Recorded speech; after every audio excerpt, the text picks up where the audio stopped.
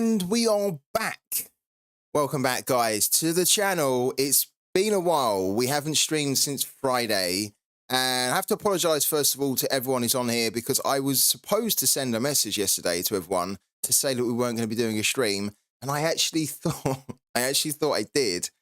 So I thought I kind of let everyone know that we weren't streaming yesterday. And then I kind of like realized later on in the afternoon that I actually had wrote the tweet, but I'd had a bit of an old man moment. I'd wrote it or written it and I hadn't sent it. So it almost got saved as a draft. So I completely messed it up there. So sorry, guys, if you were expecting a stream yesterday. I had a few things that I needed to sort out. Nothing major, like nothing bad or anything like that. But I just had a few life tasks I need to sort out. And I had to take a day to do it. So yeah, everything's good. Everything's good. Thank you so much, guys, for jumping back in again today. We've got loads to talk about today. We have a lot to talk about. And we're going to start in a minute by talking about the new pitch notes that Sorare have just released, because that's actually pretty cool, the pitch notes. And I'm pretty happy because there's a big change that's coming to Rivals, that has come to Rivals now, that I've been pushing for since Rivals was released. We're going to talk about that in a minute. But I want to say a big thank you to Sopsy. Hello to Sopsy, man. Thank you for the resub, the 11 months, man. Amazing support from you. So thank you so much. And I saw your message in the chat asking whether everything's good. Everything is good, man. Yeah, everything's all good. I need to shave. I'm really, really bushy. I need to shave. That's the only thing that's not good with me. Like, I've got hair now that's just kind of all over the place. So I need to shave. So expect a baby-faced free-tip scout very soon when I shave. I'm going to look like a completely different man. If you are new to the channel, because we have a couple of newbies in here as well, I know we do. If you're new to the channel, if you're new to the games that we're going to be covering here, which are Sorare and Pooky, then you can get started today for free, and the links to do so are in the chat. Do use those links. They're not normal links. They are special links, because if you sign up using them, you get freebies. You get free stuff that can help you to give you the best possible start in the game like Sorare and in the game like Pooky. On Sorare, you can actually claim up to £20 credit, which you can use to then go and use to spend on players, basically. And Sorare is a fantasy sports game. So the name of the game is to collect digital cards of your favorite football players or basketball players or baseball players, but we cover just the football side of the game. So yeah, collecting football cards, football players, putting together lineups, and then trying to win great rewards by scoring the most amount of points. So use the link. And then on Pooky, we're definitely going to talk a lot about Pooky today, because again, I've won quite a bit of money with literally no effort whatsoever. It really does feel, I would love to know if you guys feel like it too. Doesn't it just feel like we're robbing the bank on Pooky? I mean, it feels like that to me. Like every week, we're winning kind of around 10, 15, 20 pounds, sometimes more.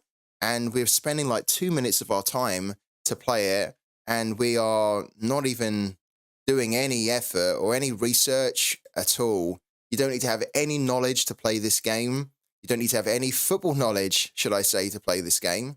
It's useful if you have some kind of a knowledge, right? But you don't need to have any football knowledge to play this game. And you don't need to spend a lot of time playing this game either. And you can actually win a lot of cash each week. And you can see at the top here, we are, I'm winning 28 Matic, which is the cryptocurrency native on the Polygon blockchain. You don't need to worry about that. Essentially, that's money which I can send to my bank. I can convert it, send it to my bank, and then I can use it in the real world to go and buy things, right? It's actually real money. And I've won 28 Matic, which is about £17, from doing very little in the game, which is lovely, because we have a lot to do each week. So if we can spend the fewest or the littlest amount of time and still come away with massive rewards, we're going to do it. And I'm just having a lot of fun playing this game. I think it's so cool. I think so many people are still not playing it. And it's bonkers, really, because it's a game which can actually help you on Sorare. So if you do decide to start doing research into games and looking at like what is going to be the scores for certain games, then that research will help you on Sorare. If you don't have the time, or if you just don't have the knowledge for it, then you can just do what we do, and we just put in whatever scores, the same scores basically, every week, and we win every week. And it really is that easy. It sounds like, oh, it can't be like that. It really is like that. And the guys in the channel here, in the chat, will tell you exactly the same. That every week I show live on the stream, this is what we're going to do. It takes us 2 minutes to do.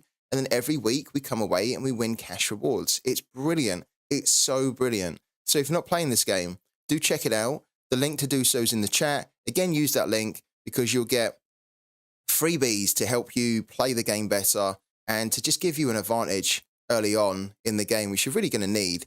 And of course, it helps to support the channel too. So yeah, thanks for using those links, guys. Hello to Jordan. He says he got my highest finish on Pooky, 12th in the Spanish League, won 31 Matic from guessing 3-2 every game. There you go. There you go. Jordan is a perfect example of what we do. And what I've kind of been showing everyone for months now is that you can just put the same score in every game as Jordan done. He put 3-2 in for every single game in this Spanish league, which is La Liga, last week on the weekend, right? It wasn't 3-2 in every single game. Of course it wasn't, right? But in Pooky, you don't need to be 100% correct with your predictions to win rewards. As long as you can get quite a bit of it correct, you can come away and win cash. It's brilliant. And Jordan says that he won 31 Matic and he got his highest ever score, highest ever finish from doing that same score strategy that we do. Incredible. So congrats to Jordan. Big congrats to you, man. Absolutely incredible. Nothing on Pooky for me, but won a tier 3 in the Premier League semi-pro. Hello to Twitch Gaming. Tier 3 Premier League semi-pros, wicked. Really good, man. I can't wait to see what you get later on today. I know you're going to be on the stream later on tonight, hopefully.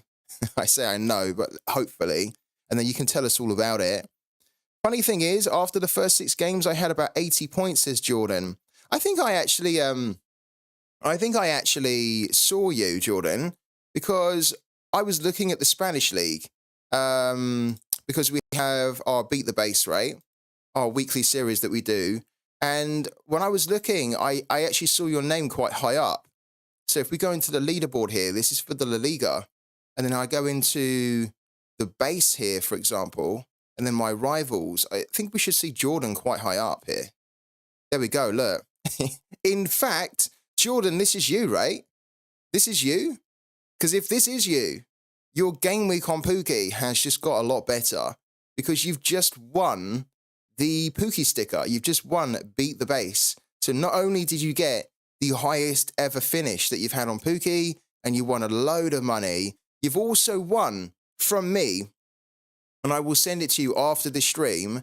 You've also won this Pooky sticker here, the Rio de Janeiro red-green sticker. This one is yours, man.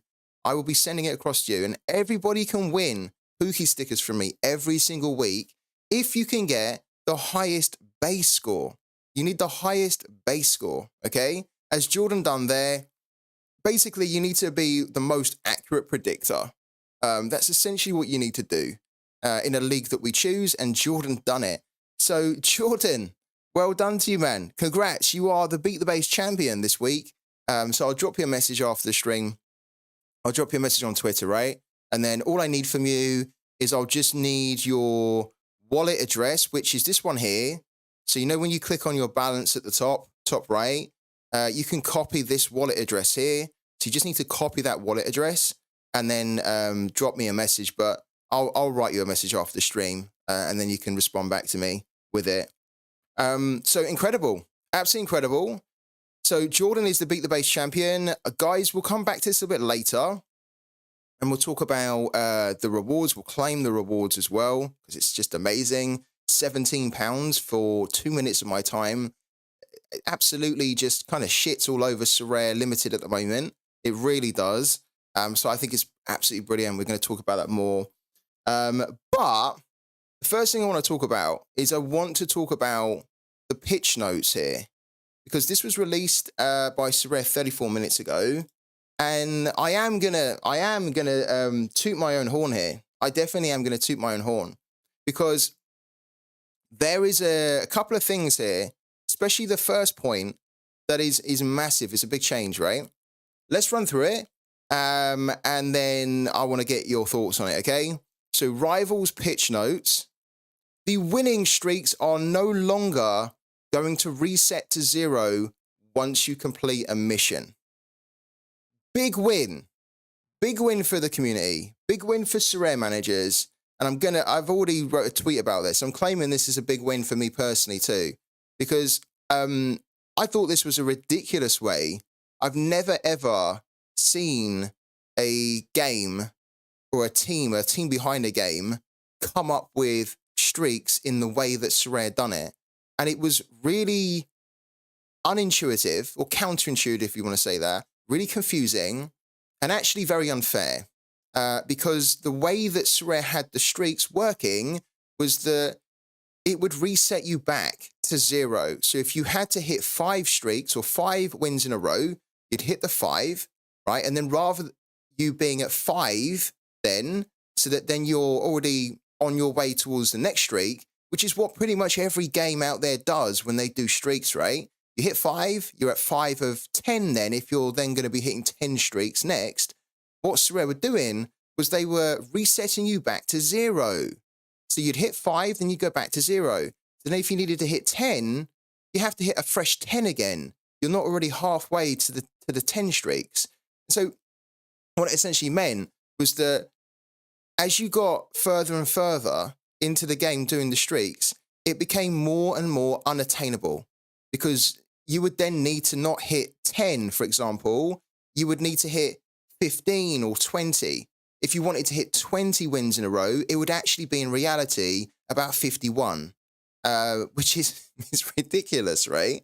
Absolutely ridiculous. And you can imagine that that was going to be so frustrating for a lot of managers, and actually just really putting users off, which is not what we want to do, which is not what the game wants to do with Rivals, because the whole point of Rivals is to attract people to come and play the game for free, to keep them engaged, to keep them excited, to make sure they're having fun, to make sure that they're motivated to keep playing over the long term. So the streaks was completely weird. I don't know why, I don't know what Sorare were thinking to design it that way, but I spoke to them because I'm in the feedback group with Sorare, and it was, as soon as I realized that that's how they were doing it, I just raised a red flag straight away, and I said, guys, it can't be like that. You can't be doing it like that, because that doesn't make sense at all. And actually, that's just going to be super demotivating, and I think it needs a rethink. I think you need to make it simpler, easier to understand, and more fair and rewarding. And they've done it.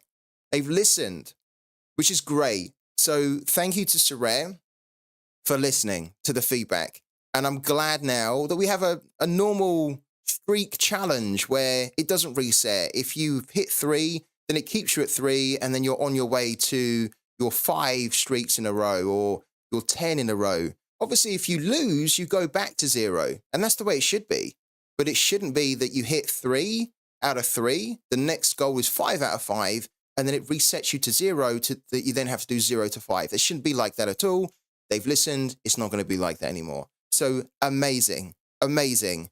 I'm really, really happy with that. And they've also said that they have backfilled the data for managers who have missed a box due to the previous rule. So if you basically missed out on a reward because of the weird way that they were doing streaks before, then they've made it so that you should be able to claim that reward now if you missed out, and that just going forward, it's going to be a lot easier to hit the streaks. Still going to be difficult at the higher end, but at least it's going to be more realistic, and it's going to be a lot more simpler to understand for everybody as well.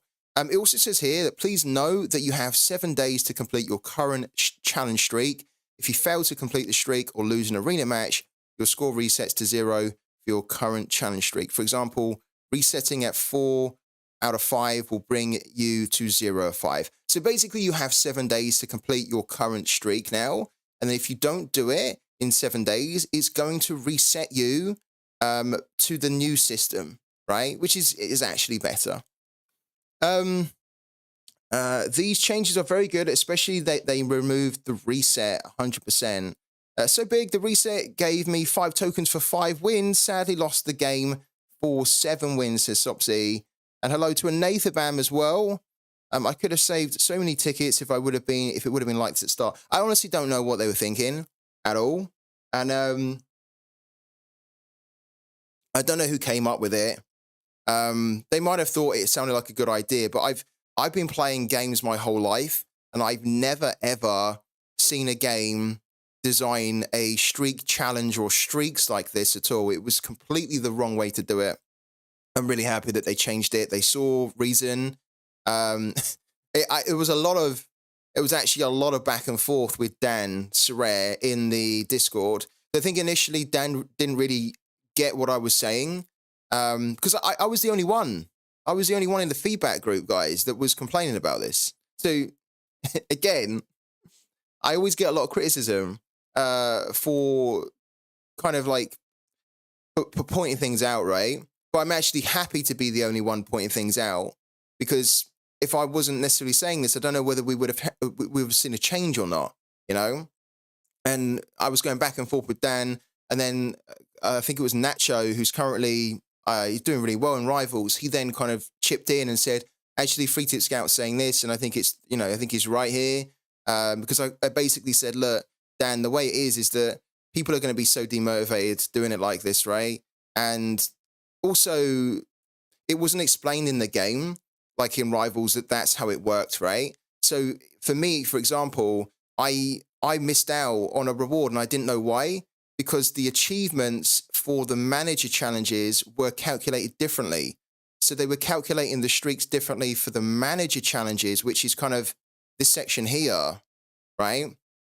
Where was it? Was it in Unrivaled or Tactician? Where was it? Where's the... Here we go, yeah. So basically this happened to me, and because it wasn't explained in the game that they were calculating the streaks in that way, I hit 3 consecutive arena matches, right? 3 in a row. So I got this achievement, but then I didn't get the reward on Rivals. And it was just causing too much confusion as well, as how can you get this, but you can't get the reward? Surely the two have to be calculated the same, right? But they weren't doing it the same because of the reset. And I was trying to explain that to Dan. I was saying, look, first of all, it's confusing. Second of all, it's just not the way to do streaks at all. And to be honest with you, like, he wasn't fighting me back or anything. He was just kind of trying to understand, like, where I was coming from. So, great. What I'm saying is that it's changed. It's a big win for everybody. It means it's just a lot more, it's just a lot fairer. It's just a lot fairer and a lot more fun to play Rivals now and hit those streaks. So, that's cool. That's really cool. Only one with a brain. Yeah, well, the only one who's not afraid to speak up, I think, more than anything. Yeah, I'm not afraid to speak up at all. So I'm really happy that I did. It also goes on to talk about the games on the matches tab are now ordered by the date. You can use the arrows to navigate from one day to another to only see the games happening on a given day. This is something that we've already looked at. In case you don't know what we're talking about here, you can now see that there's a tab to change the days. So it's a little bit easier now to see the games which are happening more immediately. It's still not amazing because you still have to sift through all the games that are ordered and sorted by competition. Okay, so it's not done by earliest kickoff to latest kickoff, but it's a good step in that direction. That now you don't have games in this list here which are happening tomorrow or the day after that, which is kind of what they had before. And you had to kind of think, well, why am I looking at games that are happening, tomorrow or 2 days' time? I only want to look at games which are happening today. So they've ordered it by the date now, but we need a lot more. We need a lot more. We need filters in here as well. We need the ability to sort this. So sort all the games which are happening today from the earliest kickoff to the latest kickoff, because you can see here right now that it shows me that there's a game happening here at 2, which is great. And it shows me there's a game happening at 5, 8.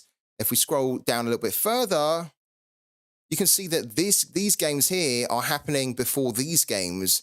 but we only see these when we scroll down. This one's happening at 5. So why is this one kind of at the bottom when technically I should probably want to see this before these ones? And it's just because the way that Sorare have designed Rivals and how you see the matches is to group them via competition.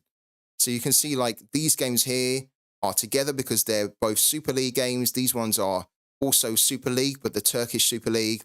This one's the Premiership in Scotland. So we need a way, and hopefully we get it soon, where you can just actually view all the matches from earliest kickoff to latest kickoff, or latest kickoff to earliest kickoff. Right? You should be able to change it to a view that makes sense to you. Right? So keep that in mind. They have made a change here to make it a little bit easier to separate the games via the day, but they haven't found a way yet they haven't implemented it yet, where there's a way for you to go through the games and separate them via time, right? We've got date, but we haven't got time yet. So it's a good step, right? It's a good improvement. The other thing, they also said, to make it easier and more intuitive to find your Rivals challenges and claim reward boxes, we have added a missions tab to the Rivals lobby. So this is this here.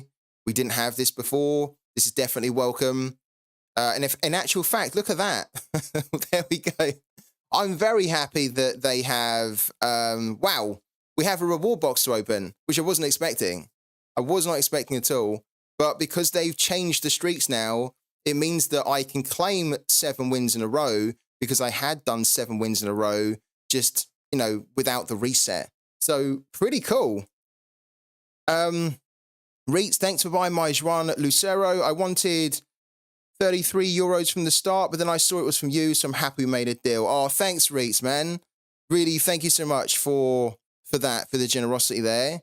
Yeah, I'm really happy to have Juan Lucero. I'm a big fan of him, so I really appreciate you doing a good deal for me. I appreciate that a lot, man. Do the Rivals box give better rewards the higher the streak? I swear my box at 7 is so much better than the earlier ones. I think they do, no? I was thinking that they do as well. I really was. Shall we open my rewards box? I mean, hold on a minute. Do we open it or do we finish talking about the Rivals pitch notes? Let's finish talking about the Rivals pitch notes and then we can open my reward box and we can see whether I get lucky or not, right? It also says, here are some other updates you can expect by the end of the week. You'll be able to set a reminder for a game and get notified when the official lineups are live without having to submit a lineup. That's really cool. That's going to be really good. That's something that I would love to have, actually, and I'm glad that they're putting that in. So rather than having to be constantly online and checking like the games and stuff, the game is going to notify you when the game is about to, or close to starting, and when they have the lineups announced, so that then you can just dive straight into it and then do your lineups, right? I like that a lot. It says, we will add a setting allowing you to auto-accept challenges for all games where you have submitted a lineup. Perfect.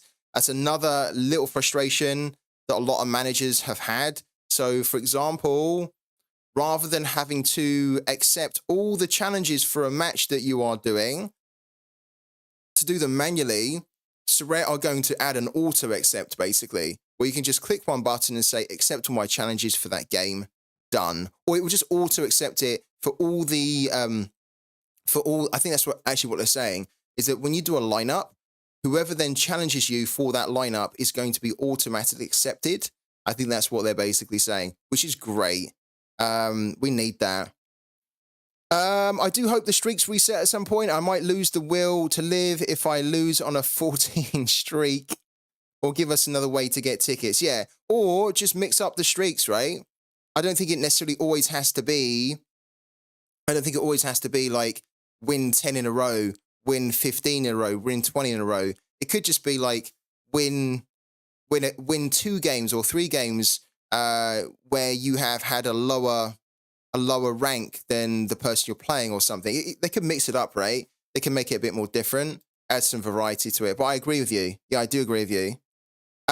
You will also be able to display your overall leaderboard ranking as a stat on your manager ID. You earn these bragging rights. Feel free to show it off. Okay, cool. So it's basically when you go to your club here, they're going to give you a way where you can show off your rank in rivals here, which makes sense, right? Because some people want to show that off. If you're like #1 rank in rivals, then you probably want a way to say, hey, if you come onto my page, look, I'm actually #1 rank in rivals, which is pretty cool. All right, cool. Guys, what do we think of the pitch notes? I think it's just a win, right? I think it's a win all round. We still need a lot more improvements to rivals, but they are working hard on it. So, and we can see from the pitch notes that there's a lot of cool things coming this week. And then I think there'll be a lot of cool things coming still before the end of the month. I really do want them to fix the sorting of the games, though. It's great that they fixed it partially, where they've split the games by day, but I think we really need some filters in there so that you can search for games that you have pro cards for. I think we also need a filter or a sort feature where you can sort by the time, you know, so the earliest to latest, or your favorite games as well. There's so much they could do with it to make it more intuitive. So I hope we get all of that soon. But I think overall, this is amazing. And of course, I'm really, really happy that they've reset the streaks and they've changed the streaks into something, into a system that is actually just makes a lot more sense, is a lot easier to follow, and is a lot more rewarding and fairer rather than having to reset you, because it's really difficult. It's really difficult to like win lots of games in a row, and then you don't want to be reset back when you've done it, because actually that's not the point. You know, like you've hit that mark, that milestone. It's almost like it's almost like if you're going on a journey, right? You're going on a 100-mile journey, and you reach the 50-mile marker, right? You're walking 100 miles. You don't reach the 50-mile marker and then say, cool, I've reached 50 miles now. I'm halfway to my goal. I'm going to go back to the start, and I'm then going to go from 0 now to 100. That's not the way it works, right? You hit 50, and then the next goal is probably 75. So you're on your way to the next milestone. So anyways, they fixed it, which is great. I think it's a big win. All of what they've done, big win. They've heard, it's not moans. They've not heard the moans. They've not heard the moans. They hear the feedback, and they hear the important feedback as well. Like they hear, it's feedback at the end of the day, right? So it's cool. I'm liking Rivals so much more than Pro at the minute, says Jordan. Wow. Is anybody else liking Rivals more than the Pro? I'm not. I am definitely enjoying Rivals more now that it's been fully released than I was during the beta, but I still prefer Pro to Rivals for the time being. But is anybody else really enjoying it more than the Pro? I think I asked that last week, and I don't think there was loads of you that did, but it's cool to hear that. Let's go into our Rivals here. We have a reward box to open.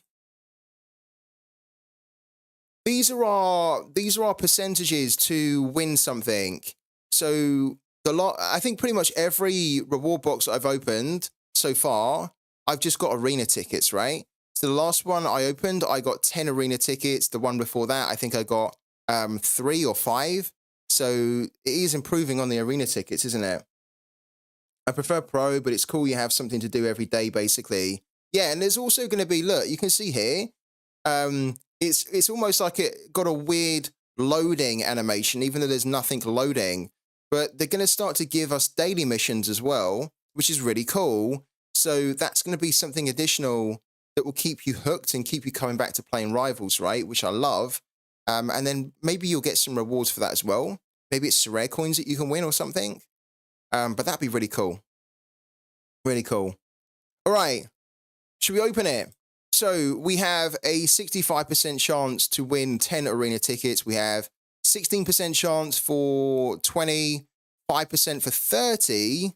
And then we have 5.5, 5.5 for the tier 4 and the tier 3 limited, 2.1% to win a tier 2, 0.6% for a tier 1, and then 0.2% for a star limited, and then 0.1 for a mystery jersey. So I've never won a card yet from the rewards box. I don't think we're going to win one here, but it's nice to know that we have a chance to win something, right? So let's open it and let's see what arena tickets we're going to get. I'd rather 30 tickets than a tier 4, to be honest. I think I'd probably agree. 30 arena tickets is a lot. That wasn't offered to me on the last reward box, so that in itself has got better. All right, let's open it. Let's get our tickets here. Show me the tickets. Here we go. More arena tickets. How many do we get? What's that? Is that 20? We get 10. Okay. We get 10. That's fine. Yeah, no yellow glow, just the red, just the pink. So we get 10 arena tickets. That's absolutely fine. Which now means that we're going to have 30. So we have loads of arena tickets to play Rivals. I only play 1 or 2 games a day. So having 30 is absolutely more than enough for me. I haven't worked out what... I haven't done my arena teams yet. Oh, wow. We could technically do the Alanyaspor versus Hatayaspor one. I don't know if I want to do that. We could put a full team out for it. This is happening at 2, because we have, like, a stack. If we'd done that, it would mean that we'd go up against teams that have, like, other managers that have scarcity cards as well, or we have more of a chance of going up against them. I think what we'll do, I don't think the lineups are announced for it now, are they? No. But technically what we could do, and I might do it because I can put the full team out. We could do like a full team like this here. We could do like a full team, which I've never done in Rivals before. So we'll come back and we'll have a little look at this in, I don't know, like 20 minutes time or something, when the lineups are announced. And if all of these guys are in the lineup, then I might play it. I might play it just to kind of see if we can have a good shot at winning anything. We don't have another box to claim, do we, in the missions?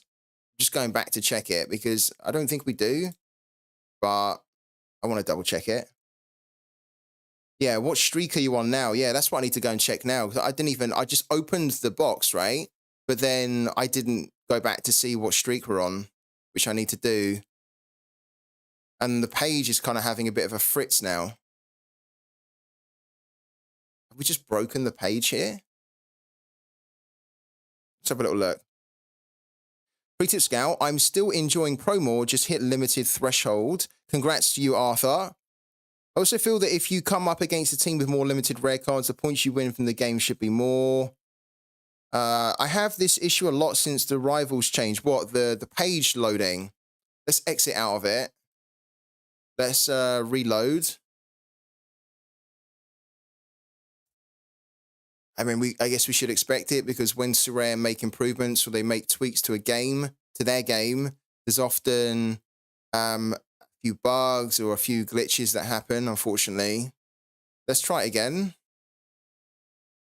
Let's see if we get a better... Here we go. Okay. So our next streak is to hit 10 arena matches in a row. So, yeah, pretty cool. Okay. So if we lose, we're going to go back to 0. But if we keep doing well, we can get all the way to 10. Getting 10 is going to be quite difficult, I think. Getting 10 arena matches in a row is going to be tricky. I won a game yesterday by about 2 points, and I was like, oh my God, that was too close for comfort. Because there's some good managers out there playing it. Can you check the box rewards for 10? Yeah, that's a good shout. Yeah.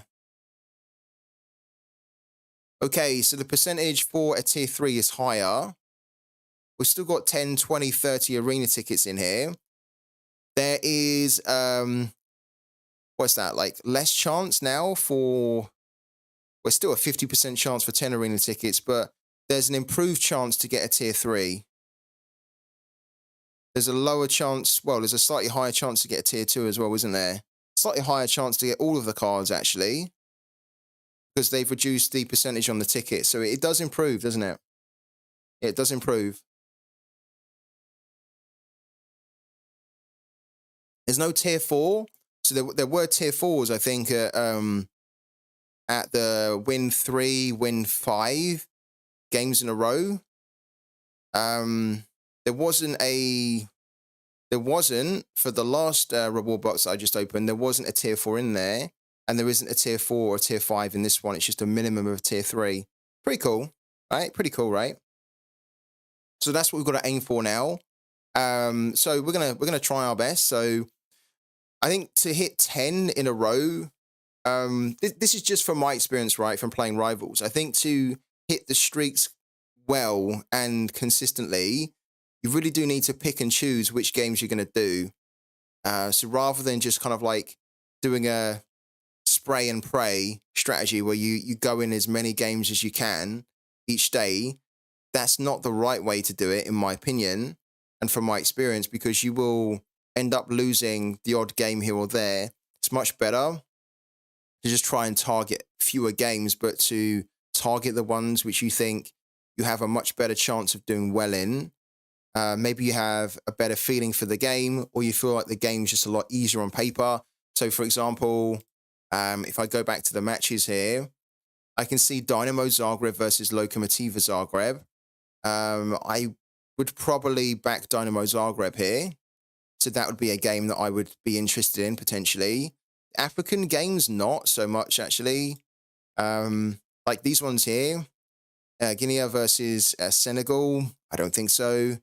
Gambia versus Cameroon, I don't think so either. I don't really trust the African games too much at the moment. There's a few that I have a better feeling for, but most of them I think they're just a little bit too dodgy, and it's tournament football as well. So anything can happen in tournament football. So I think there's just a little bit more risk here involved. This one's okay, but this one's technically not that great because I don't think there's a big difference between the two teams. So that's why I'm a little bit hesitant whether I would do it or not. Even though I could put out a full team, I just don't know whether I feel confident that Alanyaspor away from home would be able to beat Hatayspor. I don't think they can. So yeah, it's just about weighing up the games and looking at them and thinking, what's a good match, basically? What's a good matchup? And then just hoping that they don't get upset. That's what I would do. How can I get a ticket? You claim them every 12 hours, yeah. So we might come back and we might do this one. Let's wait. You can see there's 1 hour and 1 minute until it starts. So technically in a minute, we should be able to see the lineups for this one. So yeah, I actually need one of the other reasons why I don't actually want to do this game actually is because I have that whole stack in play to try and win Threshold. Right, so they had a double game week.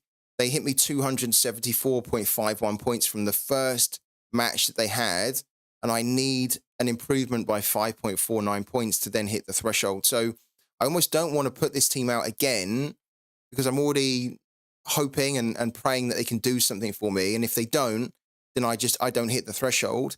But if I'd done it also in Rivals and they didn't do that great, then I could miss out on the threshold and then kind of kill my streak, right? I'm only at 1, but it's still 1 better than nothing, isn't it? So maybe I don't do this game, actually. I believe it's 12 hours from when you previously claimed, not a fixed 12 hours. Yeah, it is. It's 12 hours from when you claim it. Yeah. So if you don't claim it, this is why I was saying to everyone, what you need to do with the Rivals, actually, this is a really important point. So listen up here, guys, right? What you need to do with the Rivals for your ticket, if you want to try and maximize the amount of arena tickets you get, is you need to make sure that you claim them in 12-hour windows when you're actually going to be up, right? So, for example, right, if I claimed my Rivals ticket at 3 in the afternoon UK time, right, 3 in the afternoon, then it means that my next arena ticket is ready to claim at 3 in the morning. Right? I might be in bed at 3 in the morning. If you guys are in bed at 3 in the morning, you don't want your arena ticket to be ready to claim at 3 in the morning. Because then by the time you wake up, let's say that you wake up at 9, right? You've then lost 6 hours of the timer, which then means that you're 6 hours behind claiming an additional rivals tickets. You're basically losing time.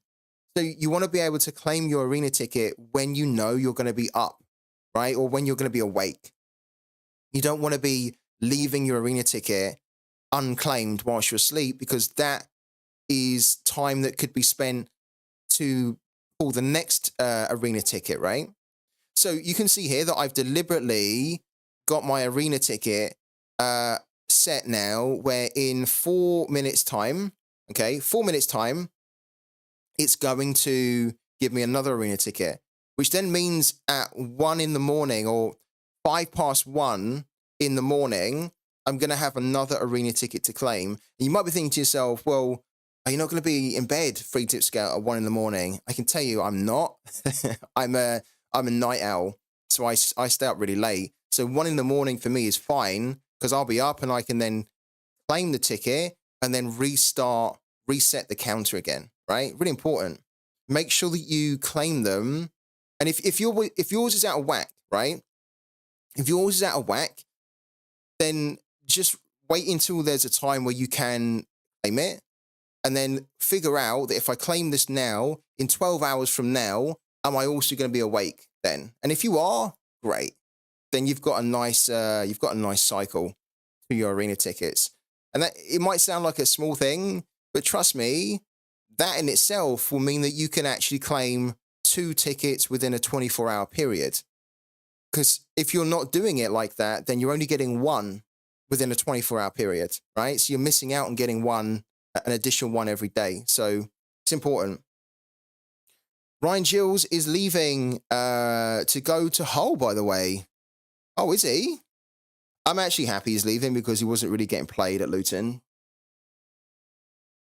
So at least he gets some game time. And he's moving to a club that is not licensed in the game. So yeah, it also makes his Sorare card a bit more valuable now. Especially if he goes to Hull and he ends up becoming a monster there, a monster scorer. Let's go back.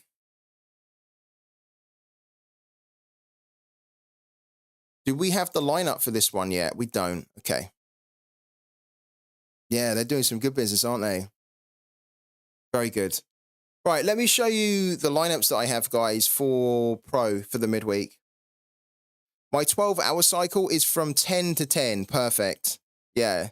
You almost don't want to have a cycle that's like 3 to 3 or 4 to 4 or 5 to 5. Unless you're going to be up at those times, right? You really don't want to have that. Because most people are probably going to be in bed at those times at 4 in the morning. So kind of having a cycle of like 9 to 9 or 10 to 10 or 11 to 11. It depends on on how early or how late you go to bed or stay up, right? You literally want to have it so that maybe you can claim the ticket just before you go to bed. And then when you sleep for like 8 hours or 9 hours or however much you sleep, then when you wake up, you've then got like a few hours until you can claim the next ticket. Then you claim it. And then again, before you go back to bed, you've got another ticket to claim just before you go back to bed or something. You might be too busy one time to claim it dead on, and then it will kind of not reset, but it just pushes your timer back a little bit further. But if you can, try and do it every 12 hours. What's your favourite team in England? Man United. I'm a supporter of Man United. And any card rewards today? Not really, no. But that's not really our focus, is it? Card rewards. I mean, it would have been good. And technically, I could have won a card reward if we'd have gone out and we'd have got a different... we could have won a card reward if we'd have gone out and spent money to bring in a forward. Because I knew when we put this team out that Benji either was not going to play or he was going to be a sub player, right? Because he's a sub player. However, and I'll come back to it, because we always come back to it, right? There is not an incentive for me to go out and spend money to win a tier 5, because the tier 5 is only worth 60p. So if we went out and spent 60p and then we won a tier 5 that's worth 60p, then that's actually smart, because then we get our money back and it covers the cost of that purchase, right? But this is the problem. I wasn't really motivated to go and buy somebody to help us win a card award that would have probably been a tier 5. it's unlikely we would have bought somebody that would have helped us to a tier 2, something like that. So, yeah.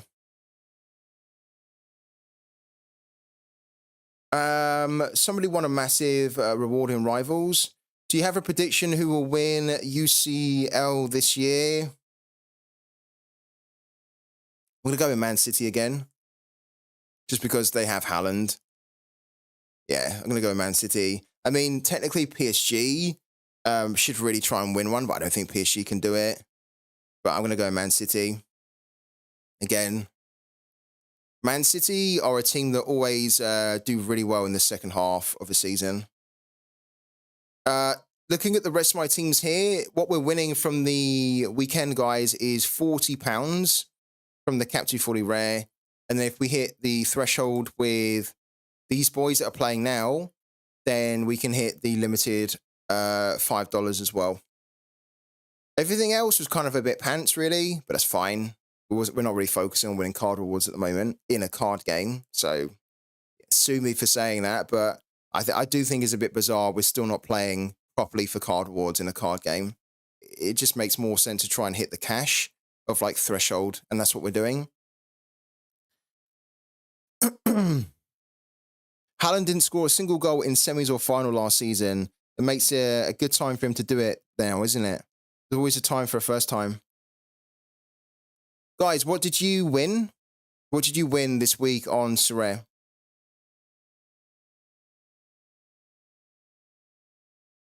Also, I'm going to talk about this guy quickly. I bought this guy on Friday, and I bought him live on the stream on Friday. And I scouted him on the stream, and I kind of talked about why he would be a good option for us to pick up. He's literally just hit a score of 93, which is incredible, in a 1-0 defeat. 1-0 defeat, he got a score of 93. He did get injured in the game that he just played, but just to kind of show you guys that we're not just making up. There is a method to the madness when we are talking about players on the stream, and he was one of them. You saw that Tavson is on the move to Hellas Verona. I haven't, no, not at all. What a win. Mo Salah from Rivals. Did he get Mo Salah? Let's have a little look. Let's have a little gander. Oh my God. That is incredible. Wow. Imagine that. Put in a Mo Salah. Now, I just pulled 10 arena tickets, right? We had a chance to win something like that, but we didn't. We won the arena tickets. But somebody out there, this guy here, from the looks of it, Jordan Regal, was it him?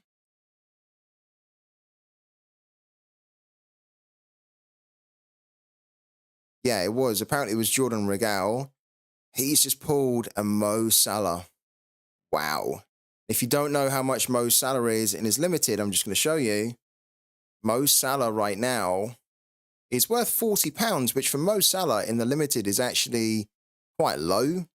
Like Mo Salah technically has been worth a lot more than that. A lot more in the limited. At the moment, he's worth £40. And that's £40 that someone has potentially won as a free-to-play player in Rivals. Imagine, that could be someone who's just started playing the game. They've just joined Sorare. They've not bought any cards whatsoever. And they've just been playing Rivals. And they open their reward box and they win a Mo Salah, which is not only a healthy value that they could sell the card and then just have £40, but they've also got one of the best scorers in the game too, of Mo Salah. Incredible. You love to see stories like that. I do anyway. I think they're amazing. So thanks for sharing, guys. Thanks for sharing.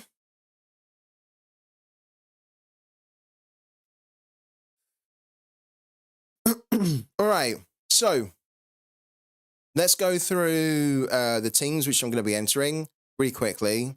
And then we'll have a little look at Rivals again. So I have a couple of teams for the midweek.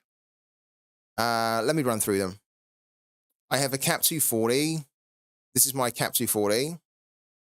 The legend, Lyndon Zalahi, we're going to give him the captaincy. He's now signed a new contract. He was basically frozen out of the team. So he was not being played because there was a dispute and disagreement over pay. They've now resolved it. He signed a new contract. He's going to be at Rijeka now for, I think it's another few years or so. His contract. He's happy. They're happy. He's going to be back in the starting lineup. This is our team. I quite like it. I quite like it, actually. We have a few options, but I think this is our best option. I was debating whether we put Ali Varul in, because we tend to play Ali Varul, but the reason I'm not playing Ali Varul is I don't think that Ali Varul is going to keep a clean sheet. And I also don't like that Antalyaspor, they have a guy up front called Adam Buxa. And Adam Buxa is a really, really dangerous forward. And so I just worry a little bit. I don't want to put my goalkeeper going up against Adam Buxa. That was basically the reason. I know Adam Buxa, and I was like, nah, I'm not putting a goalkeeper up against him if we don't have to, and we don't have to. So yeah, Hervey Kofi goes in. We do a suggested lineup. This is the lineup which the tool is picking. It's picking Samba Camera, Hervey Kofi, who we picked, then Pappy, and then Benjamin Santelli, which is actually, to be honest with you, it's actually not a bad lineup at all. But the reason I wouldn't do that is because if I am going to play Ali Varul, which I am, just not in Threshold, I'm going to stack him with Samba Camera. And so Camera wouldn't go there. Pappy wouldn't go there. And then Santelli, we could put here, because he has quite a good game, to be honest with you. He has a much better fixture than João Figueiredo. I was wondering whether we would do that or not, because João generally is our forward that we play in Threshold. I really don't like this fixture for him, because he's not going to score, is he? He's not going to score. He's not going to get an attack in return against Fenerbahce. Whereas we've got a forward here that probably has a better chance of scoring. Now, the reason why I wasn't putting him in is because we've only just brought him in. And I think there is a little bit... It's not like he does start quite regularly. I don't know. Can I ask around, when do we get the rewards from this game week that just finished? You get them at 7 p.m. UK time. So whatever that is in your region, it's 7 p.m. UK time, yeah. You've got the Antalyaspor goalie instead of Varul. I think that's the better position to be in. Because I think Antalyaspor at home against Sivasspor should do well. It's the other way around, which you don't want. Because the problem is Adam Buxa. Adam Buxa is a big problem. What I'm thinking here is, do we switch out Benjamin Satelli out of All-Star and put him in as the forward here? Because we can do it.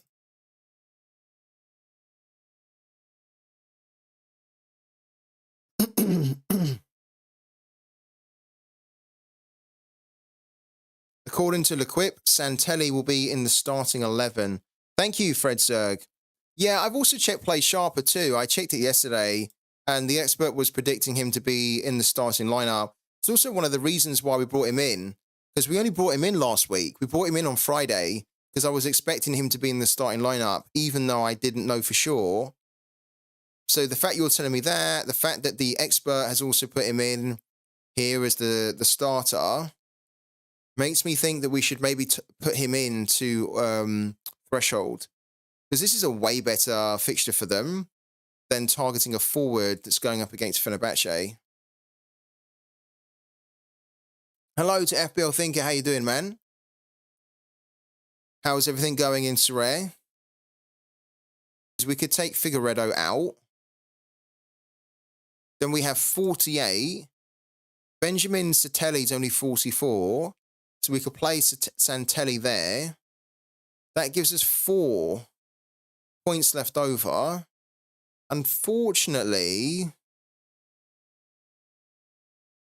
that's not going to be enough points, I don't think, to yeah, to put somebody else in, like Pappy, for example.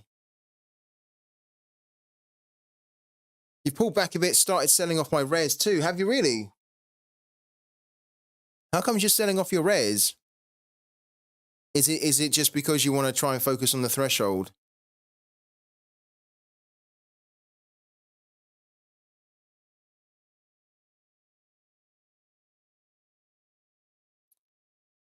Baptiste is not going to be starting, even though I think he eventually will.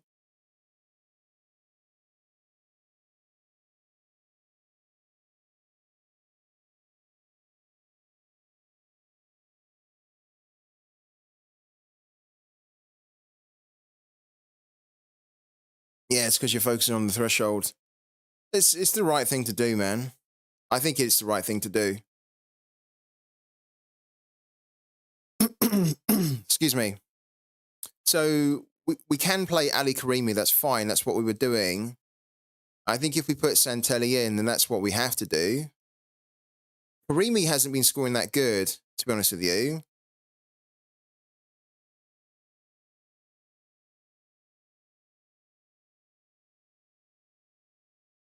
Yeah, Cockerman as well is probably going to be out because he got injured. It's a bit of a shame, but I've already found a replacement for him because we brought him in last week to play him in the midweek, but he got injured in the game yesterday, which is really unfortunate. So I've had to bring in a replacement for him. Okay. It's interesting. This was something that I was thinking about yesterday. We are going to keep Ivan Smolcic in here. We're going to keep Hervey Kofi. We're going to keep Lyndon Salahi. So these three don't change at all. Like, we could technically take out Ivan Smolcic, play a defender with the lower L15, like Pappy, that will then enable us to play a better, like, so for example, we could do, like, say, Pappy there, and then we have 50 to spend, which then allows us to put in someone like Samba Camera or Arda or Ogun. I don't think that's what we want to do, though, because I think we do want to play Smolcic in this game with Lyndon Salahi and then just keep our Gaziantep boys together. So do that and then just play Ali Karimi here, who we were playing anyway. And then that leaves 4 points left over.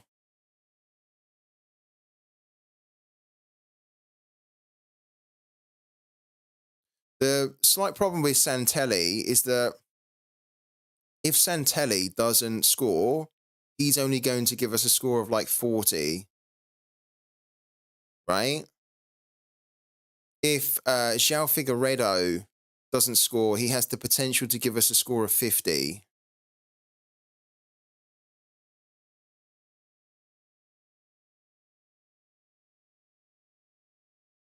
So if we are putting in Santelli, we're basically saying that he's going to get an attack in return.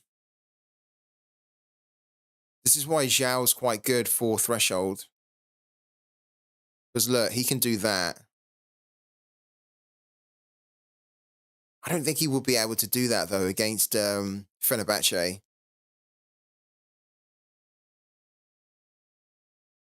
I think against the...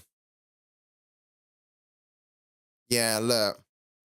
When he last started against Fenerbahce, he done this. He had like a minus. And when he goes up against the bigger teams in the division, look, Galatasaray, he also got -5 there, 29. I don't think he's going to score that good against a big team. Because he doesn't tend to.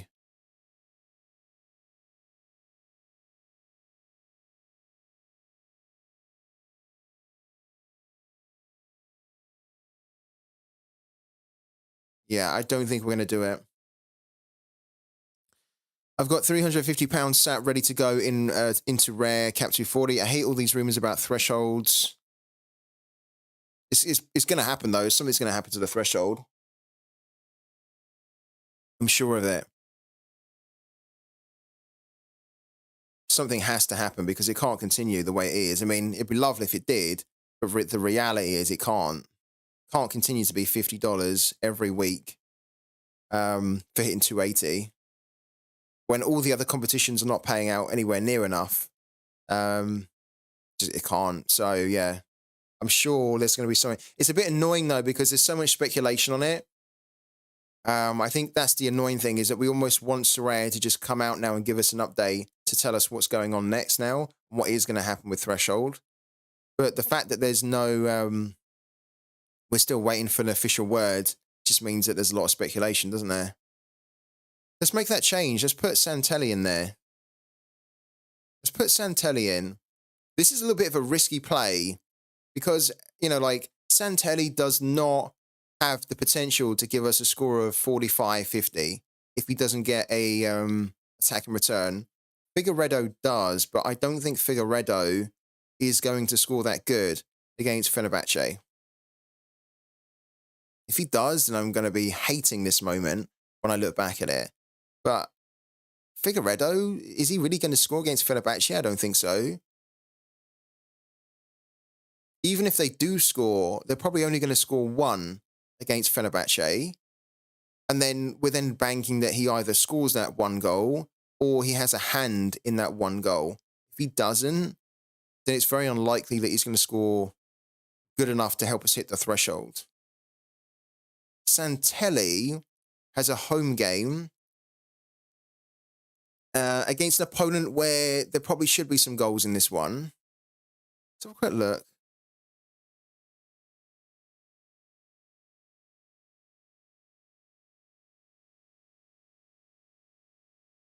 Sebastia versus Kane. 2.1. Is it KN? It's KN, isn't it? KN. Under 2.5 is 1.6, they're saying. Both teams to score no is 1.8. It's the lesser of two evils, though, isn't it? Picking a Bastia forward who's got a home game against an opponent that's okay versus picking a forward who has a home game against a horrible opponent that you basically should try and avoid at every opportunity. So I think we do it. Do it like that. Okay. So that's our team for Cap 240 now. Guys, what do you reckon? Is this going to hit the threshold or not?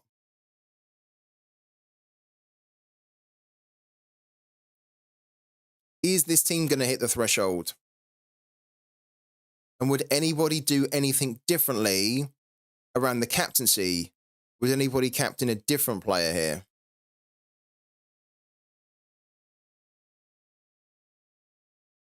We've got a very good track record of hitting threshold. We spend a lot of time thinking about the different permutations, the different outcomes that could happen. No, I don't see anything in the chat, so I guess you guys are happy with it. Let's keep going. This is the all-star team. So this is the all-star team. This is like a bit of a throwaway team where we're just going to see if we can just scrape some rare coins. And then this team here for Cap 220 is pretty good. We've got Santelli in there again. And then I brought in Emmanuel Banda instead of Cochran, who's just got injured. And then we're going to have the captaincy on Issa Kabor. As far as I know, Issa Kabor is going to be playing because he always plays. He's like the main starter. I can't see any predictions here, though. It says Issa Kabor is like an other. I don't know anything to do with... I don't know that Issa Kabor has got a problem. He's played the first two games in the group. He's actually got decisives in the two games as well.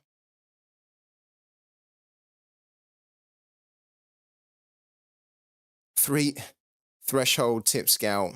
Yeah, we do hit the threshold quite regularly. We spend a lot of time doing it, don't we? We spend a lot of time thinking about it and planning it. So it's all about the planning, guys, honestly. All about the planning. That's our team for Cap 220. This is our team for Cap 240. We're going to try and hit the threshold with 4 players here. And then this is our team for All-Star now. Now that we've taken out Santelli, we're going to put João Figueiredo in, and then this is just going to be a pure Turkish lineup. So we confirm that. I actually quite like that now. Okay, so then this is our team for All-Star to try and scrape a reward of some kind if we can. And then this is All-Star Rare Plus as well, which is just a punty throwaway team. Yeah. Guys, don't forget about your academy teams as well. Make sure you do your academy teams. Let's go and have a little look at Rivals now. Arena ticket ready to claim. There we go. So I should have really claimed that 20 minutes ago. Because I missed out on 20 minutes, it now means that I'm going to claim it at what? 125? 126, which now means that, 126 in the morning, I'll have another arena ticket to claim. So it's not ideal. Let's claim it. Okay. Let's have a quick look at this one.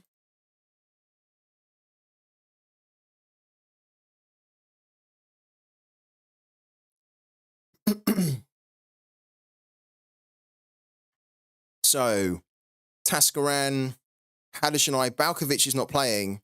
Carrick is playing. Cordova's playing. Interesting. Yeah, I'm not going to do this game. I would have done it maybe if Balkovic was starting, but the fact that he's not starting, I'm not going to play it.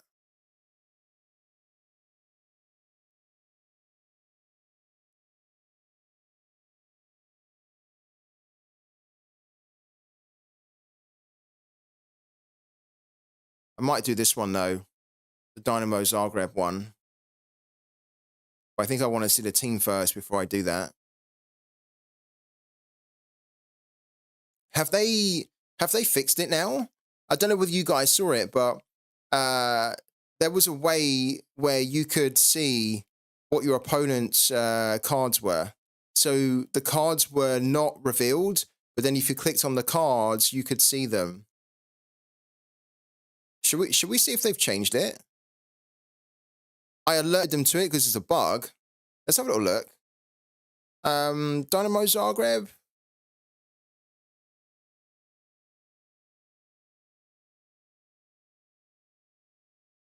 that the one we're going to do? Let's have a little look, right? I actually just want to see whether the bug is still in the game or not. It was really bizarre. It only happened for unranked. It only happened for like the friendly games that you're playing. It didn't happen for arena, thankfully. But it was still a bit of a weird one. So let's click on this one here. Let's set the lineup. Let's just put in whoever here at the moment. It doesn't really matter. We're going to come back and do this like properly later on. Let's just do that, right? Then continue. Then continue. Then continue. Let's put it on Gegenpress just because it's quite nice to do. Gegenpress, right? Then continue. Okay. And then... Right, then we're going to accept the challenges here, right? Confirm. Okay. And then what we're going to do is we're going to go into my lineups here. We're going to go into rivals right now. Right. Yes, they've changed it.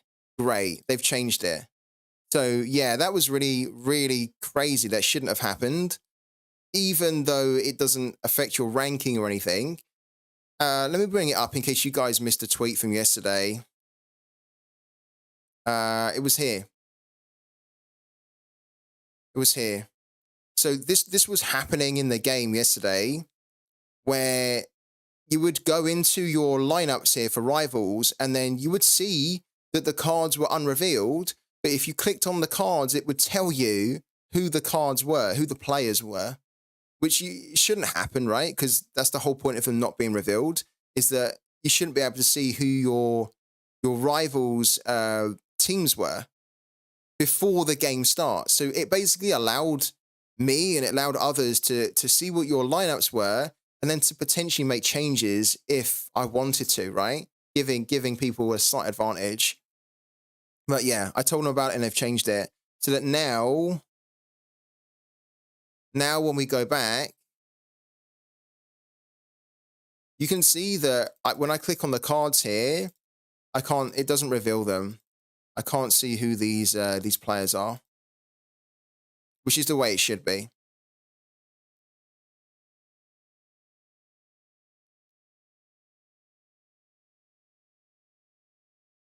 We also,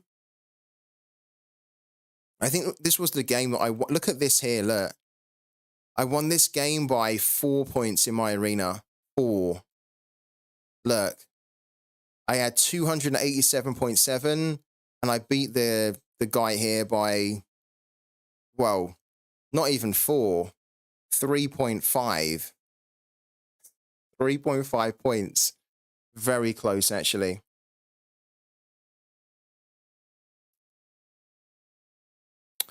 What are you guys talking about in the channel? Nothing official. Sorare only said there's an update on tournament structure coming and people are speculating. Oh, you guys are talking about the threshold and the tournament reward structure changes, right? Yeah. I don't think Sorare, we already talked about it before.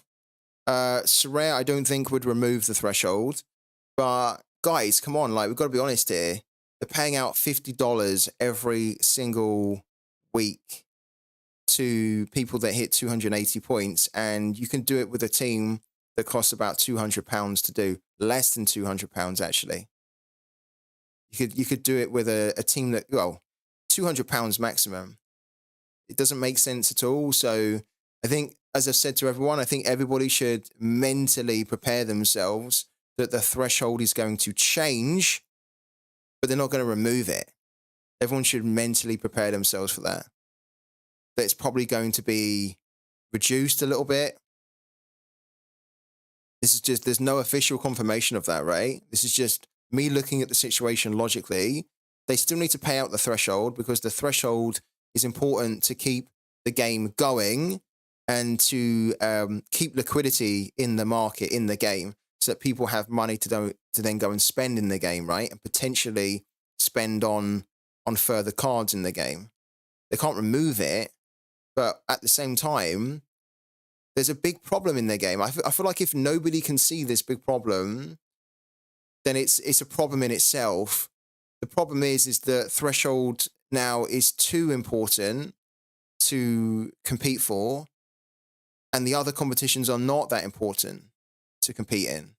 They're just not, because the returns are not that great. And we've got, for example, FBL Thinker, who's been selling up his cards. I know other managers, unfortunately, who have been selling their cards, right? Because they built teams for, say, maybe Challenger Europe or Champion Europe, and they're just not feeling like there is a decent chance to win anything good in there. And then they're looking at like, well, I've spent, say, maybe £1,000 putting together a rare Challenger or a rare Champion Europe team or whatever it is, right? And I'm not winning anything. And when I do win something, it's maybe only like a £10, £20 card. Whereas I can just go and sell those players, right? Then put like £200 to put together a team of average players that can then just hit me 280 points, and then it's going to win me $50 every week. And that's the problem. That's the big problem with the game, is that they need to make the other competitions outside of threshold, outside of 240, they need to make them more attractive in terms of what you can win from them. And the lowest point, so the minimum rewards you can win in there have to be around the same level as threshold, or they have to be better than the threshold, realistically. And so some of the ideas that have been floated around is to kind of reduce the threshold that you pay out, and then to use some of that money that you are saving from not paying out like a bigger amount in threshold, to then spread that, like redistribute it into the other regional competitions, so that then you pay more cash rewards out, like for more positions, right? And I'm all for that. I'm all for that. because then that would give me more of an incentive to build a team for other competitions, right? At the moment, right, I've just been on a bit of a spending spree, right? I've been on a bit of a spending spree. I've bought a load more cards, okay? And I've bought a load more rare cards. You can see it here, right? I haven't bought those players necessarily to help me to compete in America, for example, even though they're American players mainly. I've bought more players to help me hit the threshold when the European season is over. That's all I've thought about, really, when I pick these players up, hit the threshold. It shouldn't be like that. It should be that you should be thinking, I'm hitting threshold, I really want to do better in, or I want to build a team now for America or Asia, and there just isn't really enough incentive to do it at the moment. The problem is free tip scout threshold gives a lot of cards, some base value. If you reduce it, you reduce the value of those cards and encourage prices to drop further. Yeah, if you reduce it, you reduce the No, not necessarily. No. Don't agree with that, Noli. Unfortunately, I don't agree with that at all. I know what you're saying. I know what you're getting at. But reducing the threshold does not, in my opinion, reduce the value of the cards. If you can redistribute the money into other ways, other competitions, if you just reduce the threshold, right? If you said it's £50 to win, but we're going to change it now, guys, and it's going to be like £20 to win, then that will create a bit of a crash where like cards will just decrease in value. But if you say it's £50, we're going to reduce it to £20, but the £30 that we're not going to be paying out in the threshold, we're going to redistribute out into other competitions. That's not going to reduce the value of the cards, because if anything, that's just going to mean that more cards then have more value in the game. They're going to be more sought after. Because at the moment, everyone's pretty much just looking at players that can get them the threshold, and like there's not enough demand for the other, like the higher elite, more elite players, right? That you can use in other competitions. Like there just isn't that demand, because like there just isn't the returns to justify it for most people in the other competitions. So no, it doesn't do that, man.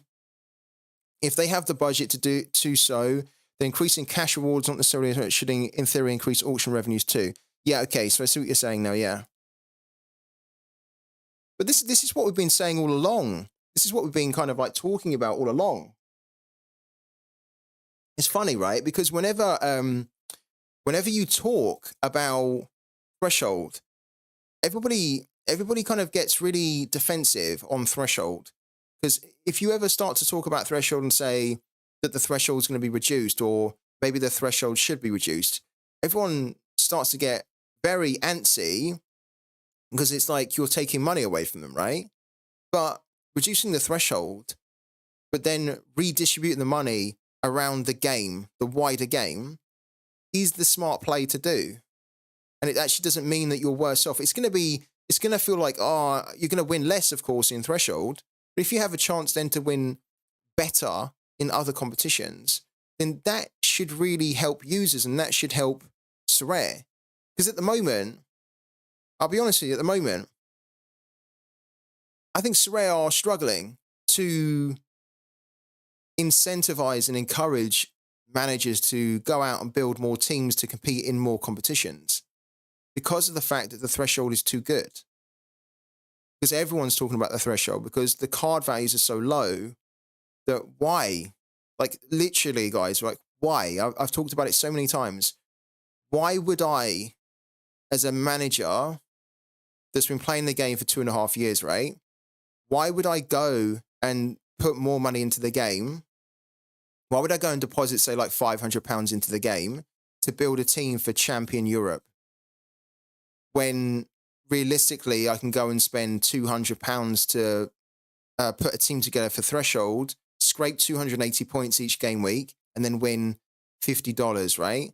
If I build a £500 team for Champion Europe, sure, I have a chance to win some great cards in there, but that's only if I get really high up. The card rewards at the moment are so low that if I'm not hitting like a tier 3 and above, And sometimes even if I'm hitting a tier 3, it won't be enough to justify it. But if I'm hitting tier 4s and tier 5s, it's not enough to justify spending £500 for a team in Champion Europe or Challenger Europe or whatever it is, right? But spending £200 to put a team of average players together, right? We're not even talking about heavy hitters, average players together that have to hit less points than the team that your £500 team would have to hit in Champion Europe, but can then win more than what your Champion Europe team would win most of the time on a weekly basis. It doesn't make sense at all. It doesn't. If anybody can tell me why, like how it makes sense, I'd love to hear it, but it doesn't make sense at all. Because it's fun to play. But it's fun to play Threshold though, Robbie. It's fun to play Threshold. So it's fun to play Champion Europe. It's fun to play Threshold. But I win more in Threshold. So what's the incentive for me to go and spend money? That's the point. What's the incentive? Like, if you're going to say it's fun to play, most people, right? Let's get it right here, right? Most people are not going to spend £500 or whatever it is, £1,000, right, on a digital a card of like a team of digital cards, right? Just with the reasoning of it's fun to play. Most people who are going to be spending that money are going to spend that money. They want to have fun for sure, but when they're spending that much money, they want to have a chance to win good prizes, right? Good value rewards. Otherwise, you don't do it. So the whole "it's fun to play" doesn't really stack up for me, like on its own. You're right. People are going to want to play Champion Europe because they're maybe going to want to own those players, right? Those Champion Europe players. But if you put the money in and you don't get anything out of it, you're not going to be, after a year of playing it and you spent £500, you're not going to be saying it's fun to play when you've not really won anything of any value. And then it just doesn't incentivize you to spend any more and to branch out and put more money into the game. It just kind of incentivizes you to just play the Threshold only. And that's kind of the situation we're in right now. You really don't think it's fun to play Threshold? I have to massively disagree with you. Playing the cap modes, in my opinion, is actually more fun than playing Champion America or Champion Europe or Challenger Europe. Playing the cap modes is super fun because I think it's a lot more engaging to try and scout and to try and put together lineups that come under the cap. It's always changing, and you can't just put the bog standard team or stack together and just be done with it. That's often what you see in the regional competitions, is that people are just running stacks, right? Because there's no cap. And so they just run the stacks and then they just, that's it. It's the same stack every week. It's not always the case, right? But having to try and fit a team under a cap is really quite a cool thing to do. And I find it very interesting. I think a lot of people do as well. Like, being able to build in a cap budget is more fun than the normal modes, in my opinion. And this is why I feel like when they introduced the cap modes, I think that was a big moment for Sorare, because before the cap modes, it was just bog standard competitions, no cap, whatever, right? Now they have the cap modes. I would never want them to remove the cap modes in Sorare. And actually, I don't think they ever would, because when they launched the cap modes, Sorare pretty much said at the time that they are going to be building Sorare around the cap modes. So they envisage the cap modes to be the future of Sorare. And I think it's been pretty successful so far.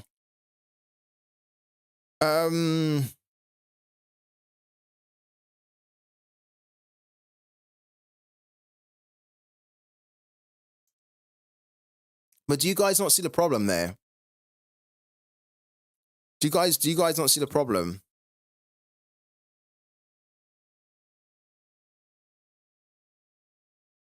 Because I think the problem's quite glaringly obvious, really.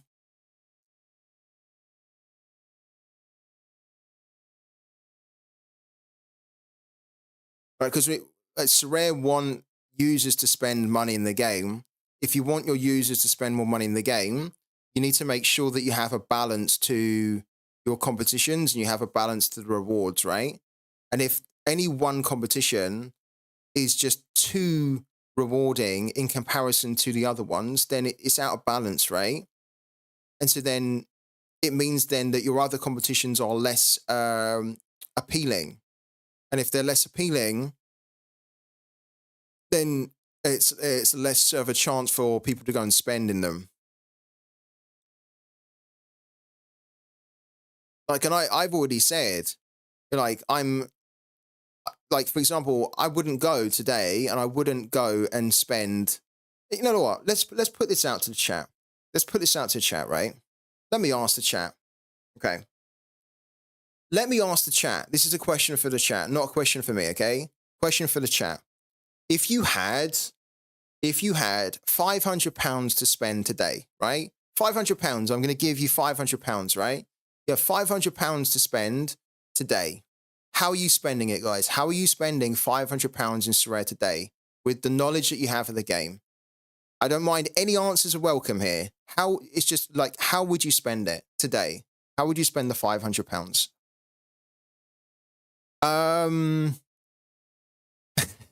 A new carpet.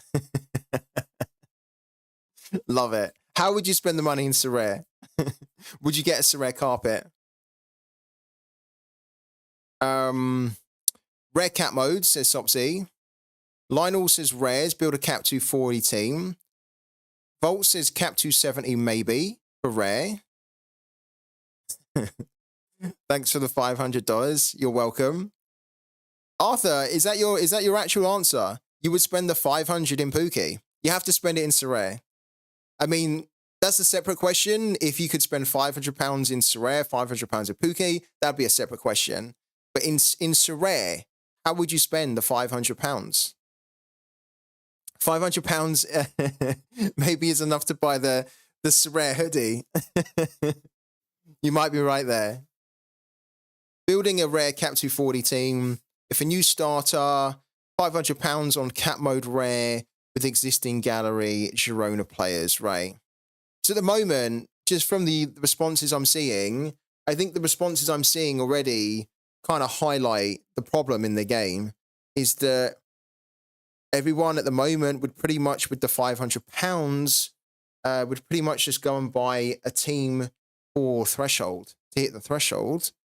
And there isn't enough people here saying that they would want to go and buy a Champion Europe or a Challenger Europe or a Champion America or whatever, right? I think part of that comes down to the ROI factor of it. Right now, rare 240 is definitely the answer, but due to the discussion we've had, I'd rather keep the money and spend it after the announcement. Smart. Yeah. I mean, I've spent quite a bit of money in the game, kind of just getting some reinforcements in. But if you were going to give me £500 today, and you said, go and spend £500 in Sorare today, knowing that I would do what Noli's saying. I would basically have the £500, I'd keep it in the game, but I probably wouldn't spend it until Sorare make the announcement. Because I'm pretty sure in the next announcement, Sorare is going to change some things quite drastically. And it's going to, if you spent the money in the game before then, it could drastically undo everything that you've just been investing in. So what would you advise to people that have a purely threshold grinding gallery to do with their cards? Nothing. Don't do anything at all. Don't do anything at all. Because Ligma, there's nothing to do. Because there's nothing been announced, right? So all you can do is just play the game in front of you. Just play the game in front of you until the game is different in front of you. Like, there's no point trying to change or sell cards or trying to think about what could change and to make decisions on speculation. That's the worst thing you can do. Like, play the game in front of you the way it is today, and then basically just see what the game's going to be like when they announce it. And some of you guys are going to be better off. Some of you guys are going to be worse off. Same for me, right? But what I would say as well is that one of the things that you should be doing, and this is actually a good point, one of the things that you should be doing is that whenever you buy a player, let me just show you, right? It's better for me to show you than it is to just explain it, okay? Let me show you, like, so I can explain my point better. Right. Let's talk about this guy here. Alexis. No, let's talk about, yeah. Let's talk about Alexis Cossio, okay? So Alexis Cossio, I just bought his rare card, okay? I bought his card because I like this player. He's a good player. I bought his card because primarily at the moment, I want to be able to use him in Threshold to help me hit Threshold, okay? However, I also think based on the type of player he is and how he scores in Sorare, he has multiple uses outside of Threshold, outside of Cap 240. I could use him in Cap 220. His L15's only 49. That's actually not perfect, but that's okay to use in Cap 220. And every now and then, he kind of can hit a bad score, which is going to keep his L15 in check, which means that he should, generally speaking, have an L15 of under 50, which is kind of the types of players that you should be looking for that you can use in Cap 220. I could also use this guy in All-Star Rare. Why could I use him in All-Star Rare? Well, the fact is that he has this really high level of scoring to the scoring matrix. So every now and then he's going to hit, look, 80s, 90s, right? You need a player that can hit you into those ranges in All-Star, which then means that you have a good chance of hitting some really good rewards. I could also use him in America, right? I can use him in America. So one of the things that I think is really important that everybody should do, that everybody should be doing already, but if you're not already doing it, then please get into the mindset of doing it, is that when you're looking at players and you're scouting players, you need to be thinking of, okay, I might just want to use this guy primarily in this competition, but what if I decide I don't want to play him in that competition anymore? Or what if that competition is no longer a really appealing competition? What if, Sorare decide to delete the competition, get rid of it entirely, which probably they never would, right? You need to be thinking about the what if situations and how you can use your cards in a variety of different ways, right? The versatility of the cards. If you're purely looking at players and you're thinking, that player I'm going to use in Threshold, he's like the perfect Threshold player. But when you look at him and you look at how he scores in Sorare, he can't really score good enough outside of Threshold.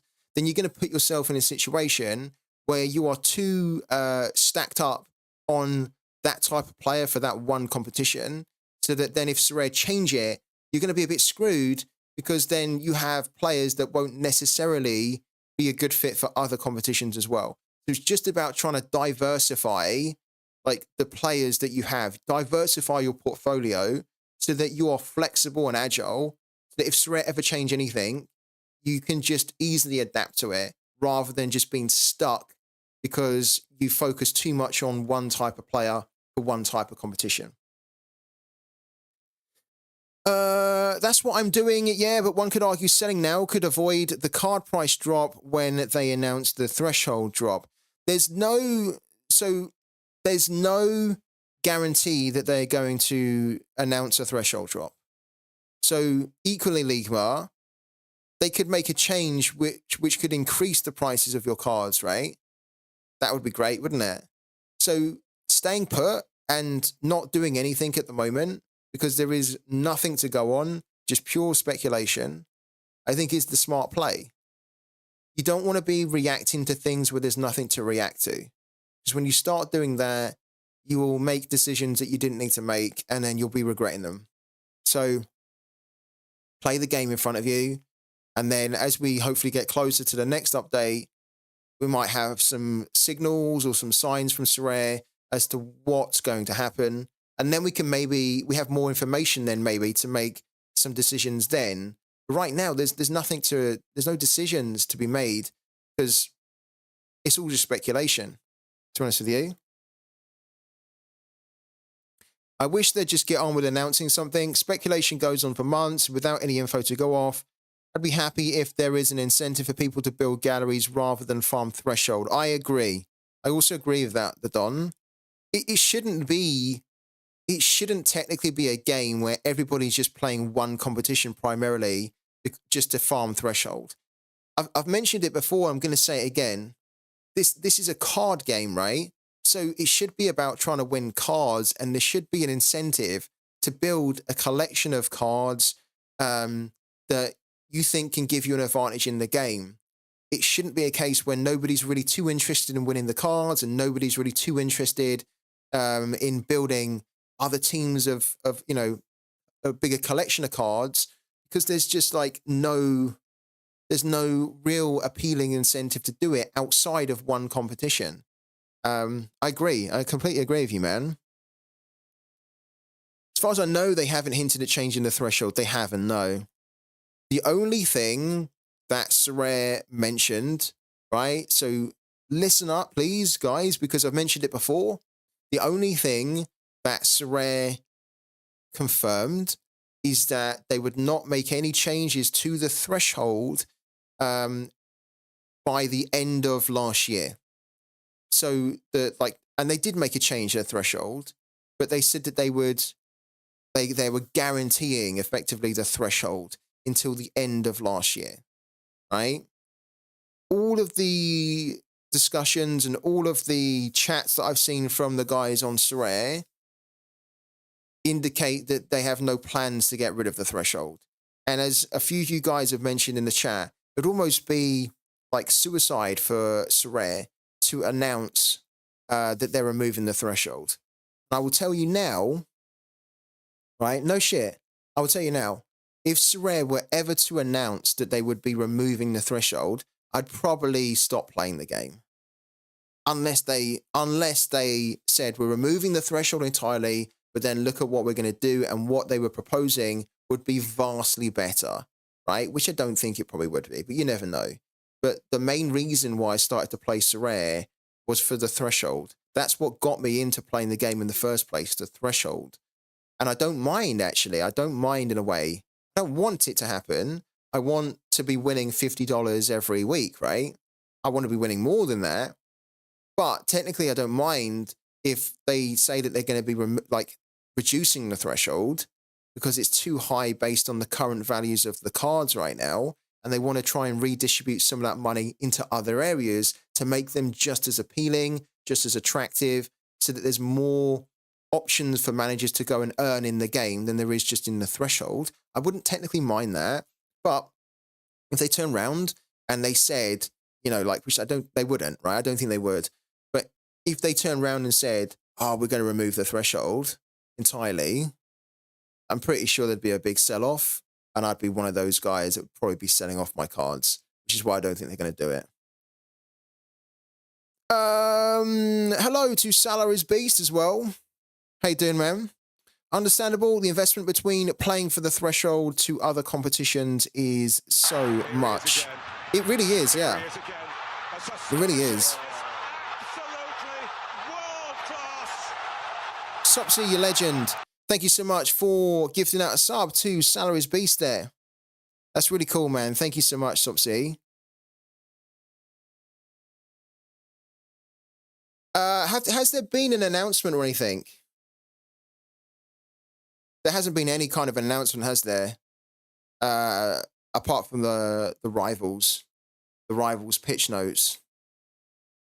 Okay. I mean, let me ask another question, and then we're going to kind of try and move it on a little bit. If Sorare announced that they would be if Sorare announced that they would be reducing the threshold, doesn't matter what they're reducing it by. If Sorare said that they would be reducing the threshold in the next update, would you guys be looking to sell up or not? I don't think people would really be looking to sell up. I mean, obviously, if they reduced it significantly, there'd be a few that would probably look to sell up.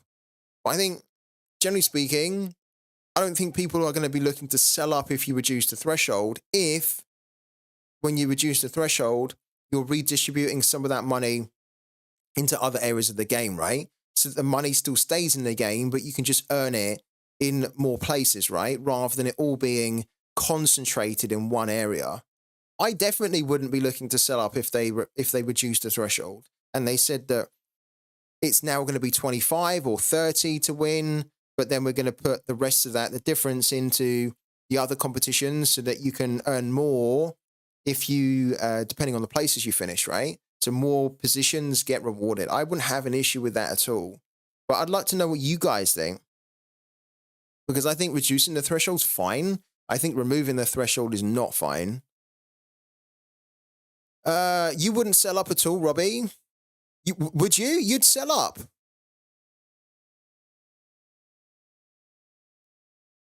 No, you wouldn't. You wouldn't sell up, would you, Salaries Beast? But let's say rare threshold goes down to 25. Would limited go down to 1?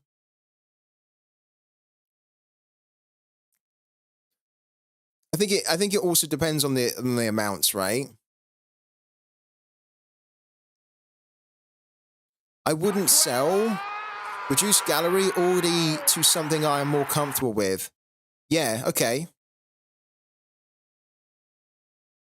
Like playing for $1 wouldn't make a lot of sense. But here's the thing though, Sorare. I get what you're saying in a way. But if you played for $1, but then the cards that you could win were worth $5, then that technically would make sense, right? It depends how they restructure things. Because one of the things I keep saying is that your card values can't be significantly worse than the threshold. And in most cases they are. If you think about the tier 5, right? Let's say that they keep the card rewards in cap 240. The tier 5 that you win is worth 60p, right? But then what you win as cash is worth £5 or $5, right? What if it was the other way round? That instead, actually, you end up winning 60p as threshold, but then the cards themselves are worth like $5. In that sense, I think it works, because then you're still earning something, only a little bit, sure, but the card rewards are worth so much more that if you wanted to, like, that's the actual reward, right? The problem is that if you have a market where people don't want those cards and then they sell them and they flood the market, and the game's already flooding the market, then it just makes it very difficult for those card values to maintain, right? And that's kind of what we've been seeing. That technically the tier 5 should not be 60p. The tier 5s should be like a lot more. Like they should be almost double or more, like 3 times their value, but they're not, because people win stuff that they don't want. They flood the market. Sorare keep minting stuff, and they keep giving out tier 5s in competitions that nobody wants to win them. So it's actually quite a complicated situation for Sorare. I think what they have to do is they have to figure out what cards should be rewarded and where. So just rewarding tier 5s in every competition is not the way. Also, for example, rewarding cards in threshold in cap 240 is also technically not the way, in my opinion, because that also doesn't help the cards. It doesn't help Sorare. It doesn't help the users, because most of the time they don't want to win a card. They want to win the threshold. Just remove the cards so that then the cards have better appeal, more value in a different competition. They also have to figure out a way to keep the values as well relatively high, because nobody wants to win a freaking 60p reward. Not really. Most people don't, right? Starters won't mind, because it's a card that gets them started, right? On the ladder on pro, but experienced managers don't want to win it. And, you know, for too long now, the 60p tier 5s, tier 4s have been in the wrong competitions for too long. So I can't wait until they change it, but it's a really difficult one for them as well. I think they need to try and let the card values go up. Yeah, they do. They need to. Hopefully the restructure will help that, because here's the thing, right? Here's the thing. Let me just paint a picture for you, right, on the screen. Let's go into Pro. Right, let's go into All-Star Limited, okay? This is the flagship competition. Okay.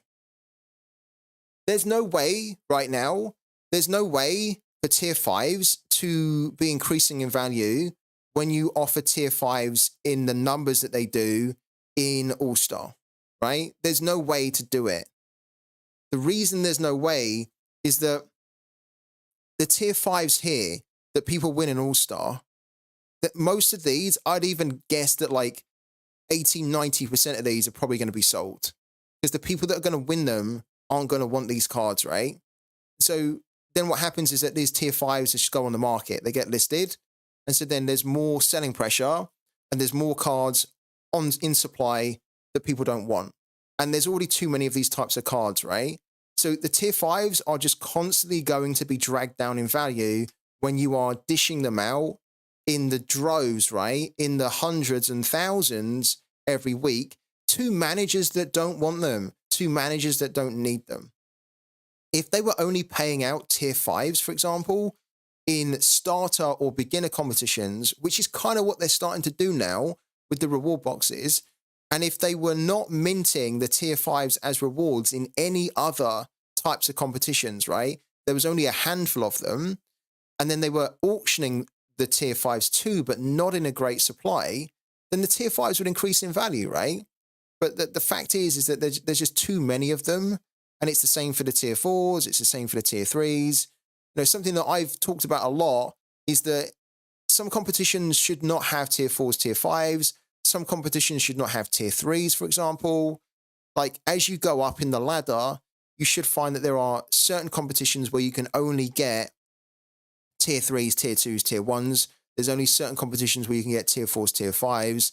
So then people can go into the competitions and hunt specifically for that type of card that they are looking for, that they are really trying to win, right? If I go into All-Star and I'm really trying to win like a tier 2 or a tier 1, but I win a tier 5, I really didn't need a tier 5, right? If I needed a tier 5, there should be a competition where I can go and try and compete for a tier 5, but I really don't need a tier 5. So giving me a tier 5 is useless when there could be managers out there playing the game that really need a tier 5, but they can't win it because there's just not enough tier 5s available for them to win, or like they can't get into the places to win them because these tier 5s, for example, are being rewarded in here when they should be rewarded somewhere else. So there's a lot to it. There's a lot to it. What else is here? I would like Sorare to advertise as Sorare Football to bring new players in to add prices to cards. You would like Sorare to advertise as Sorare Football. What do you mean by that, Subsy? So you think that like they should change the branding, so rather than advertising as Sorare, where people don't know what Sorare actually is, you think that they should be advertising the football stuff as Sorare Football, so that then people can put 2 and 2 together and think, oh, I like football, this is something to do with football, and then they look into it, and then it's like, okay, it's a football fantasy game. Is that what you think they should be doing? Do you think removing rewards from Academy was the right thing? I do, yeah. I thought it was the wrong thing for them to do to begin with. I think that they should have never added rewards into the Academy. Didn't make sense at all for me to do that. Because Academy is just essentially training teams. And that was unfortunately, that was another example of how it didn't, they weren't thinking it through, right? Because if you think about it, when they had the rewards in Academy, people could win money from their training teams, but they couldn't win, they didn't have enough chance to win money from All-Star, for example, right? Or from like, so the money that you could have won in Academy, why was that money not made available for extra positions in All-Star or extra positions in the regional competitions like Champion Europe, like the competitions where people have spent money in, right? That actually want to win something in, rather than just giving the money to people that have the Legends cards because you didn't think that through, and you kind of needed to justify people having Legends cards. So it wasn't the right thing for them to do initially. Then it was the right thing for them to do to remove it. Yeah, Beast, definitely.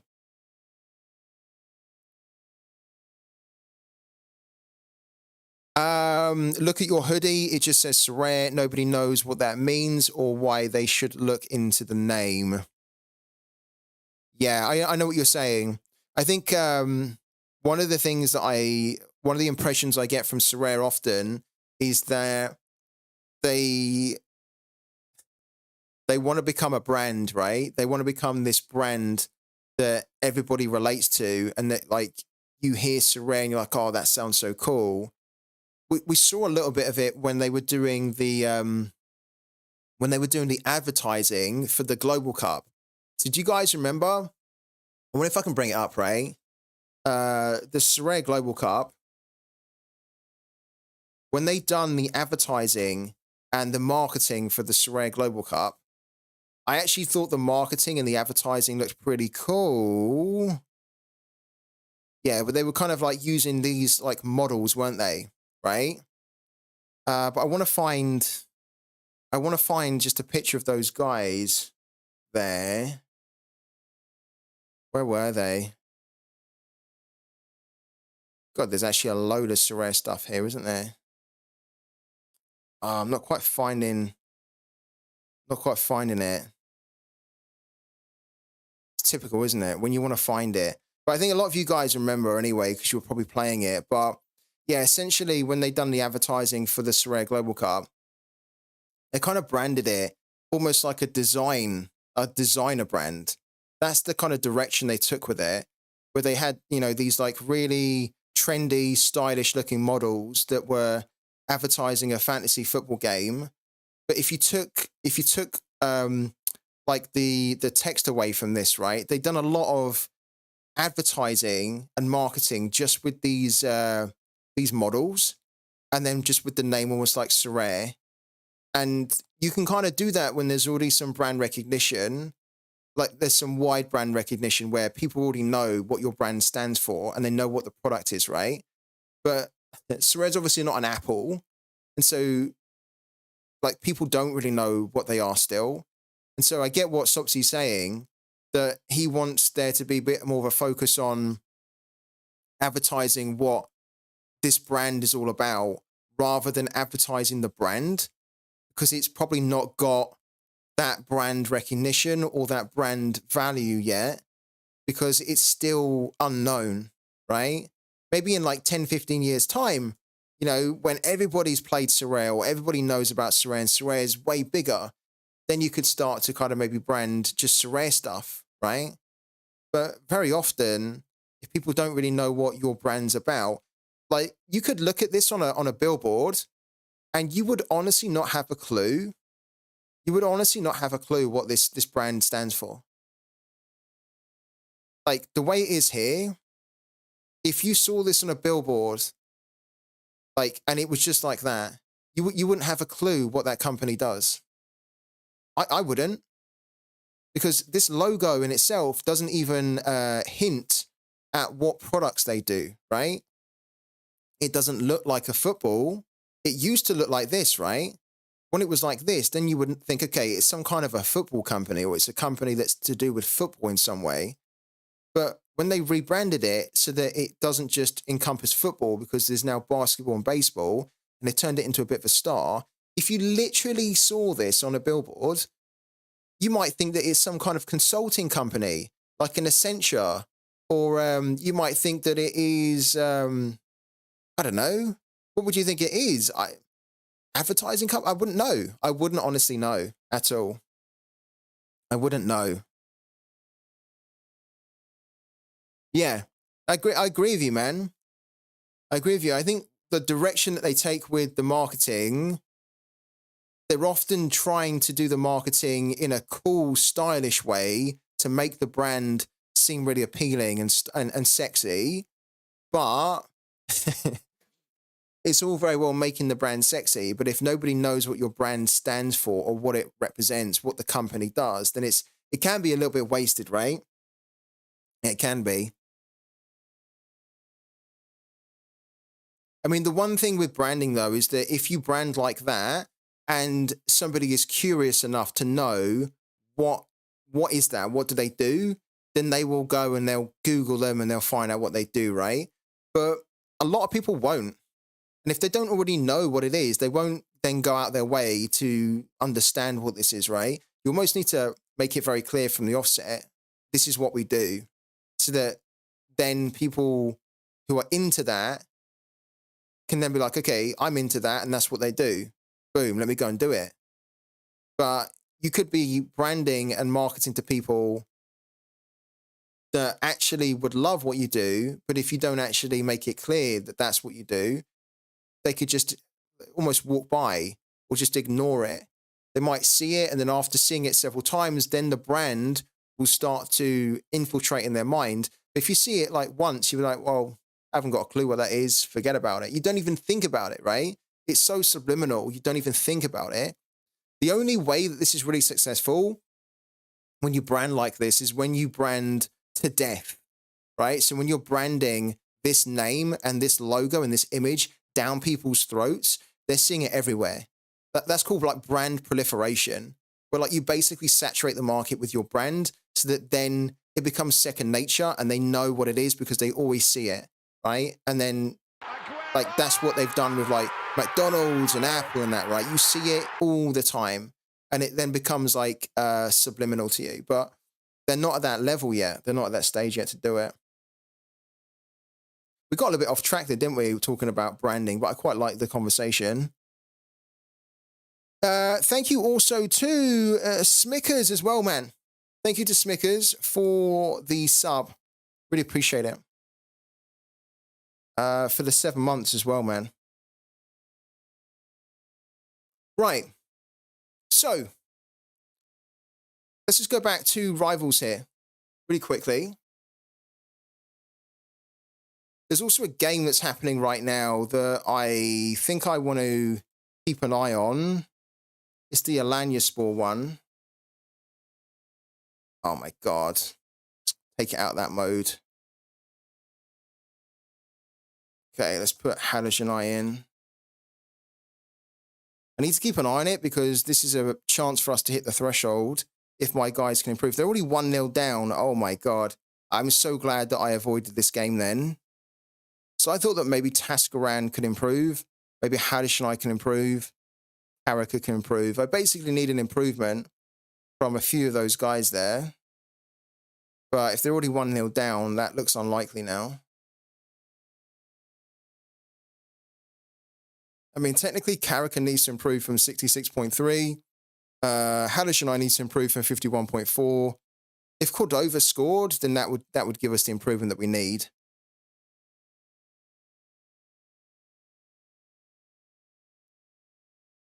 But I'm glad that we didn't go into that one. Yeah, the finer players are available, but they'll be available a little bit later, probably in about an hour's time, Smickers.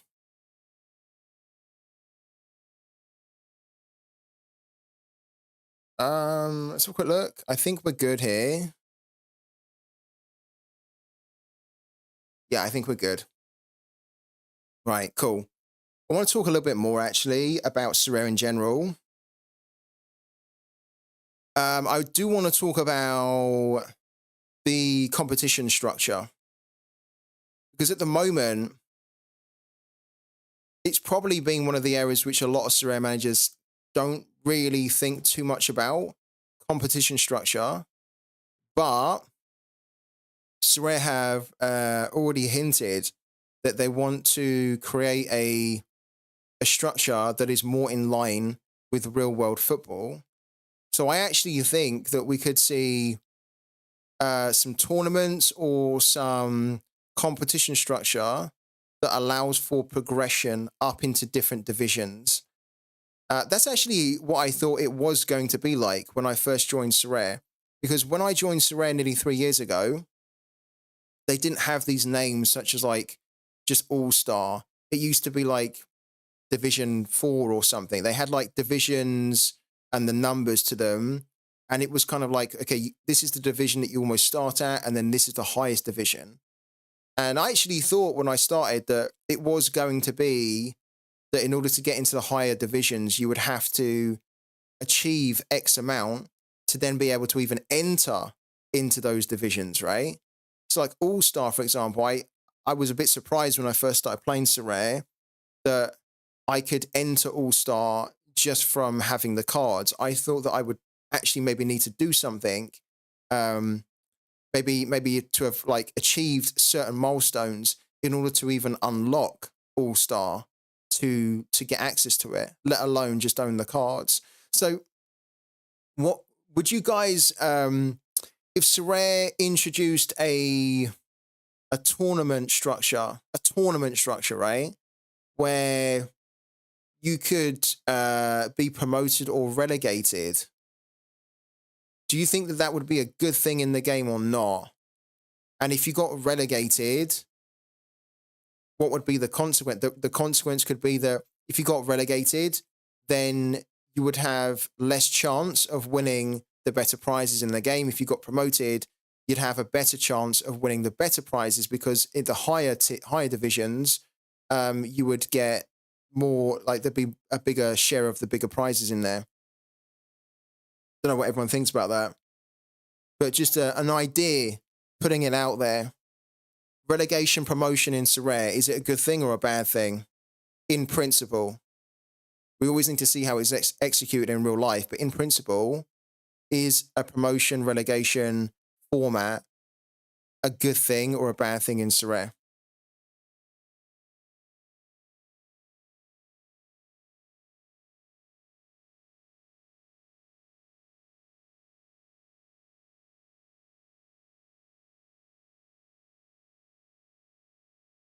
Oh, wow. Smickers. That's amazing as well, by the way. That is amazing. That's a question for the chat.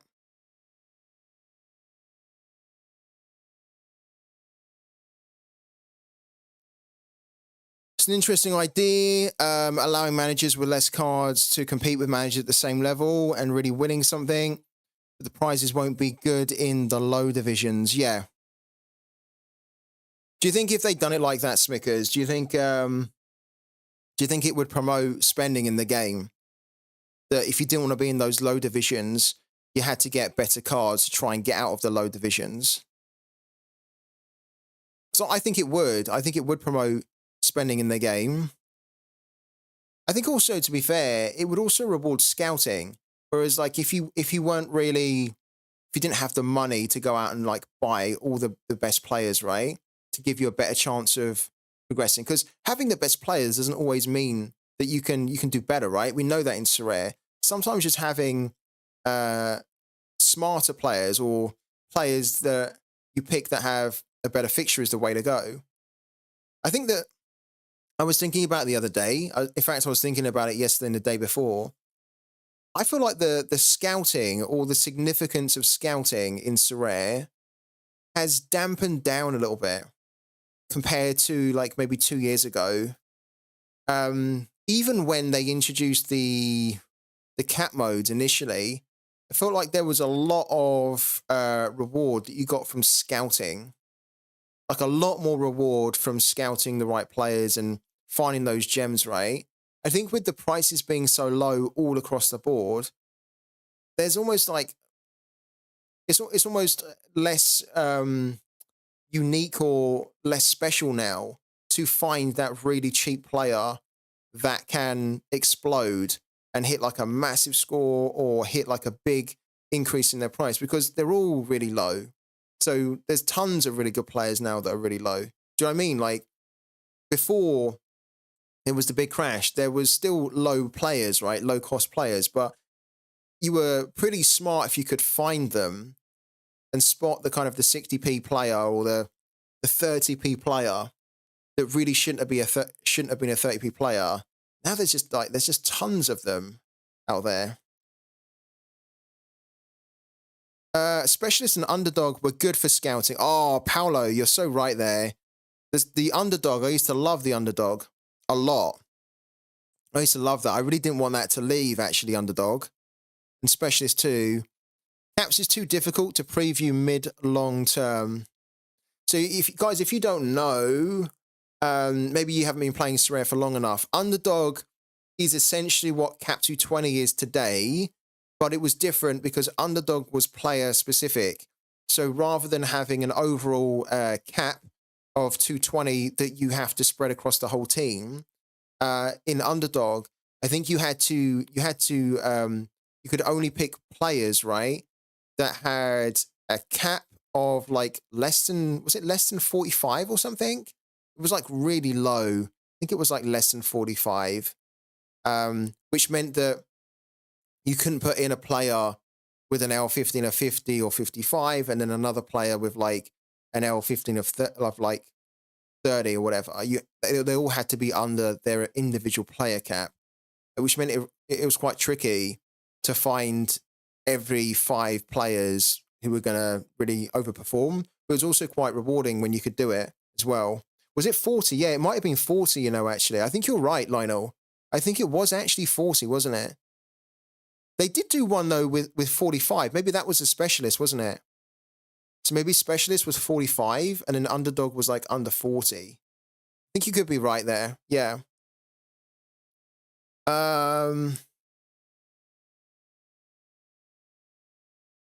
What if they bring back underdog? I don't think they're ever going to bring back underdog. They also had a competition which I thought was really cool, and I really wanted them to keep it, and that was the over 30s, wasn't it? So you had to put together a lineup of just over 30 players.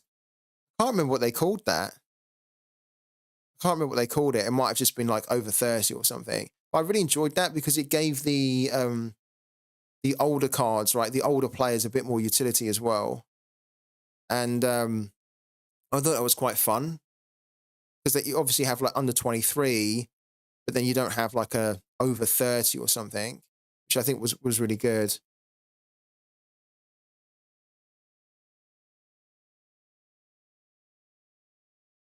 On NBA, it's called Veterans. Yeah, Veterans is a cool way to call it.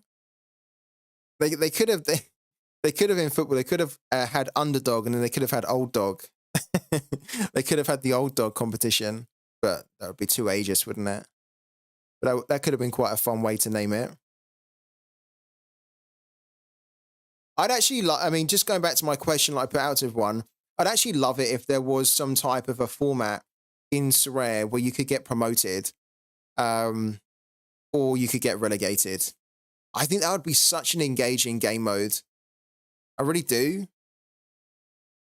And then it would feel like you are, so like in real life, where you have football clubs, they do their business in the summer, and they kind of like, they try to build the squad for the whole season, right? So that they have a good chance of either winning, staying up, or just, not getting relegated. I think it'd be so cool if we had a format like that, where then everyone is trying to build their teams for the start of the seasons, which everyone is anyway, right? Everyone's building their teams for the start of the season. But then there's even more emphasis and more importance to build it right for the start of the season, because then it can determine whether you get promoted or relegated. And I don't think it wouldn't be like a season thing, right? Because that's too long. I think that'd be far too long. But they could do it for like, almost similar to what they're doing with the month long. They could kind of do like a 3-month long or something. I think that'd be really cool. I think I would, for me, I would definitely enjoy that a lot, because I would like the competitiveness of trying to get promoted and trying to avoid relegation. And I think the advantage as well is that, unlike in the real world, if things aren't going your way, like if you're a Premier League team, and like Fulham, for example, and you've done all your business in the summer, you thought you had a squad that was capable to help you avoid relegation, but then after a month, 2 months, you're kind of really struggling in the Premier League, you can't do anything, right? You can't mix it up until the transfer window opens up. Whereas in Sorare, it'd be different, because if you are struggling, and it's not going your way, despite you building for the start of the season, the in-game season, then you can make transfers whenever, right? You can make your business whenever. You can sell players, you can bring in new players to to help you get back on track again. I think it would be really cool. I'd love to see it. I really would. I'd love to see a promotion relegation format. I mean, it would work so well with the product in itself. The fact that it's a football product. In football, there's promotion relegation. We really should have something like that. Even if it's not in the main pro format here, even if they created like a tournament, they created like a different section entirely called tournaments, and then they just ran these like tournaments every month or whatever, where you're competing and there's a chance to get promoted or relegated for the next tournament. I think that'd be so cool. Really would. Hey, Free Tip, just want to say thanks for all the advice you give out on your streams. While I don't follow it verbatim, it has helped me hit my first rare threshold on my second attempt and a rare card reward this week. Wow. That is incredible. Hitting the threshold in the second attempt in itself is a massive win, let alone getting a rare card reward too, man. Thank you for the time you spend giving out advice across your platforms. Dan Cal, that message has made my day. Honestly, stuff like that, when I hear that, it keeps me going and it makes me know that what I'm doing is definitely like valuable for you guys and is definitely stuff that is helping you guys, right? Because this is what it's all about. And, you know, obviously if I don't hear it, then sometimes as a content creator, you can think, well, is the stuff that I'm doing, is it really helping like the guys out there? Are they using it in their own way to do their own strategies or to do their own types of scouting based off it? Are they actually getting results from it? Because I know that I am when I'm doing it for me, but is it resonating with you guys as well? And you know, sometimes when you don't hear it, you think to yourself, well, is it helping people? You know, like I think it should be, but I don't know. So to hear that is amazing, man. And I really love it. So thank you so much for taking the time to jump on the streams, and thank you so much for letting me know as well that you're using what we go through in your own way. And that's essentially what it should be about. I don't really want anybody to be just copying what I'm doing, but I want you guys to be taking what you think is useful and valuable and then just applying it in your own way, because then that will help you big time. Pretty new to Sorare, and I've just finished first in the Bundesliga. First, really? In the Bundesliga Specialist Limited, I think the reward is a star. Is it just a random one of the 8-star players that I get as a reward? It is indeed, yeah. It's a random one, but it's usually one of the guys at the top. Yeah, so if you finished in the Bundesliga Specialist Limited, let me just bring it up really quickly. Okay. First of all, congratulations, because that's incredible. So if we go into this one here and we click in star, so you can see that, like, yeah, these are the, what? Are there 8 here? 1, 2, 3, 4, 5, 6, 7, 7? Yeah, there's 7 here. Ordinarily and usually it will be one of these guys here at the top, right? So it will probably be like a Harry Kane or a Kimmich, but it's not guaranteed.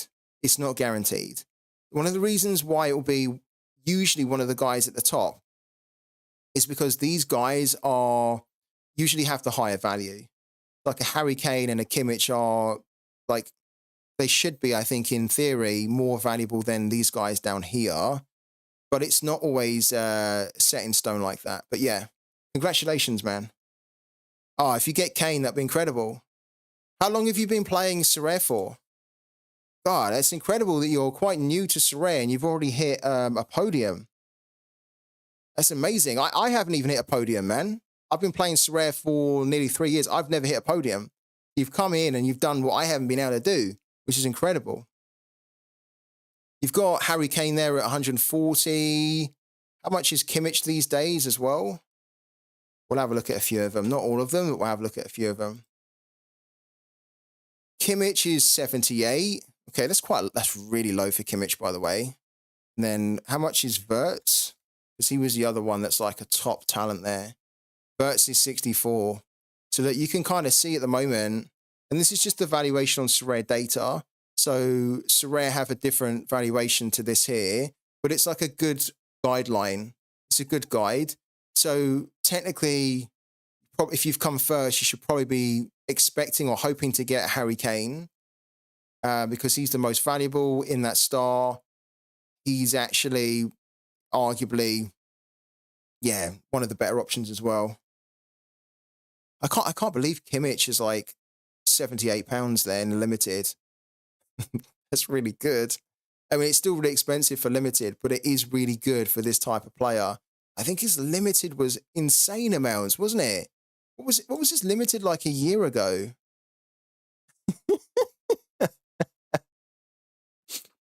He's limited on the 23rd. The 23rd of January, so nearly a year ago, was £624. 600 or £630 or so. It's now £78.75. Wow. What a difference a year makes, right? Oh, look at this guy. Who's that? Oh, man, Bologna. Always see Bologna doing that. Oh, wait, I hate Bologna for the fact that he's able to do stuff like this. Such a scummy manager. I had a Dortmund kind of stack and then added Maston and Sancho when they were linked. Was fretting because I benched Malin for Lima, but turned out well. It really did. Incredible, man. Bithead, can you do us a favor? When you open your reward later today, can you either just jump back in the stream later on tonight and tell us what you got, or feel free to tag me on Twitter if you have a Twitter account, and I'll retweet it to everyone. Like my 20,000 plus followers, I'll retweet it to them and share the success, because I think it's a really good story, man. A really good story and an inspiration to others out there that have maybe just started playing Sorare and have kind of been struggling, or maybe just don't know whether they can actually win anything. You've got Bithead in here who's not been playing for very long, and he's already just hit his first podium, and he should hopefully get a Harry Kane, which would be incredible. But to be fair, even if he doesn't get a Harry Kane and he gets one of these players here, they're still amazing players to win. They really are. Like, everyone here is amazing. So I can't wait. I can't wait.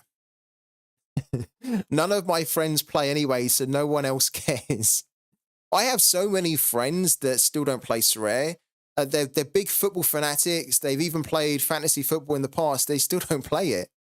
And no matter how much I tell them they should be playing it and what are they doing, I just can't convince them. And we talked about this recently on the stream, that eventually those guys are going to clock on, but like far later, and they're then going to be wondering, like, why did I not check this out when my friends were playing it and they were telling me to play it and they were winning money from their teams just from hitting a certain points total. They were winning these really cool cards, and like they basically hit podiums and stuff, and then they were able to win incredible players. So yeah, it's quite funny that you say that. Do you have a Sorare Data discount code for memberships? Asked Smickers. I don't have a discount code, unfortunately, no. I have a code.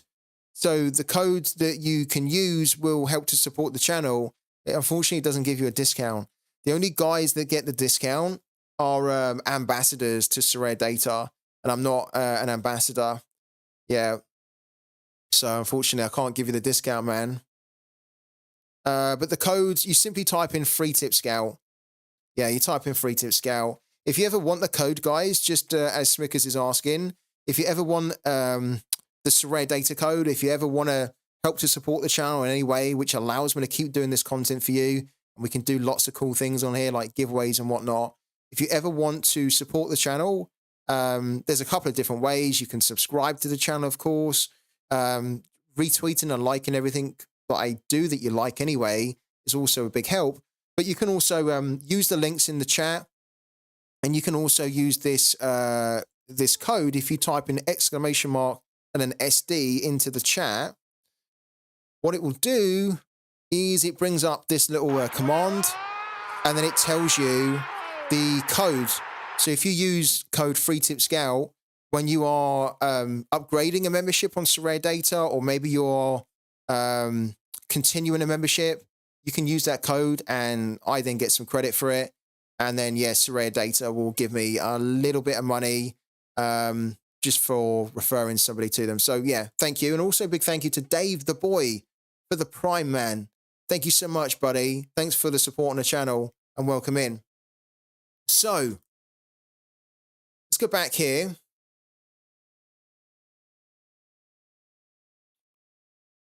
I run a money FPL league, but it's so template now, very bland, really. I pretty much do as well. Yeah, I don't run a money FPL league. I used to. We didn't do it this time just because I'm trying to move away a bit from FPL. Even though I still play it, I think my time needs to be more spent on games like this, like Sorare. Oh, that's pretty cool. Look, they've changed it. Oh, I like how they've changed the footballers on here now. Really cool. So we've got Isco there. That's good. I don't know why they've changed it, but they've changed it just to keep it fresh. That's cool. I collect physical cards, which they find weird, so I think they just see this as an extension. Nothing wrong with collecting physical cards. They all play Football Manager games like FPL and stuff, but that's so boring. Playing just for the fun ain't it for me, says Twitch Gaming. I actually quite like playing games, though, where there's no financial return to it. As long as it's fun, like, I actually have a lot of time playing it. I think there's still like room for games that are not Web3 to still exist, right? I don't think every game needs to be the game where you earn from it. That's personally my opinion. There's a ton of games out there that are so fun that have no financial incentive at all, and people just want to play them because they are fun.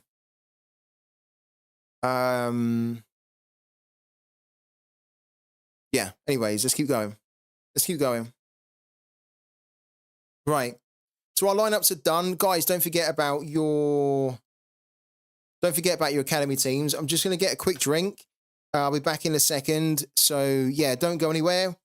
We'll take a quick 2-minute break.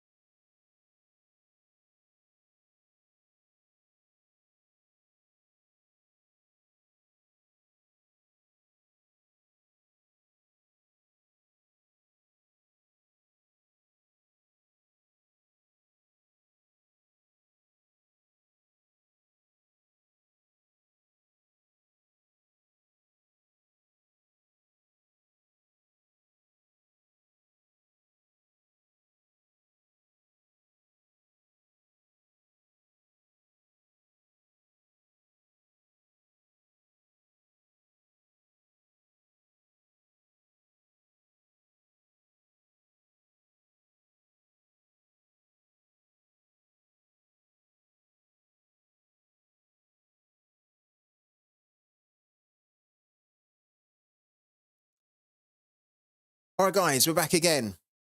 We are back, and there is 3 minutes until the start of the game week. 3 minutes. So if you haven't done your teams yet, you've got 3 minutes to get them in now.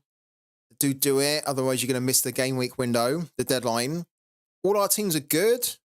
Let's have a quick check. 240. Yeah. We made a slight change. We took out Santelli from All-Star. We put João Figueiredo in there as well. And then Cap 220 is fine too. Yeah, every one of our teams are fine. Cool. We also, let's close all of this down. We've got so many of these windows up. It's a bit confusing. I would like to see how my Alanyaspor team's doing.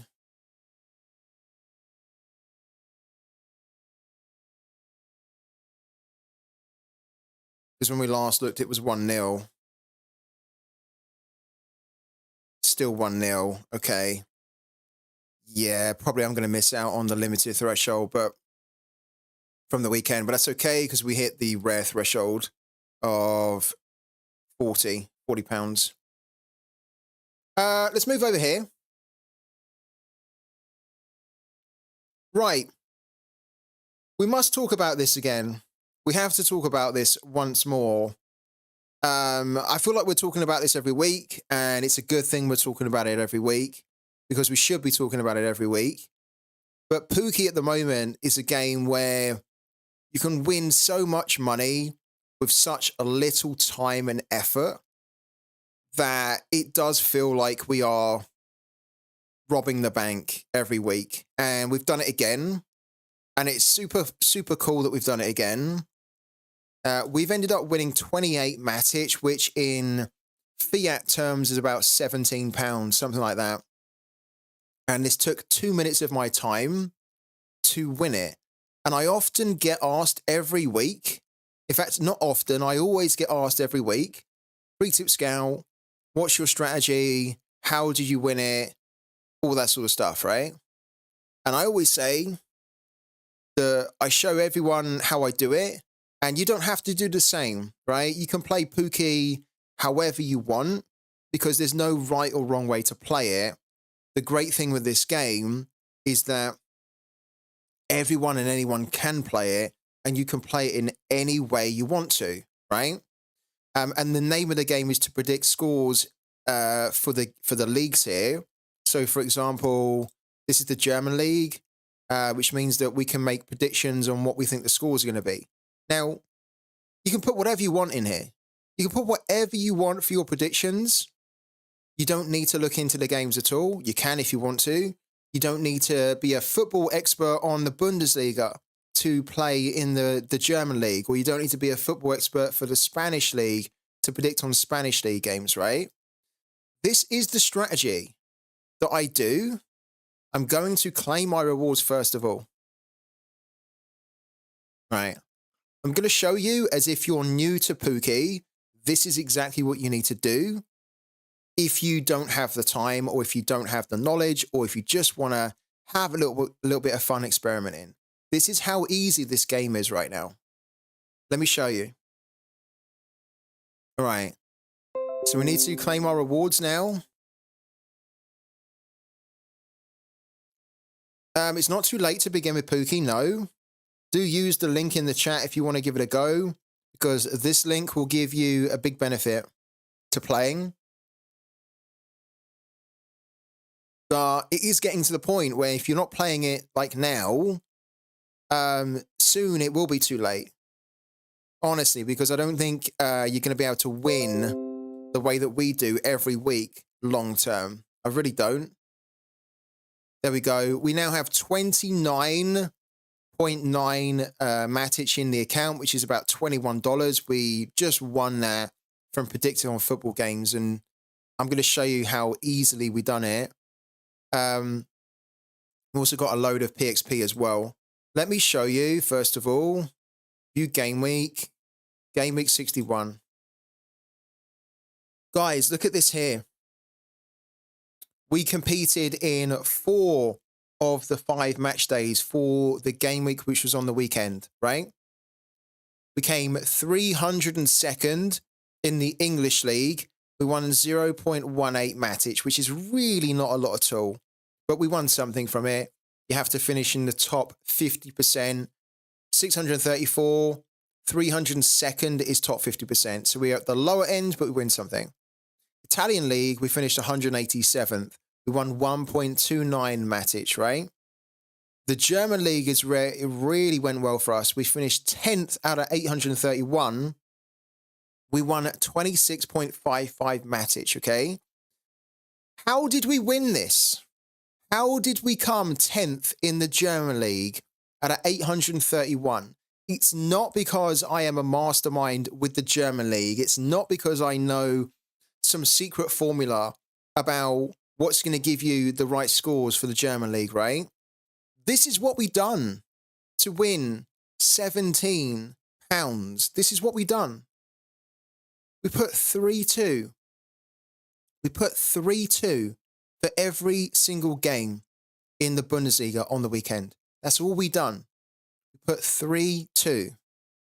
We got 2 exact scores of 3-2, which was brilliant because that really propelled us up into a top 10 finish. If we hadn't have got 2 exact scores there, in fact, we still would have ended up getting a top 50% finish and we would have won money. That's all we done. There's no complicated science to this at all. That's all we're doing at the moment.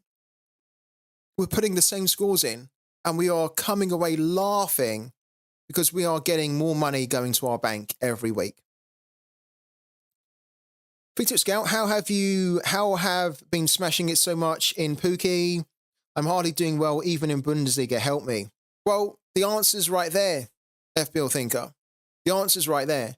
We put the same score in everything. So we put, the same score in that one. We go to game week 60. We put the same score in again, but we didn't actually do that well that game week. But then game week 59, we came 53rd here. We came 25th here. We came 124th here. We ended up winning over 30 mattage, which is about £23, right? The game week before, we'd done exactly the same thing. Game week 58, I can bring it up.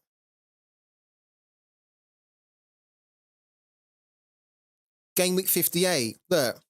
Game week 58, exactly the same process. We put the same score in, 9.33, 0.72. This game week here, the same score, 2.68, 2.49, 12.56. There's no sophisticated strategy. We're putting in the same score and we are winning a bucket load of cash every single week. It's brilliant. And this is what we're going to do. So if anyone's new on Pooky and you want to get started, then do use the link again in the chat to get started. And this is simply what we're going to do. We're going to predict in the German League. We're going to also predict in the Argentinian League. Argentinian League has 14.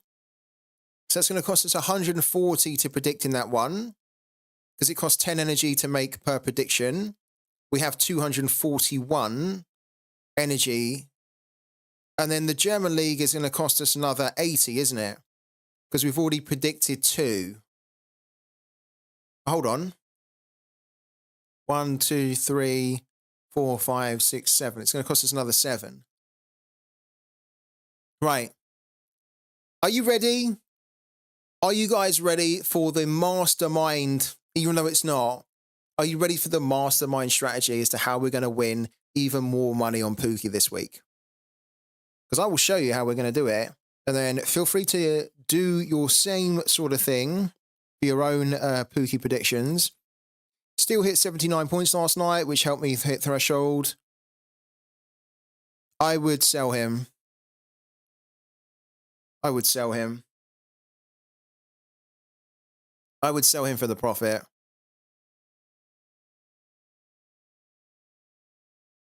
What have we done so far? We've done 4141. Let's keep it going. Oh, hold on. What I want to do first of all is I might want to upgrade. Yeah, I want to upgrade my Pokeballs first of all. So let's upgrade this one.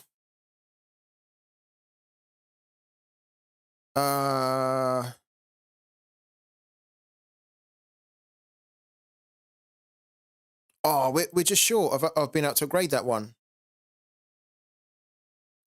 Technically, we're at 100%, but we're not. Because we are what? We're like 15 PXP away from being able to upgrade this one. Ah, that's a bit annoying. This is the one we need. Here we go. We can take this one up to level 52. Let's do it. We have tons of POC because we just won a load as well. We have 2,800. This is going to cost us 370 to do.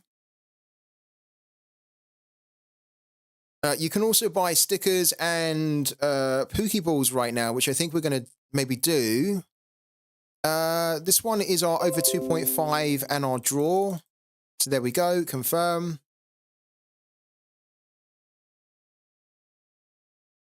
Refresh the page here. Okay, good. Collection. Okay, we don't have any more Pokeballs to upgrade. We are very close to being able to upgrade this one and this one.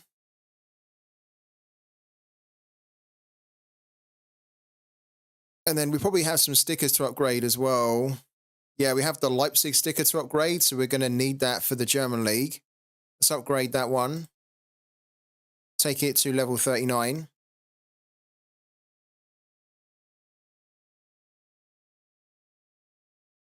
Okay. Confirm.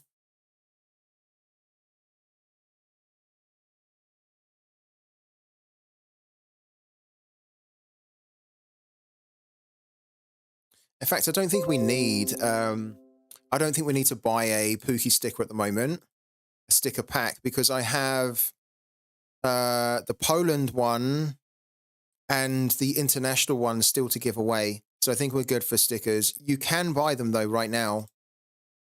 There's 98 Pokeballs available to buy. So do pick them up whilst you can because they will sell out. And then there's oh my god. Oh my god. The starter packs have already sold out. This is what I'm telling you guys. The packs sell out. Like, stuff sells out quickly. The packs have sold out. So even if I did want to get a starter pack, I can't get one. I think they were only they only dropped today. So I think they've only been live for like an hour or something. They've already sold out. Did anybody buy a starter pack at all? Was anybody lucky enough to get a starter pack today? Anybody in the chat? Unfortunately, we weren't.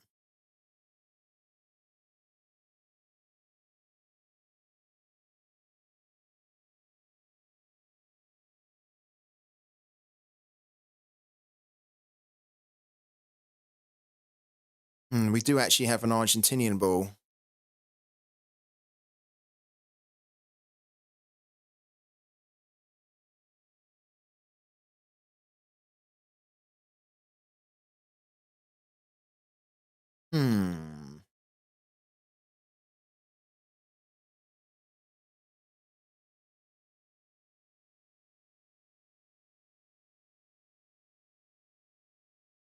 But it makes more sense for us to use this one.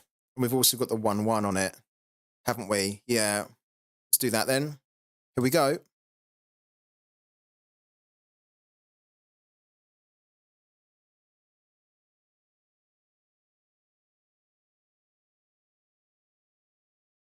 This is literally the strategy.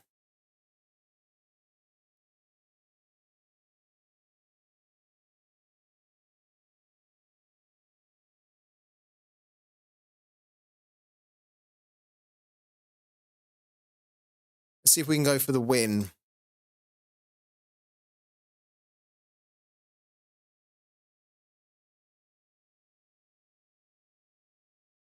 Rivadavia? Rivadavia, wow. They must be the newly promoted team.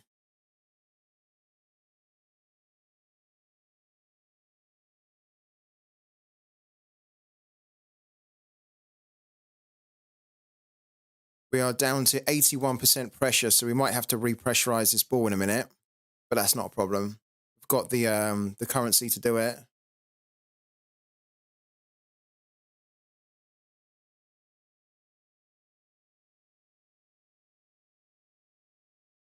We're down to 122 energy.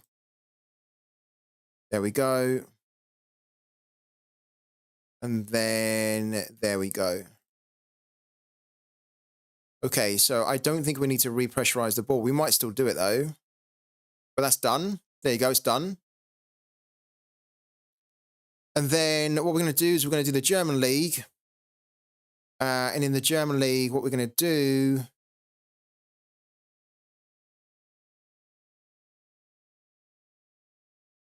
Yeah, here's what we're going to do for the German League. Pick our German ball here. Do it.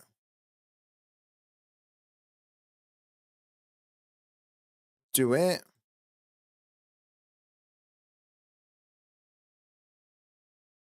Like that. Very simple. Really easy. You can do this in a minute. Bremen to beat them 4-1. What's it the other way round? Wow.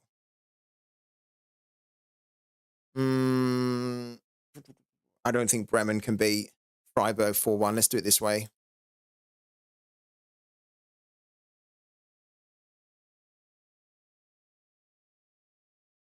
Done.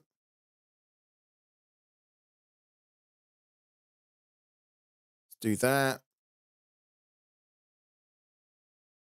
Union Berlin versus Darmstadt. Oh, kind of fancy doing it the other way. That would be nuts, wouldn't it? 4-1, that Darmstadt beat Union Berlin 4-1, but I think it's more realistic the other way. Let's do that. And then Dortmund Bochum 4-1. Boom. Done.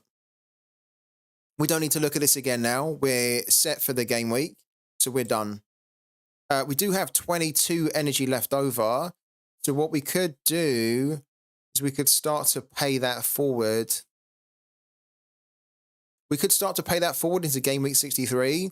But I think what I might want to do is I might want to save it. There's 8 match days happening in game week 63. I don't actually think I want to compete in that one. There's almost too many. So I think what we might do is we might save the 22 and just update the predictions. But yeah, we're done. We're done on Pooky. So that's the secret strategy, the secret formula to winning money every week. Same score, and then just wait until you win. Pretty cool.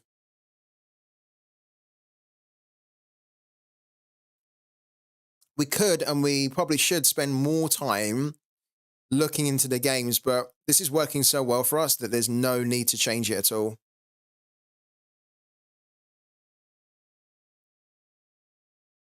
All right.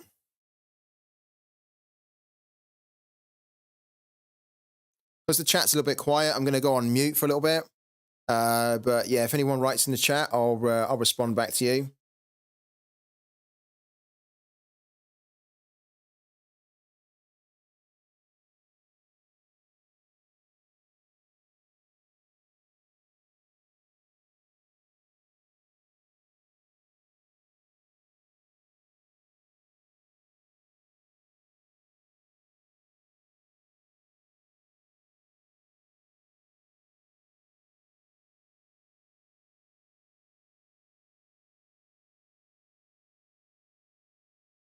Yep, I do.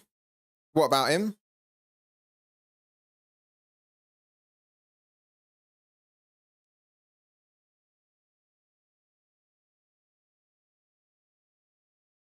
I need to see the tournament structure here for the Africa Cup of Nations.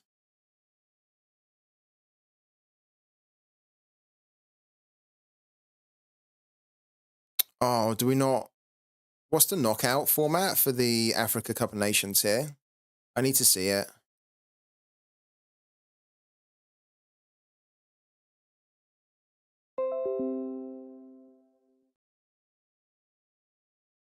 Free to scale, I have 1 rare ball and 2 common balls, but I use the rare balls for all predictions so I don't get enough PXP to upgrade the common balls. You know what I can do? You can sell the common, or you can start to use the common. So if you start to use the commons, then you can, if you max them out, you can then ascend them. That's what I technically should be doing. I didn't do it just then on Pooky, because what I should have really done was for one of these, I should have used the new common Pooky ball that we got. So we can start to level up our commons. But because I haven't done it and we don't have the energy to do it now, I'll have to try and find a way to do it on the next game week.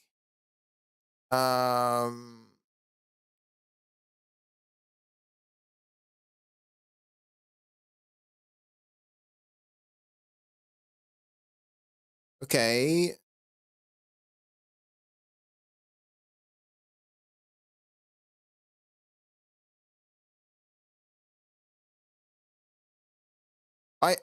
Hmm. Is it not determined before? So, you know, like with the World Cup, where the winner of, say, Group A is then destined to face the runner-up of Group C or something. Is it not already determined? I want to basically find like an infographic like that, so I can.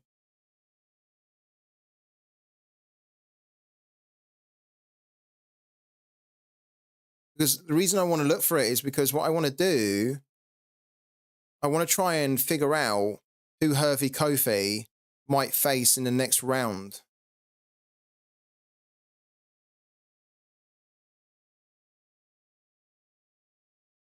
Where is there a, like, why can't I find this graphic at the moment? Let's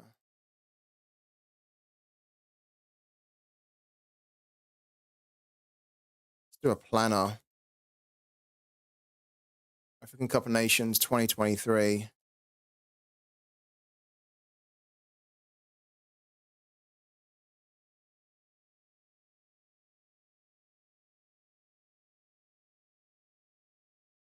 Okay. Oh wow. Okay. So he's mapped it out, but he's done it like this here, text wise rather than visually. Okay.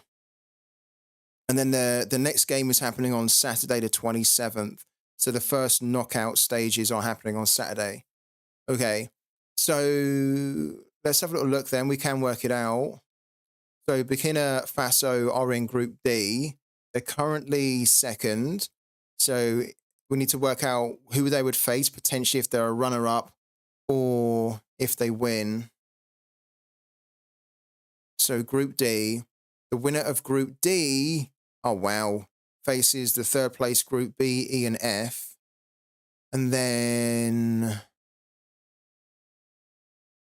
okay. Interesting.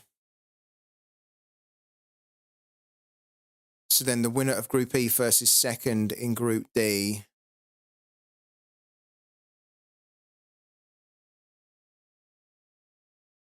So it could be Mali, South Africa, or Namibia. And it will happen on Tuesday as well, which will probably be before the deadline. Or what time would it be, actually? It would be at 8 p.m., so it would be after the deadline. Okay. Wow. No, hold on. It would be at 5 p.m. Yeah, it would still be after the deadline. So if Burkina Faso finished second in Group D, then he's not going to play. Hervey Kofi won't play in this next game week. He'll play in the game week afterwards, which will be a midweek game week. If they finish top, then they will play this Saturday at 5 against the third place of Group B, E, and F.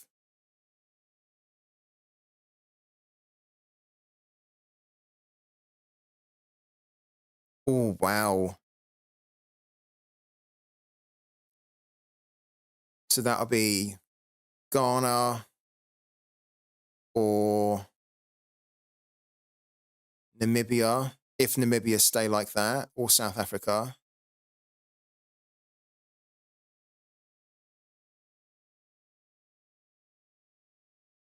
Zambia, Congo. Okay. Okay. So at the moment, let's assume that he's going to be playing in the next game week. So we can't use him for threshold. That would mean that we'd have to play Ali Varol, which I don't really want to do. I don't really want to use Ali Varol at home against Besiktas, if I'm honest with you. But if that's what we need to do, then that's what we need to do.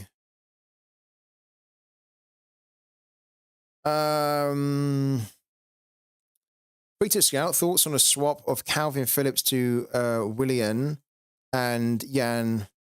No. Well, you mean getting Calvin Phillips and then you swapping out Willian and Jan? Because the other way round, no. But I think getting Calvin Phillips, yes, definitely.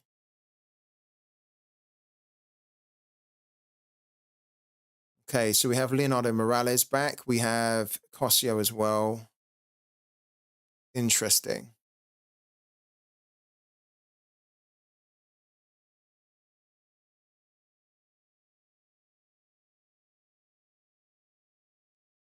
Don't think I want to stack with Camera, and I don't think I want to stack with Sivaspor because this is bad enough having the goalkeeper going up against Besiktas. What we'd probably do is we'd probably play Leonardo Morales here and then probably Cosio as well. But for sure, Morales goes in.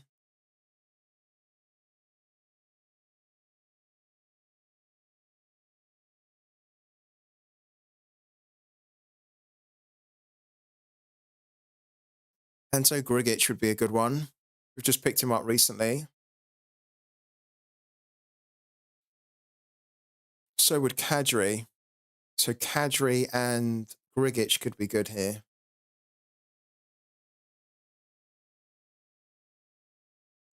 Let's do that for now.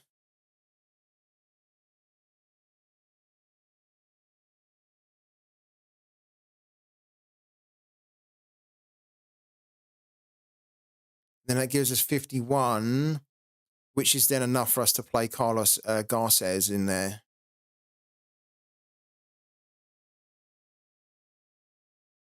That's actually great. That's brilliant. No, getting Villian and Jan. Oh, I don't think so. I wouldn't do it like that, no. If I'm honest with you.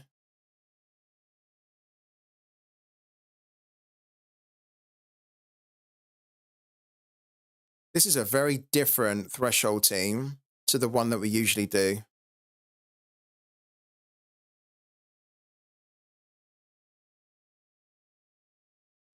But I like it. What's our cap 220 and our all-star looking like here? All-star, we might not actually be able to do an all-star because it depends on Hervey Kofi. But again, let's kind of assume that he is going to play, even though he might not in this game week.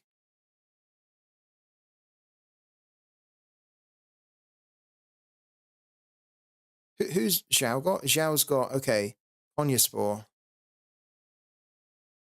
Victor Advanced needs to be for cap 220 because he's got an L15 of 40. And Egg's got a horrible game, but I feel like we should play him somewhere.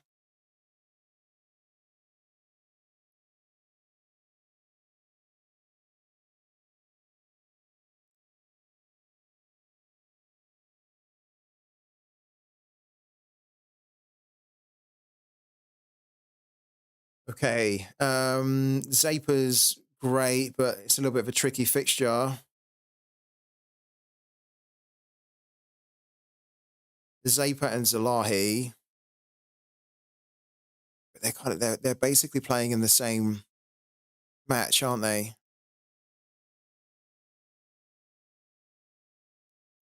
Zapa, to be honest with you, we could maybe squeeze into cap 220.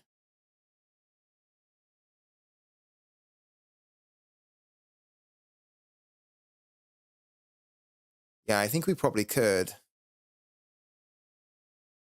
So if we put Zalahi here, and then we put Smolcic here, and then Bokat probably needs to go in somewhere, and he's too high with an L15 of 52.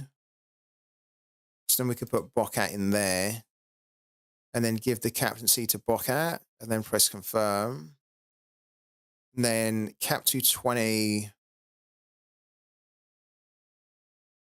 Cap 220, we can then do Victor Edvardsen with an L15 of 40.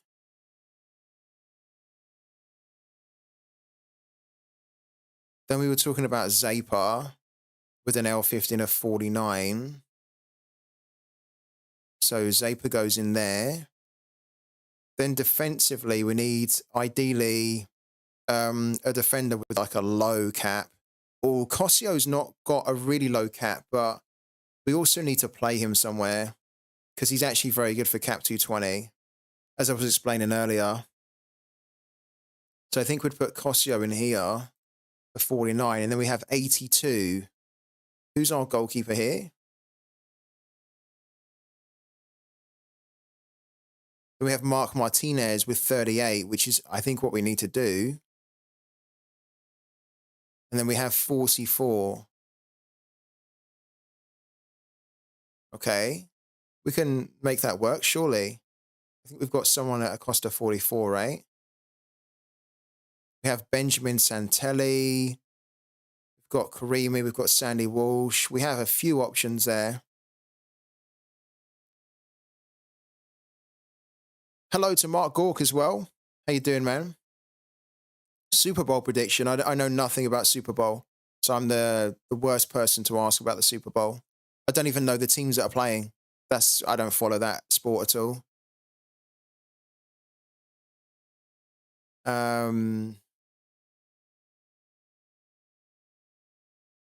Oh, Sandy Walsh has quite a good game. Bitterlow could be a good one as well. Oh, he's got a River Plate. That's actually quite horrible. And it's away. For now, why don't we put in Sandy Walsh as like a placeholder?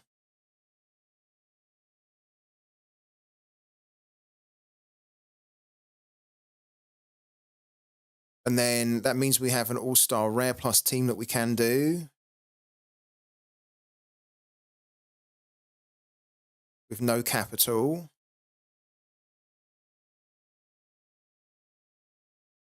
So we could, in theory, throw a heavy hitter in here as well.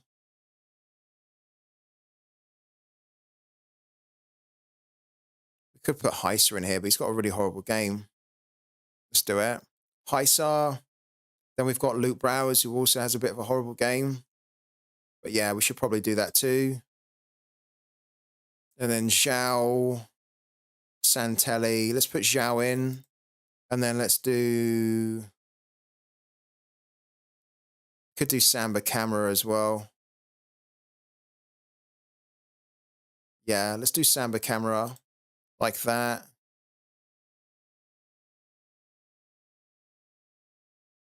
Oh, thank you for reminding me. Yeah. Thank you, Anathabam, about the Zagreb derby lineup. So I really appreciate that. I forgot about that. Let's go and have a little look at that then. I think we can also do a cap 270, but it's going to be like a really throwaway team. So our throwaway team for this one could be Pappy, Ogden, Santelli, Arda, like that. Okay. Can we do an under 23 yet? I don't think we can we? I don't think we have all our under 23 players available. I'd like to be wrong, or do we? Do we?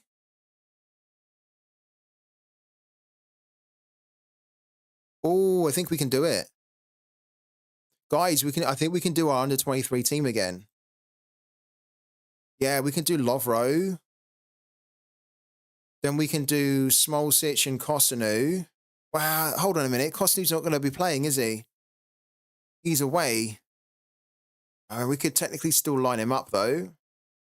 Smolcic we can put in. Then Yankovic, then Fruk. Then we can put Killian Corridor in here. Oh, we can do it. Look, we can do it fine. That's actually perfect. Who should we... I'll tell you what, I'll ask you guys that closer to the time who we should captain. For now, let's put Corridor in as the captain. Let's go and have a little look at the rivals as well. Okay, because we do need to... Yeah, we need to fix this. We have 27 minutes for us to fix this one here. Okay, so clear the team.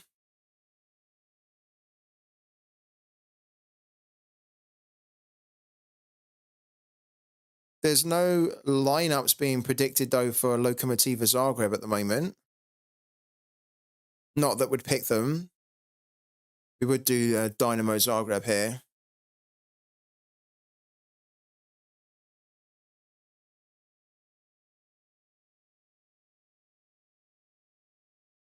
Okay.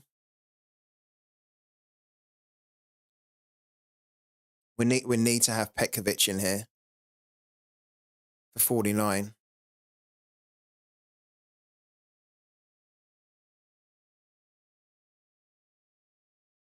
Kaneko's in there. We need to put him in as well. Insane player.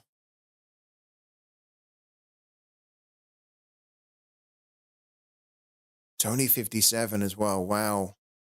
Then we have 99 between the remaining two positions. Okay.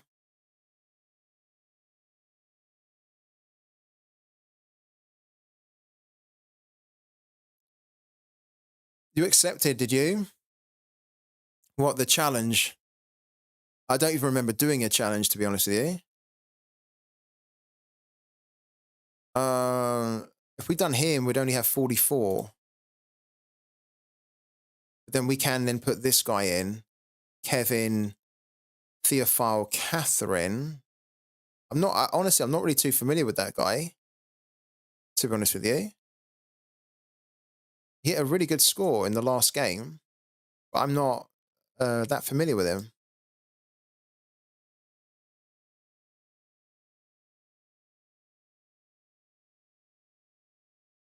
Okay, this guy here. It's a bit random, though. He hardly ever plays, and yet he's in the starting lineup.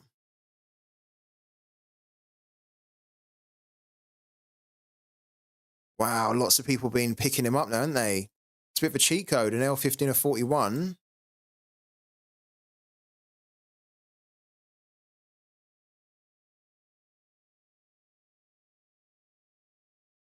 He actually does quite well when he starts, though, doesn't he? Fair enough. I think for 41, he's an enabler here. Because we could put him in quite easily, and we'd have 3 points left over. Petkovic for sure. 41.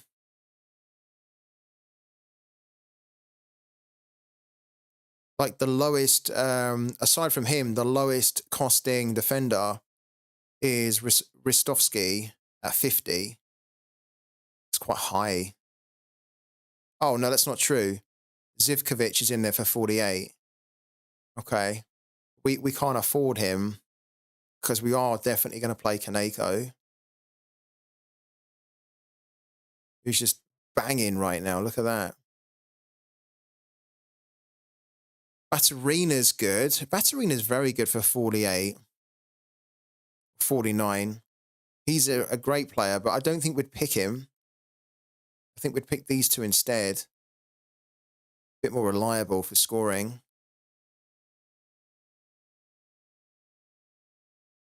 Yeah, I think I'm happy with that. And then we can put the captaincy on Kaneko. Let's do continue. Oh, the main centre-back, Peric, is injured. That's why KTC is playing.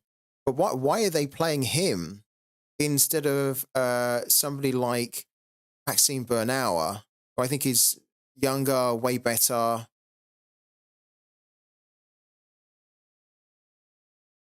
They have Takuya Ogiwara as well. They're not even playing him. Look, Takuya Ogiwara. Wow. But Sutalo doesn't get a look in. Just think it's a bit weird how they're playing this guy, but fair enough. It's great for us, though. All right. Captain on Kaneko. Continue. Probably going to be the Gegenpress here. In fact, I think it is going to be the Gegenpress. Always the Gegenpress, really. Never lets me down. Yeah, it's the Gegenpress, isn't it? Yeah, continue. Continue. Done. Right, let me accept all these requests as well. I think you're right there, FBO Thinker. I can't believe he's playing that guy instead of the other guys that he's got available to him. Bit bizarre. I'd be playing Maxime. That's why they bought him, because he's supposed to be challenging for these positions. You know, like when there's somebody injured, he should be getting thrown in there. He does very well, Maxime, when he's been given the chance, but maybe the coach doesn't trust him in this game. I don't know.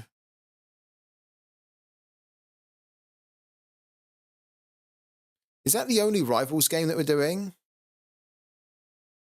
Is there another one that we can maybe do? This is how I am with Rivals now. I'm more than happy just to do one. I'm not in a rush to do loads, and actually, as I say, it doesn't help you to do loads either. You need to be picking and choosing your battles, and I think this is one that we can win. Do we have more requests for that one? We don't.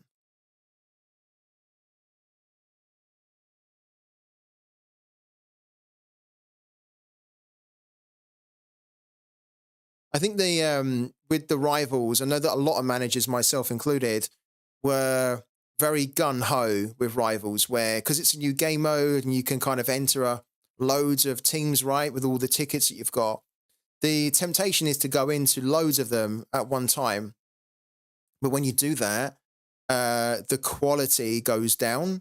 So you're then sacrificing the quality of the outcome, which you want to be really high quality for you so you can win, but the quantity of how many you're playing. And when you do sacrifice quality over quantity, then you're going to end up with situations where you don't get the results you're looking for. So yeah, the best strategy that I'd say to people to do is to just try and pick and choose the ones that you think look like good matchups, first of all, and that also look like games where you believe the players can deliver for you.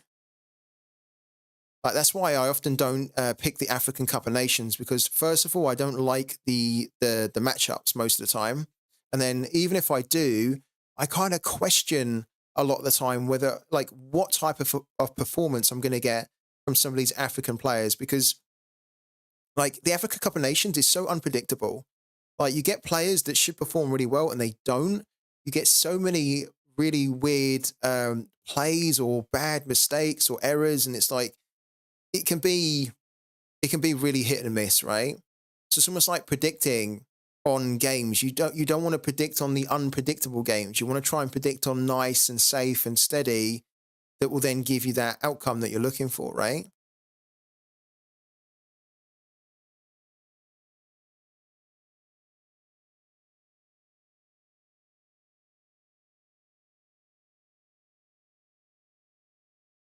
That might be the only game that we do on Rivals today. The Zagreb derby. I've got 31, so we're we could do loads more, but at the moment we're just off the mark in getting our 10 consecutive arena matches. We've got 6 days to do it, so it does give you like a bit of a time pressure to do it. So if we were just going to do like a game every day, then we wouldn't be able to achieve it. So there are going to need to be a couple of days where we do like a 2 or 3 matches, right? But I don't think this is one of those days where we do it. There's not really many others that are appealing to me.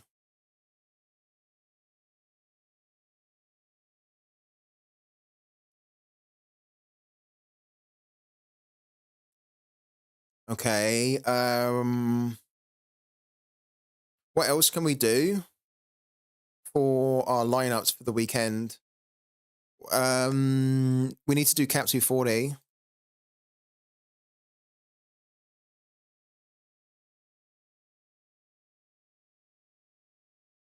Technically, we should be doing our SO5 team here because we have Mark Martinez. Can we do our SO5 team? We don't have a defender, so we'd need to go and get a different defender, I think, to make it work.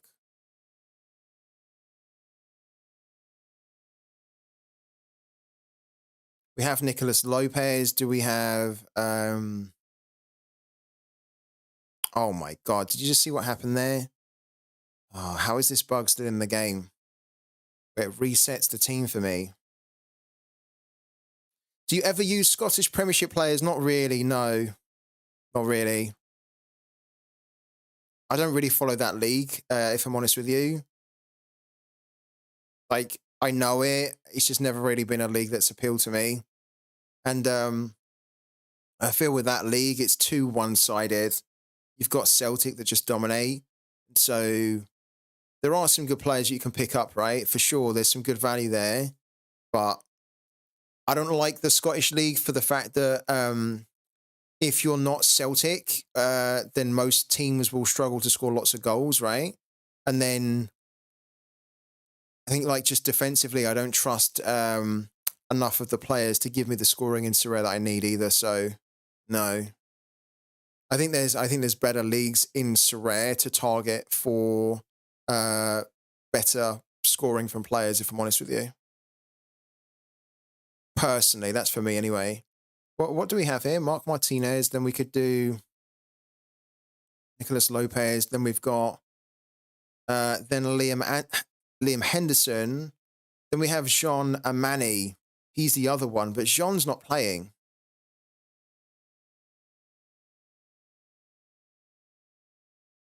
Jean's here, but Jean's not playing for the national team.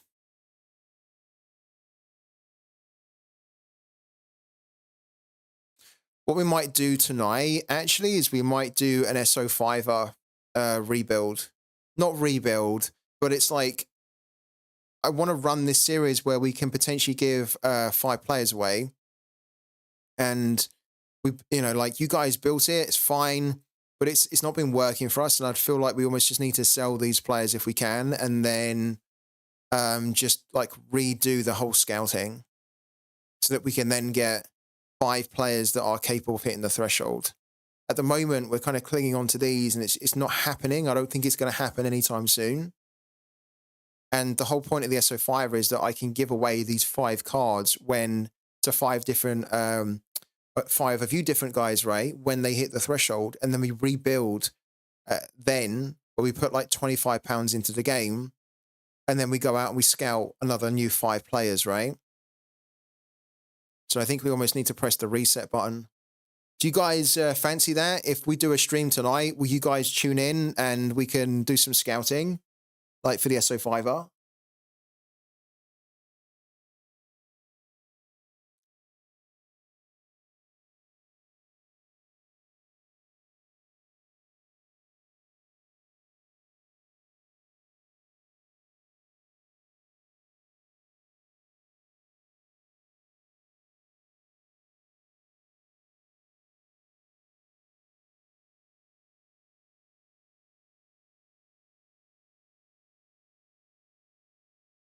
What's happened here?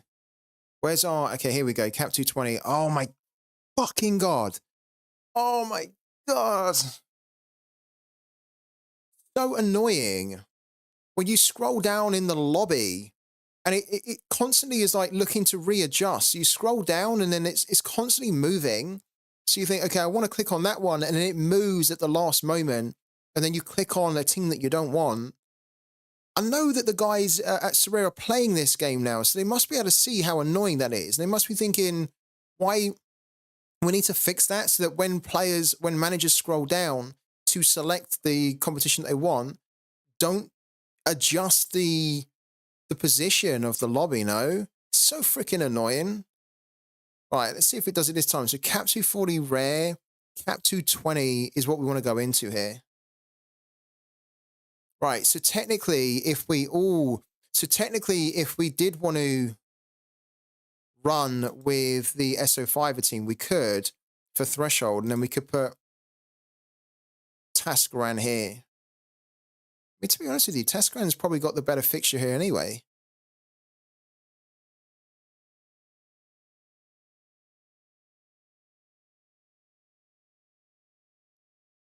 And it uses the full cap. Let's do that for now. And then our cap 240, oh my God, kill me now. Ah, you see what's happening here? Right, cap 240 limited. All right, go into it. Here we go. Let's take this out. Mark Martinez. Then we've got Lopez. Then we have Liam Henderson, Jean Amani. And then we did actually sell a defender who we had a long time ago, by the way. So we need to kind of replace him anyway. But for now, let's just put in whoever here. Let's put in, I don't know, Stojovic for now, like that. Ross Laidlaw versus Celtic or Teresiano versus Inter? Teresiano versus Inter. Technically, the answer to that is nobody from that. That's a horrible pick, really.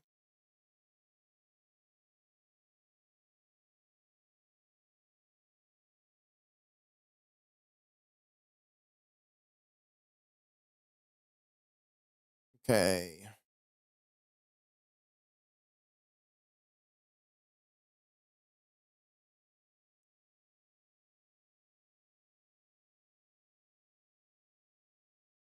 Interesting.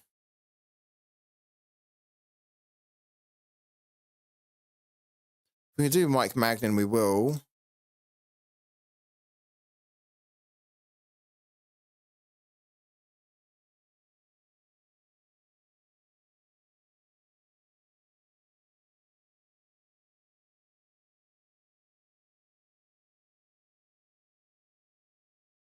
Effican Carricker. Let's put in... oh, our forwards are really, really weak.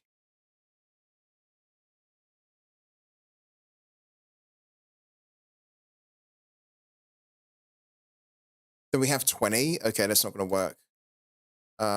So why don't we do that instead? Then we have 33. Okay, take him out.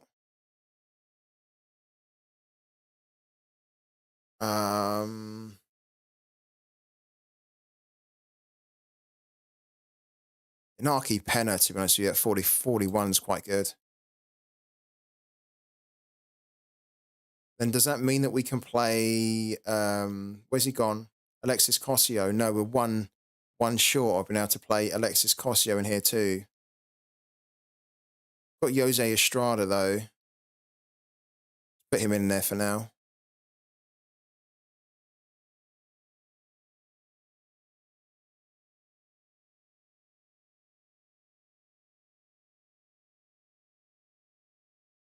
Yeah, and then we basically run out of goalkeepers, haven't we?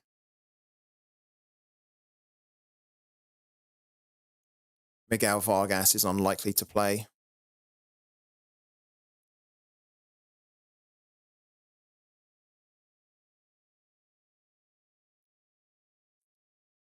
I think the stream during the day will be better for the SO5 team.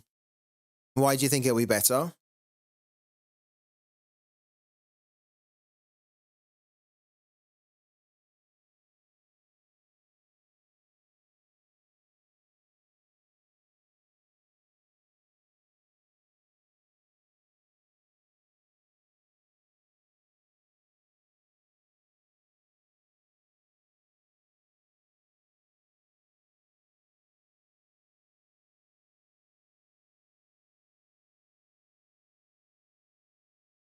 Okay.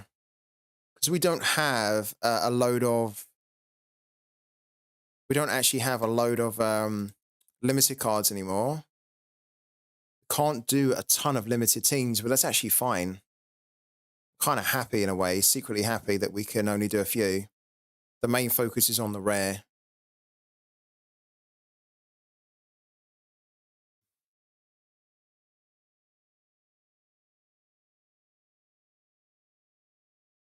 Okay.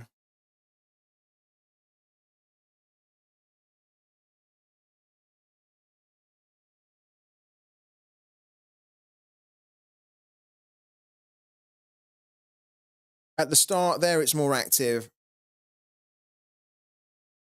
It just gives everyone a bit more of an incentive to come on the evening stream then, doesn't it, I think? Right. I think we're good there.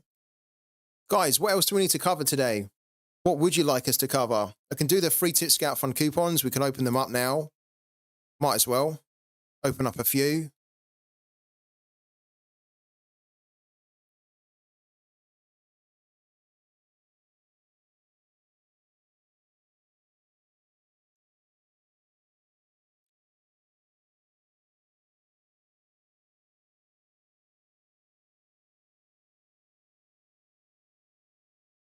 Right, they're opened up now for a little bit. 29.878. Just weighing up whether I want to take that out and transfer that to Sorare. Because at the moment, I'm trying to save up for like basically the one position that I don't have is a rare America goalkeeper. We've got £12.94. We're going to get £40 later, which takes us to about 50.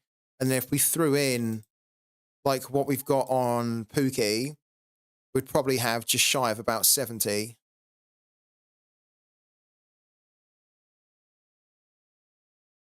I would have maybe kept some of that in if we could have bought a sticker pack, but we can't at the moment. I think I can probably win, hopefully, more Matic by next week. But even then, we don't actually need to buy a sticker pack next week. Yeah, let's take it out. Let's withdraw it.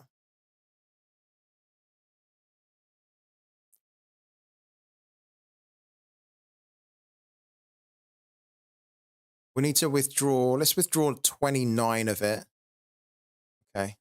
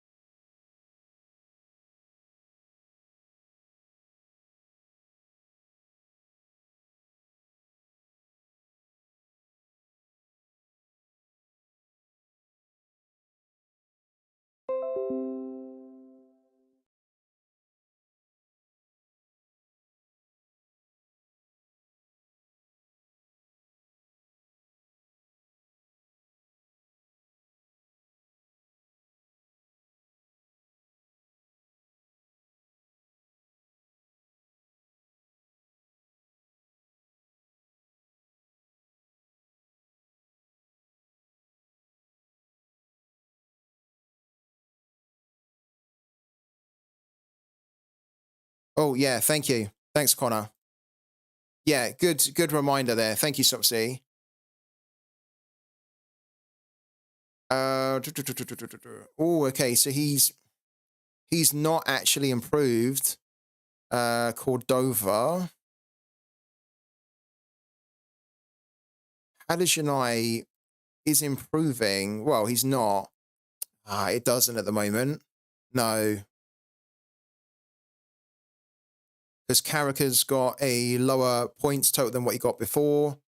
Balkovic, we can't get an improvement from unless he comes on and does something, which I don't think he will. So we need, yeah. Oh, Cordova's come off as well. Cordova's come off. So basically, we need an improvement. We need Halushani to get, 56 points or something? 56, 57 points to find up that difference. And if not, I mean, technically we can also get it from Tascaran, but at the moment it looks like Tascaran's not really doing anything. He's not even made a save, has he? He's not made a save. So we need in the next 20 minutes for Tascaran to do something really good. Tascaran would need to improve on 43.7. So, yeah, I don't know. We'll have to see. I'm kind of if we can improve it, then great, because we get an additional like $5, right? But because we hit the 40, the $50, sorry, then that's the main one in rare. But this will be a nice little bonus. Just don't know if we can do it anymore now.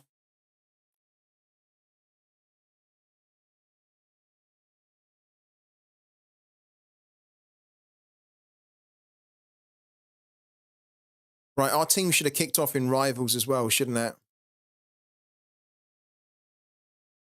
Well, it's about to kick off. No, in 2 minutes' time, it's about to kick off. Okay. Yeah, I'm happy with that. Oh, I need to accept the challenges, though, don't I? Sorry, guys. There we go. Is it full time in that game? Oh, it is, isn't it? 95th minute. Oh, there you go. Yeah, I didn't even spot that. Yeah, so we haven't done it then. Oh, that's a shame. They had 2 chances to score really well, so they had a double game week and they failed to hit the threshold. That's a bit of a shame. We came so close at the first time as well. Yeah. I mean, maybe if I'd have captained Karaka, it would have been different as well. We might have been able to do it if I'd have captained Karaka instead. So maybe the wrong captaincy there too.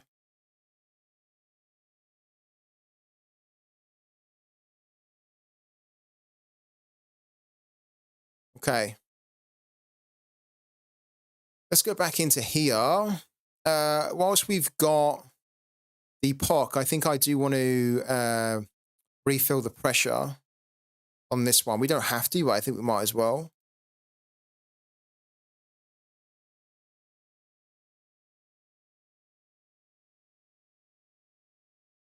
Confirm. I think we need to do an Ultimate Champions as well, no?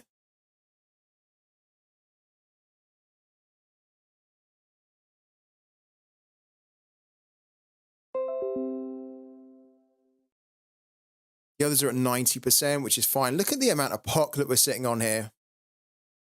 2,374 is lovely. That's a lot. It's quite a nice haul to be sitting on. We need to figure out what is the next league that we're going to be doing in as well for Beat the Base. So, guys, which league do you want us to do Beat the Base in this week? Should we do the German league, the Argentinian league, the Italian league, or the French league? Which one do you want us to designate as the Beat the Base league this week? I know which one I would pick, but which one do you guys think? I just registered on Pooky through your link. What's the first thing I do? Buy packs. Buy a Pooky ball. You need to get a Pooky ball first of all, like a proper Pooky ball if you can, a common one. Oh no, please no Argentina, please. German, says Lobagongan. French, Sopsy says Argentina. It's match day 1 of Argentina. It seems a shame not to welcome Argentina back. That's the one that I want to do. I think we're going to do it, guys. I've asked you. I think especially as Mark doesn't want to do it, we should do it. So yeah, I think let's do the Argentina one. It's the first week back, the first game, the season's back, the league is back. So let's welcome it back by doing Beat the Base in that league, which basically means that you guys, you know how it works by now, predicting the Argentina league, and if you get the highest base score, then you will end up winning a sticker, and the sticker that we will give away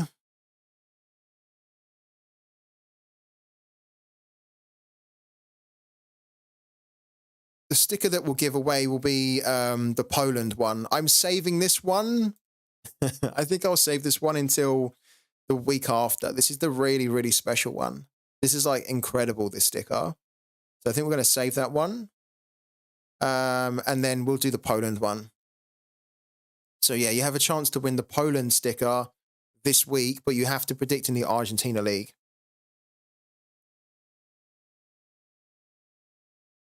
1-0, here I come. What are you guys doing for the Argentina League? Are you guys going to be doing the same score for every game? Are you going to be looking into the games and doing your own, like, whatever score you think is the most realistic one based on the games? What are you guys thinking for the Argentina one? You think I could still get a decent return with a common Pookie Ball? You could if you have some good stickers on there as well. If you've only got a common, then I think you need to have some good stickers on there too. You don't necessarily need to have them, and you can get a good return with commons, right? You can easily get like your whole money that you paid on the common. You can get that back really easily with a common, but I think you can get it back quicker if you have some better stickers on there. Thomas says he hates to predict the Argentina League. Probably will do like 2-1 or 1-1 everywhere. I like that, given that I've done 1-1 everywhere. And then 2-1, trying to get lucky, says Mark Gork. You know what? The Argentina League would be one of those leagues where Mark and everybody here in the chat, yeah, this is the league for 3-2. On Pookie, this is the league for 3-2. And you might be thinking to yourself, what? It's not, no? You might be thinking, of course it's not. This is the league for 3-2. If you put 3-2 in every single game, there's 14 games here, right? 14 games in the Argentinian League. If you put 3-2 for every single game and one or even two of those come off with a 3-2, you're going to be laughing your way to a very high finish in the Argentinian League. Not kidding you. Technically putting 1-1 is kind of like, or doing all 0-0 or all 1-0 is not really the play in the Argentinian League because you don't get a lot of points for it. Look, we've done all 1-1 because I have a ball that's boosted for that. But technically that's not really the score to do in the Argentinian League. Like here is actually better. You can see, look, this is our ball. It's boosted for draw and under 2.5. And we've also got a 1-1 on this ball. So that's what we're going to do, right? But technically, it's better to do something like this here. 3-2. Because rather than me winning like 250, if I just nail one or two of these, I'm going to be getting around 600 points per game. So then if I get two of them, it takes me to around 1,200, give or take. And then if we just pick up a few extra points, right, from other games which go over 2.5, then it will give us a score of around 1,500. And 1,500 is more than it's a good score. 1,500 will give you a good return. So 3-2, I'm actually going to challenge one of you guys here on the Argentinian League. I want to challenge one of you guys to do all 3-2 in the Argentinian League and see how you get on. The last time that I challenged the community with this, like with one of these Pookie challenges, is I said do, what was it? I said do 1-1 in the German Bundesliga. And the guy who done it, Malv, who I don't think is here right now, but Malv basically done 1-1 in the Bundesliga for one game week because I said somebody should do it. I reckon it'll work. He ended up coming 71st or something in the leaderboard. And he got, I think he won 5 or 6 Matic, something like that. Pretty good. And this one here, I think somebody should do a 3-2. I can't do it now because I've already committed to the 1-1. But yeah, I think it would be a good one to do 3-2. Is anybody actually going to do it? Anybody on the stream? I might as well ask right now. Is anybody going to be taking up that challenge of doing all 3-2? Don't forget that in Pookie, you don't lose anything by taking risks like that, right? So you can go mad, and if it doesn't come off for you, it's fine. You don't win any rewards necessarily, but you can give it a go. And if it does come off for you, you win big, right? That's why I always like to try and do off the wall sort of predictions, and I like to try and do crazy things. Like for example, the game week where I done all 3-2 in the Italian league. The Italian league isn't really a 3-2 league, but that's why you should do it. Because doing the scores which are not expected to happen means that you get higher odds for them. So then what you're basically playing is you're playing a game where And your strategy is to just try and at least get 1 or 2 exact scores rather than trying to get exact scores for as many as you can. And even if you get 1 or 2 exact scores with a really crazy strategy of like a 3-2 in a league that doesn't really have that score, you will most of the time actually be able to outscore somebody that has more exact scores, but has just done more exact scores that are offering a lower reward, right? So I might need to get like, imagine it, right? Imagine it. If I get an exact score here, I get 250, 250 here, 230 or 40, 230, right? Let's just say as a ballpark, I get around 250 points for every exact score, right? So in order for me to get 1,000 points, I need to get 4 exact scores, okay? If you get 1 exact score of a 3-2, then you're probably going to get around 800, 900, depending on the league you do it in. And then you've basically done, like, you've done less for more. You've done it the smarter way than I have, really. Does it make any sense to buy epic Pokeballs as a beginner, or should I start with rare? If you can buy an epic, then buy an epic. Basically, let's go back here to the marketplace, right? If you have the budget to buy an epic or to buy a legendary, I absolutely recommend it. If you have a legendary, for example, if anybody had a legendary, you're going to be challenging for the top prizes in the game every week. As in, like, you're going to be hitting podiums pretty much every week. Like, this ball almost pays for itself with the amount of podiums that you'll be able to win. Now, not everybody can afford that because it's quite high, right? It's a high price for it. It's almost targeted towards whales or guys that have deep pockets. But if you can afford an epic will also give you a chance, a very good chance of being able to challenge for podium, top 10, top 5 positions every week. As in, you'll be in that ballpark with an epic. You can do it with rares and commons too, but you're going to need to get very lucky with the amount of exact scores that you get in order to get top 5, top 10. For example, I only have a rare. I don't have an epic, right? But you guys saw that I finished 10th in the league from the, let's go back here. From the last game week, I finished 10th with a rare ball. And that's a big achievement to get 10th with a rare.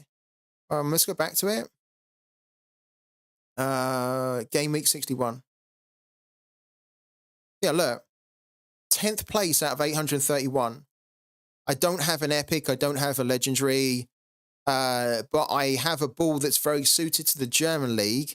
And I also have boosted that ball to make it very suitable for the predictions that I made, which were, I think they were all 3-2, no? Yeah, they were all 3-2. And the ball that I use is perfect for that. So you don't need an epic, you don't need a legendary, but if you can afford, then you really should, because that will give you an incredible start to Pooky. It really will. Based on your experience, how long would it take to get the $400 back? With an epic, you'll probably have to make that back within 3 months, something like that. Easily, I'd say 3 months. Because with an epic, you are literally going to be challenging top 10 pretty consistently.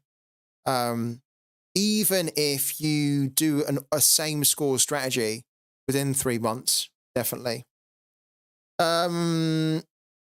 Before I do anything, I'm asking all the questions I have. That's totally cool, man. Does it still pay down to top 50%? It does, yeah. You need to get top 50%. So every league in Pooky, you can win money in if you finish in the top 50%. Yeah, absolutely. Doesn't matter the type of Pokeball that you have, you need to get into the top 50%. So Argentinian League, at the moment, we go into the rewards here. You can see that it's paying up to 82 for the Matic, right? Because at the moment, there's about 160 that have entered. And that will keep changing as more and more people enter, right? It's like a dynamic leaderboard that updates. How many times does 3-2 happen in the Argentina League? I don't know, but let's have a little look at how often it happened last season. Let's do that.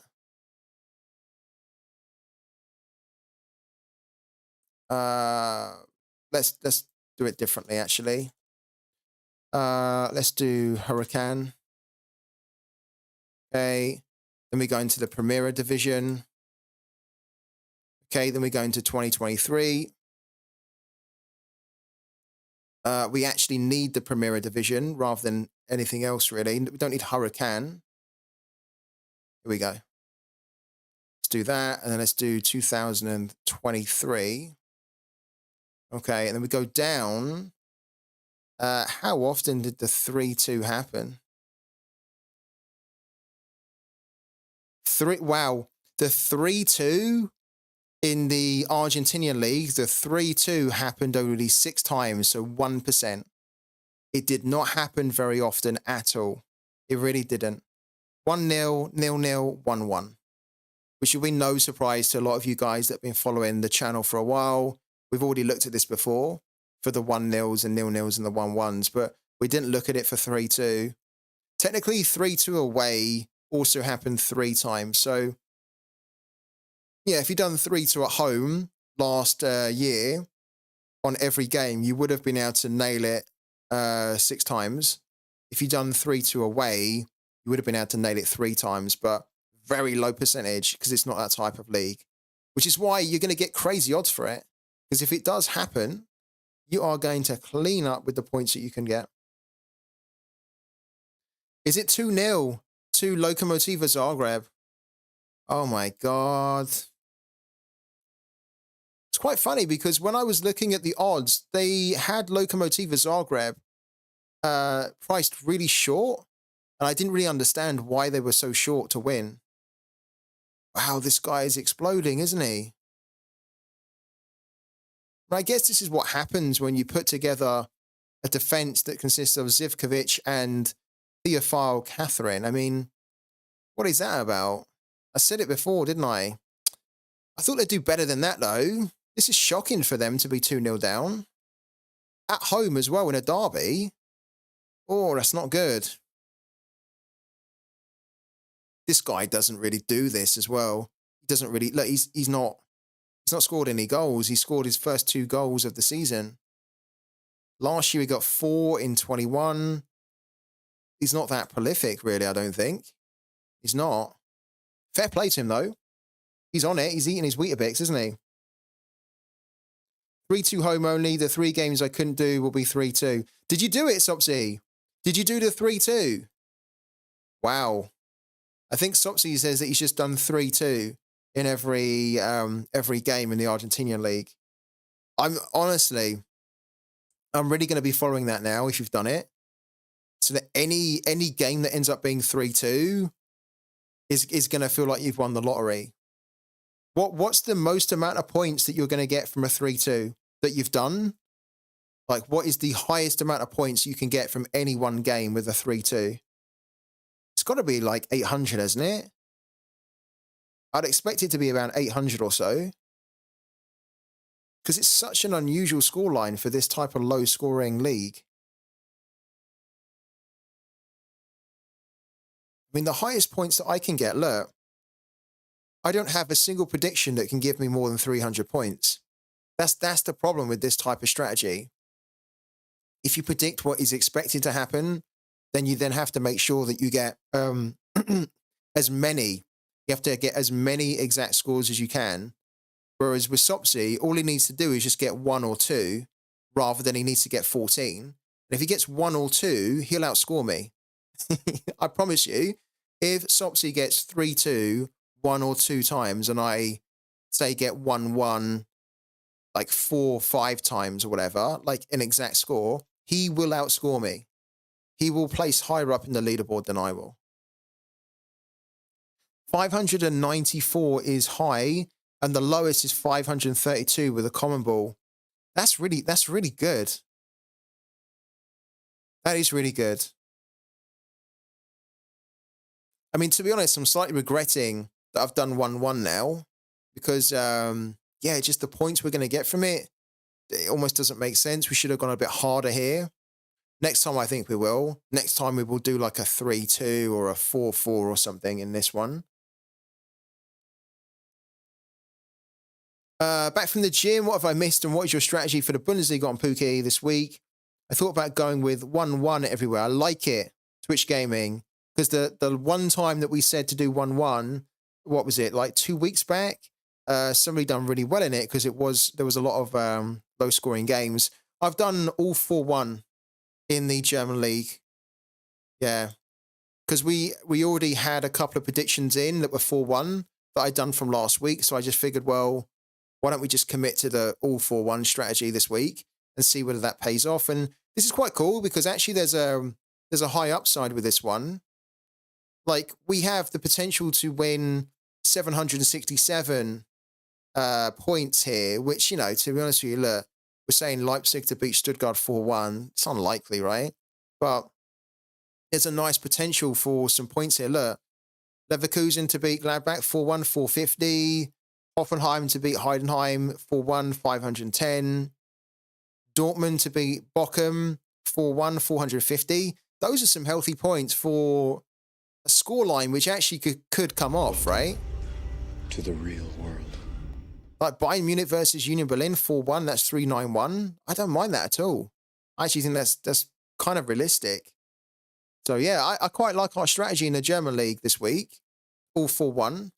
Thank you also to Thomas for the follow as well. Appreciate it a lot. Welcome into the channel. I came back and saw I hit 5 in a row in a Rivals Arena. I went with Alanyaspor. Let's go. Love it. Twitch Gaming. What did you get in your rewards box, man?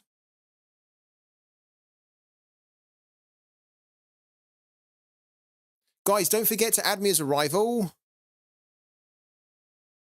Attention German League players, matchday 19 has a rescheduled game kicking off tomorrow. Predict now. That's the Bayern Munich one. So the Bayern Munich game that basically didn't happen has now been rescheduled here.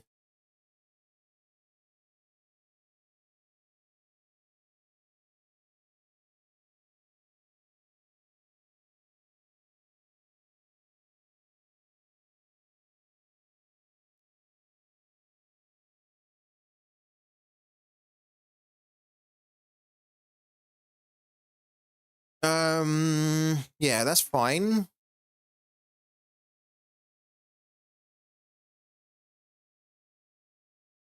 We're actually getting, this is quite exciting, guys. We're actually getting really close to being able to ascend. Because once this ball gets to level 60, we've then maxed out the ball. Once this ball gets to level 62, we've then maxed it out. And then what we can do is we can combine the two balls to create a higher level ball. So these two balls individually cost $80, right? But if we combine them, we can create a ball which is worth $350, which is what we are aiming to do. And you can also do it with all the other balls as well. So we can create like a $80 rare ball from combining two $25 or $20 common balls, which we're also thinking about doing. We will do. You got another 5 tickets, okay. Good thing is I now only need 2 for the 7 in a row. The I'm so glad that they changed that, honestly. It should have been like that from the start, but it's great that they've backdated it. They've backdated it rather than backdated it. For which league are you going on the Epic? Good question.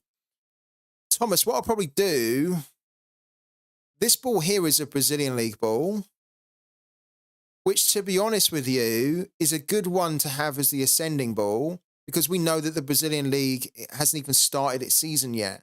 So if I had an ascended Brazilian league ball, I could use it all throughout this year without any issues. I could use it all throughout the summer, right? I want to kind of almost have an ascended German league ball, though. So if we have this one and we say that when we create the higher level ball, we want this one to become the higher level ball, we then keep the German league and we keep Mainz. And I think having an epic German ball would be better for us technically, because we win a lot of our rewards in the German league more than we do our Brazilian league. So I'm thinking that this one will probably be our epic. And then what I could maybe try and do is I could maybe then try and like level up and combine the two commons again to create a rare that could then replace this one. That's what I'm thinking anyway.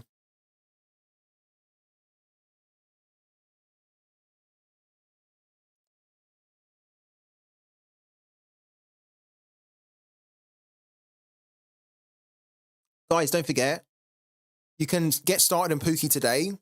There are Pooky balls available to buy, but they will sell out. So if you want to get involved, again, please do use the link in the chat. You will get a free Pooky ball with that link.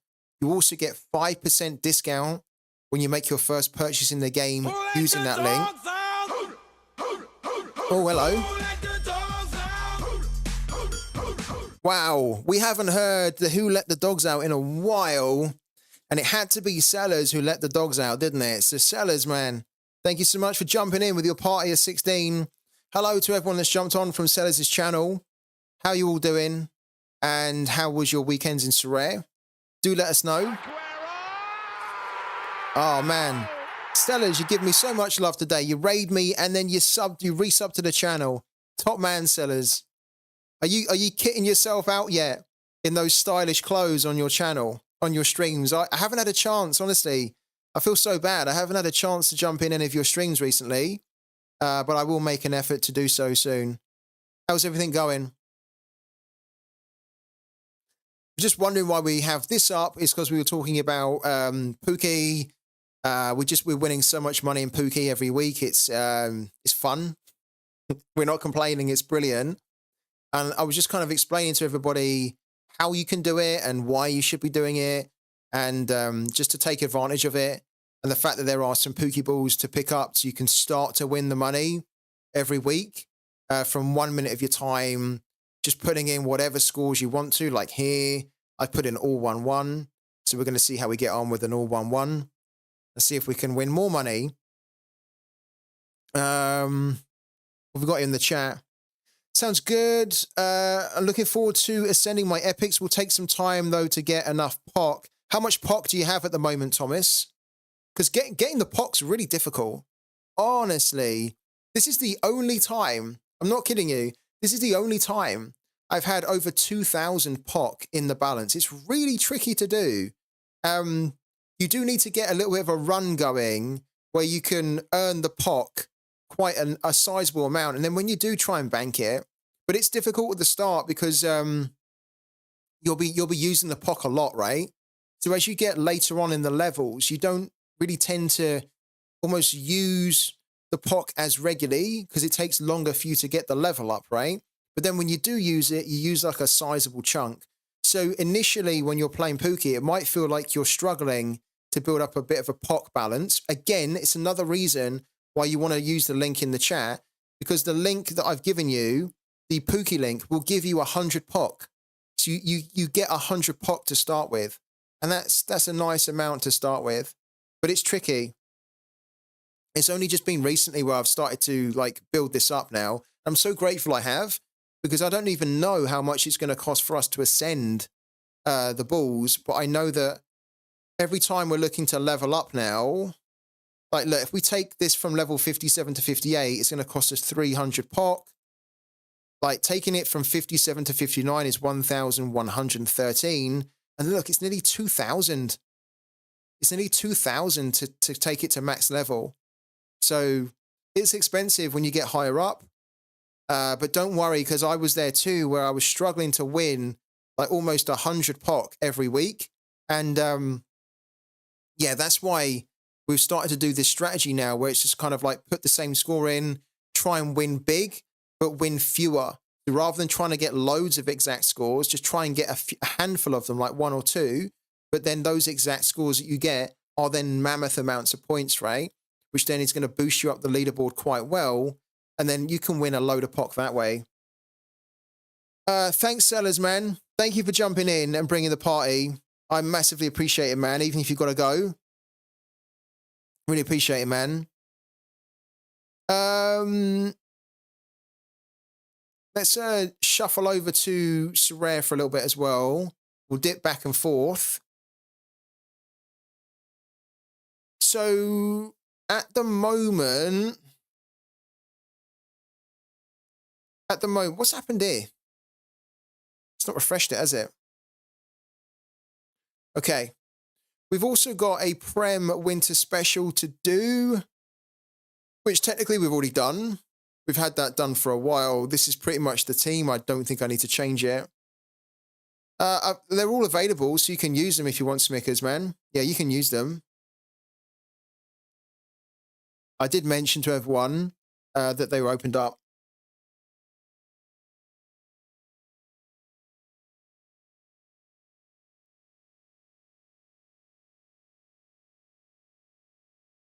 Yeah, I think our Cat 240 rare is looking pretty good actually already. The All-Star rare, we might need to tweak. It is definitely, it is available, man. It's available right now. You might not have enough coupons for it.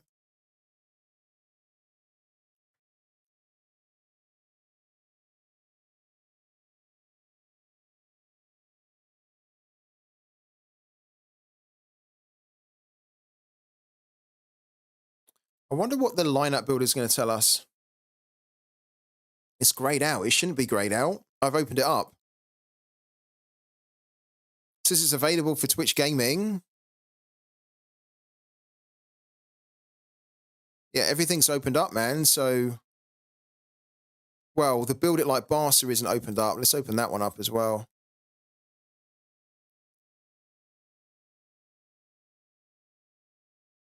I'm not sure why it's grayed out to you, man, when it's kind of opened up for everyone.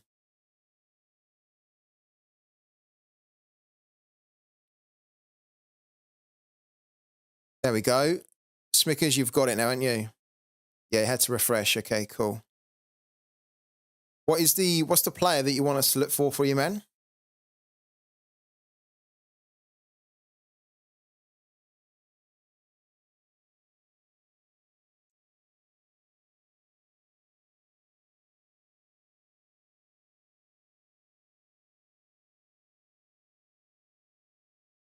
Interesting. I also just wanted to have a quick look here, just whilst we're waiting for the information from Smickers. I wanted to have a quick look to see what the lineup builder would recommend that I play for Katsu 40 this weekend. And what's interesting here is that that's not too different from what I'd done for my own Katsu 40 rare. We've got Ali Varul, we have Leonardo Morales as the captain, and then these three players are different. But it's telling us to play Cosio, who, to be honest with you, I'd actually wouldn't mind playing here. But I also like that we have Grigic and Kadri now. But remember when I was building for Cat 240, I was thinking, oh, we could put Cosio in to pair up with Morales, which would be quite good. But Cosio is probably going to be quite good in Cap 220 as well. I think if I wasn't doing this here, if I wasn't, say, for example, playing Kadri, then I would probably play Cosio in there. I wouldn't play Victor Advancing, even though he's got a really good chance to score well, because he has no AA, as you guys know. Right, Smickers, where you at, man? We're waiting for you to tell us what player you need and what your budget is. Once we've got that, we can do a search for you live on the string.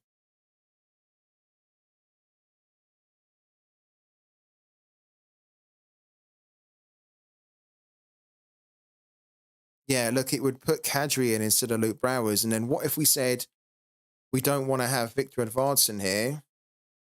We would then do Airseg, which is interesting. And then look, it would throw Grigic in here. So we'd say no, then it's going to be Kadri, surely. There we go. Interesting.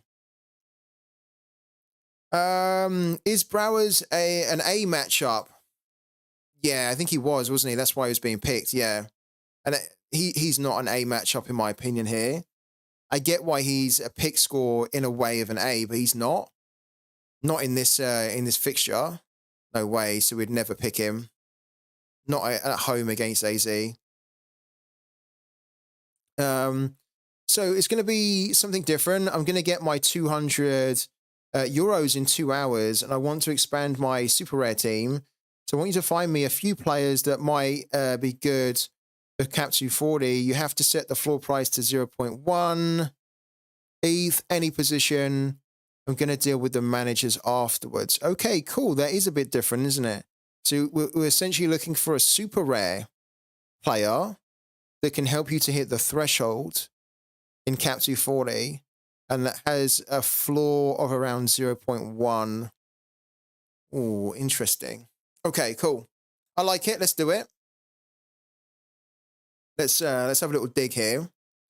Because the reason I like it is because I'm also at the point where once I get my next rare goalkeeper, that's it. I'm done with rare. I don't need to buy anyone else realistically. There's another person that I might buy. I don't have to buy him, but I'd also like to buy him if I can, get him on the cheap. But essentially what I need a rare goalkeeper for America. And then my focus is going to be turning to super rare. And I already have one super rare. But so that's the reason I like this, is because actually, even though we're helping Smickers here, it's also giving me an eye into the super rare and potentially players that I might be interested as well. Let's do defender, midfielder, forward. I'm actually just quite interested to see what's available and who would be a good option to look at. The floor is going to be a bit funny here because the floors for the averages for the super rares are a bit funny, but the floors are also a little bit tricky. So if we've done that, and then we put this on Ether, and then we looked at 0.1, let's not do anything here for now. Let's just filter that. It is probably going to give us quite a few, isn't it? So we will probably need to sort that down. FTS skills put to the test, yeah. So we're getting a few that are coming up here.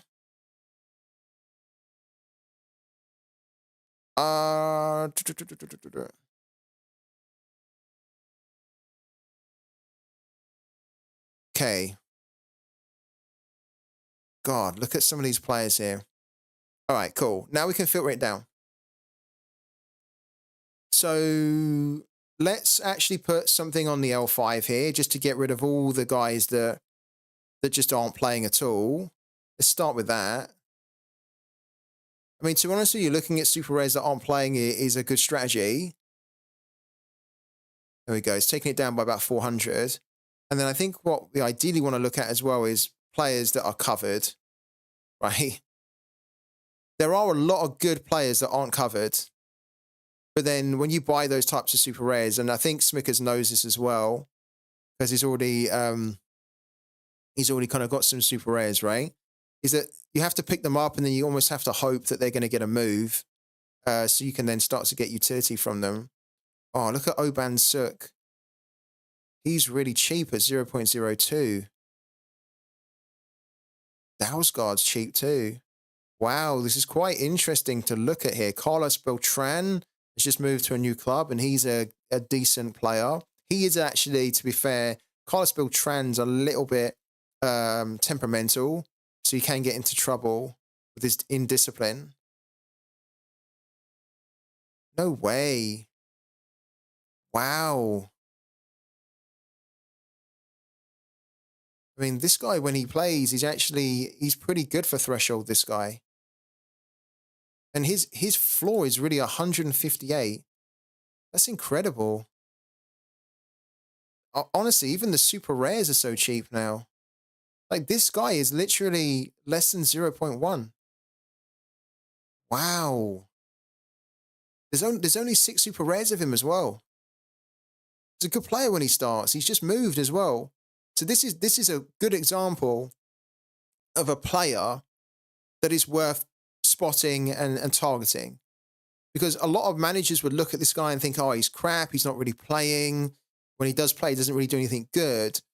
Fact is, he wasn't a regular starter at Cinciano, but he's now moved to Kajamasa.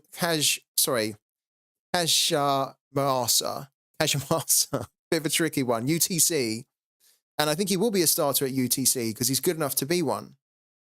And when he plays, what you can see is that, look, he's very good in his AA. He's like a good centre-back. Wow. How interesting. There was also one very interesting on the auction I'm thinking about. There's so many players, but somehow have to pick the right one. I'm also going to get a tier 4 super rare. Looking forward to that. Yeah, I mean, I can look here. Nicholas Opoku's in here as well. Okay, wow. How many have we got? We've got what? 1,000. Obviously, it's too many for us to go through, right? So let's try and filter it down a little bit more by looking at. Let's look at a defender. Defenders are usually quite good to target for thresholds. Let's look at a defender.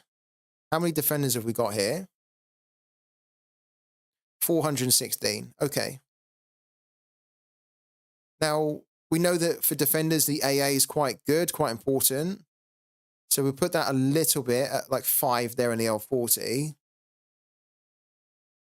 was going to say it gives us around 200. But then what we could also look for here in the decisive score is a little bit, just a tad, not a lot. Let's put that at 34. Because what that will do is that will get rid of, that gets rid of players that are just no good to help you to threshold. Anybody that has like a decisive average of 34 or below is not really going to help you to the threshold. So what we've now got is we've got a list of 150 exactly. And what we can do here is we can sort this by L40, which I think is what we want to do. Okay, so wow. Slavko Bralic is coming up here. No way. You can get Neto Borges in here. No way. Seriously. Neto Borges as a super rare for £166. Shut the front door. That is incredible. That is incredible. He's such a good player. We've talked about him a lot on various different streams over the last year. He's actually incredibly cheap in his rare. He's less than £20 in his rare. Unbelievable. He's so good. He's playing for such a crap team. But look at how he scored playing for such a crap team. You stick this guy in a better team, his scoring is going to go through the roof.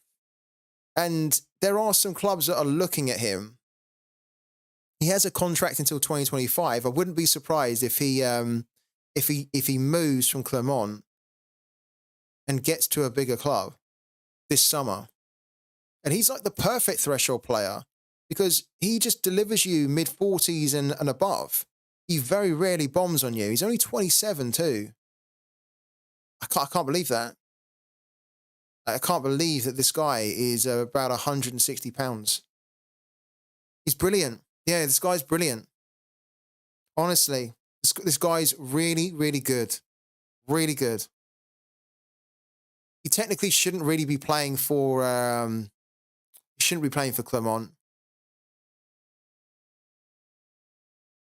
And I don't think he'll be playing for them for very long. Did Anana drop again? Oh my God. Kidding me.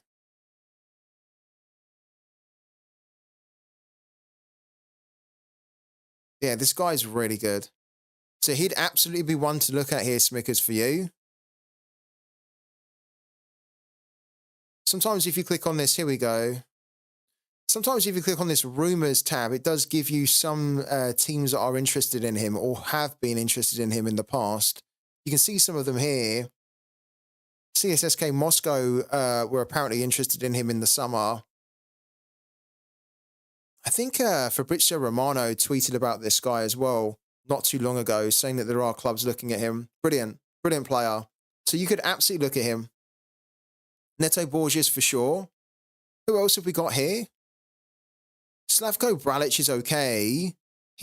Honestly, he's good. He's a good defender too. I don't actually like the team at the moment, Osijek. They're good, and his scoring's fantastic, as you can see. He's got the potential to hit you hundreds as well. When he starts, he's got consistent AA. which makes him very good for threshold. 31, so he's obviously not the youngest as like Neto, but he's a very good player still. I think I would prefer Neto over Slavko Bralic, though. K-League, it's difficult for me to talk about K-League because of how uncertain it is with the scoring. Who else have we got down here? Jonathan Boatu. Jonathan Boatu is a good player to look at in Super Rare. He's very good for threshold. He's also an international for Angola as well. So you get some additional utility out of him. Clinton Matters there. Clinton Matters not bad. Open Sook. Some of you guys might know this. Some of you won't know this, but he was one of my first ever purchases on Sorare. I got his rare card, and his rare was stupidly cheap. Look, his rare is like only £5 now, and I bought him for much more than that back in the day. He's a K-League player, so I don't really want to talk about him too much, but he's very good for threshold when he starts and plays.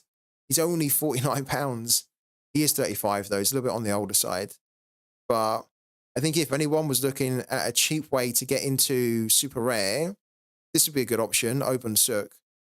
Because he's a very good defender when he plays, very reliable, very good for hitting the threshold.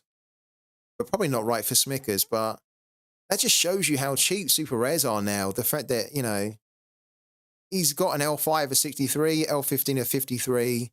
He's a decent player, and you can get him for less than £50. Wow. John's in here. Okay. This guy's a little bit raw. I like him, and I like the team he's playing for, Lokomotiva Zagreb. He's doing fantastic. At the moment, look, played 42 minutes so far. He has an AA of 34. This guy's great, but he's also a little bit raw. Like, he needs more time to develop, but he's a nice youngster, 24. He's only about 160 as well. Wow. What a great time to be getting into. Honestly, yeah, he's on the market right now, isn't he? Yeah, he's auction. What a good time to be getting into Super Rares, that you can get players like this for basically nothing. And the fact that he's in a game right now that they're winning, and I didn't know what his score was until I went on him, and he's not even played the first half yet, and he's on a score of nearly 70. And you can see that, look, quite consistently, look, 34, 20, 22, 27, 22, 10 here. Had a bit of a shocker in these two games, which, you know, you expect. He's still a bit raw. Then 31, 6, 37, 43. He's very reliable in his AA. And this is exactly what you want from a young defender. Somebody that's not afraid to get stuck in. He's only 24 still. He's another good option for you, Smickers, definitely. Let's give you one more. Right? We've got Nervo there. Nervo's not bad. So Martin Nervo for Atlas. The only problem is I don't really like Atlas as a defending team, because they're not that good at keeping clean sheets, to be brutally honest with you. Martin Valgent's a good youngish kind of play. He's 28 now. The problem with him is he hasn't really been starting enough recently. Oh, Lionel Carroll's in here. Oh, we have to talk about Lionel Carroll. We have to mention Lionel Carroll. Stojkovic is in there for 0.05. Wow. Stojkovic, there's nothing wrong with Stojkovic at all. For a super rare 0.05 to help hit the threshold, Stojkovic can definitely do it. But we need to go back and talk about Lionel Carroll. A little bit older at 32. Just returned from injury. Was out for a little bit. In his first start back, he got a score of 51, 16.32 in his AA. And he's capable of hitting some really big scores as well. Like him, he's, how much is he? Is he really 156? Okay.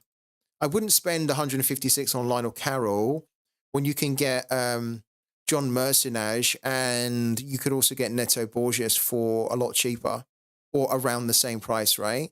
if you could get Lionel Carroll for around that, 130 or less, like here, 130 here, then that would be more the level. But if you're going to pay around 150 for a super rare, then you might as well look at someone a lot younger, somebody like John Mercenage here, who's roughly the same price. And then also you could look at Neto Borges as well, who's also around the same price and younger.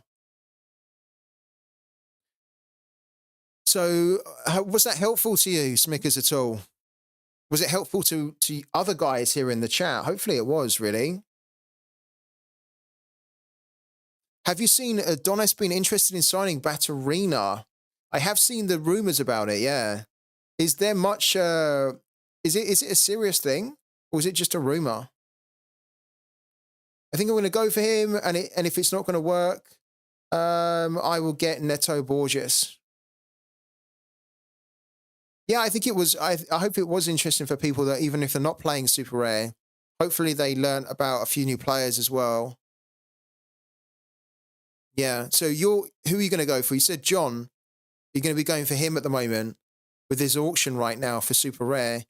I think that's probably the smart play. He's 3 years younger than Neto as well.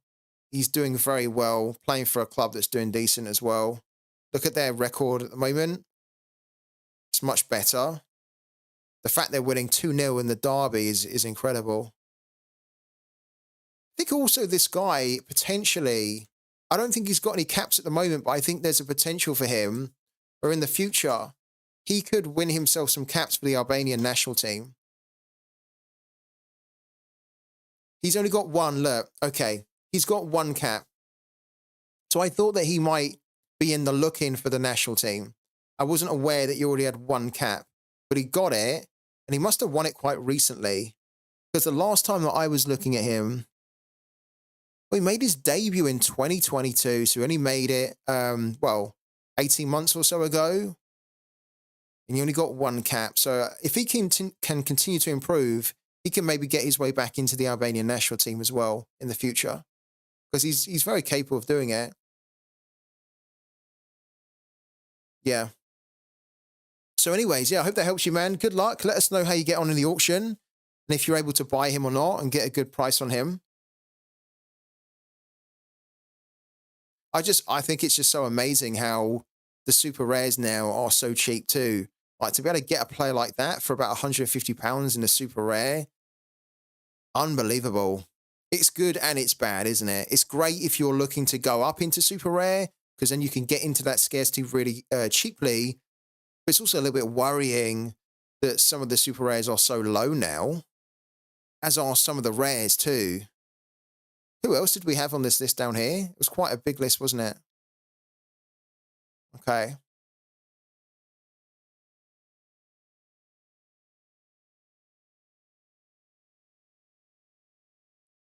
Interesting.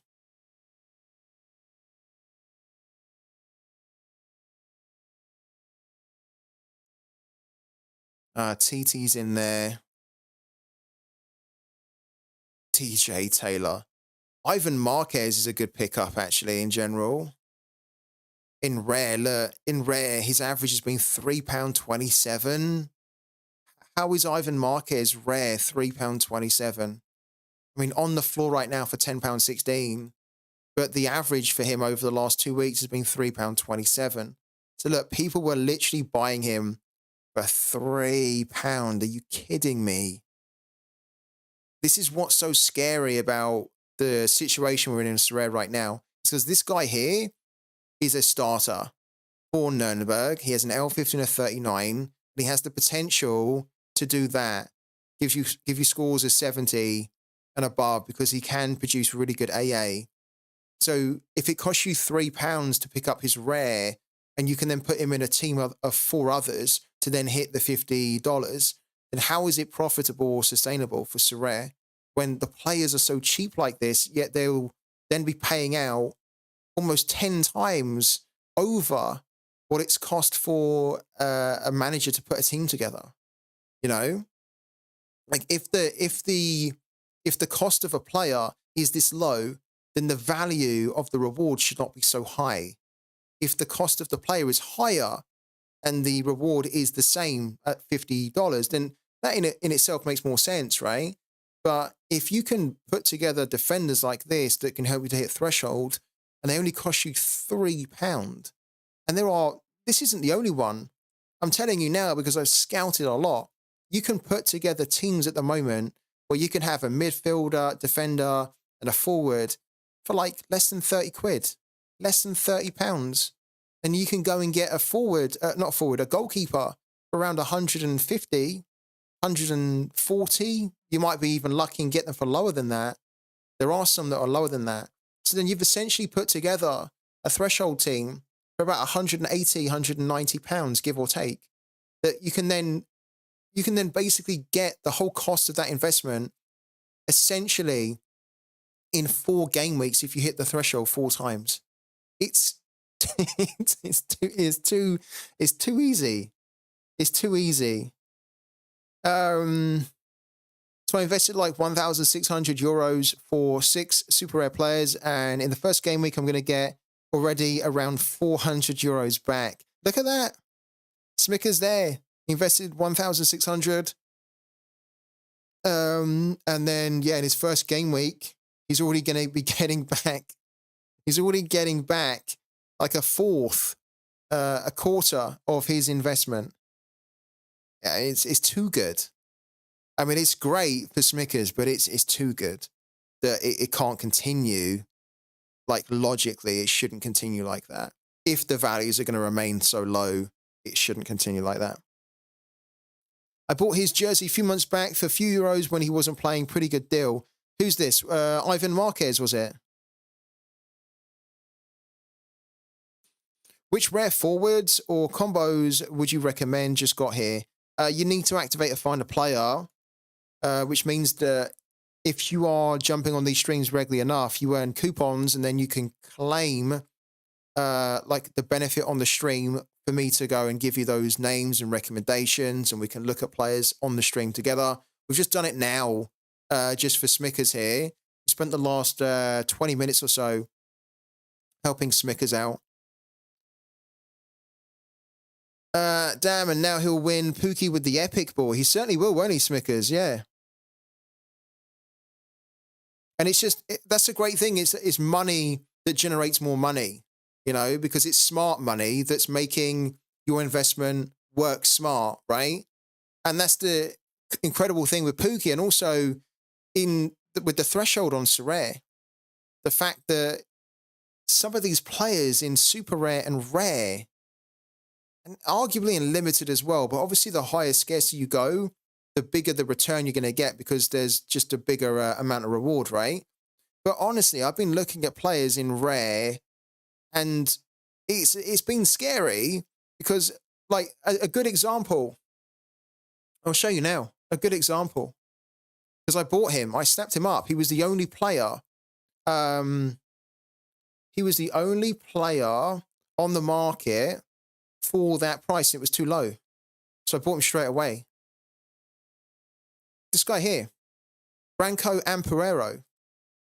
Branco Amperero is like the perfect threshold player. He plays South American football. He plays for a pretty good team.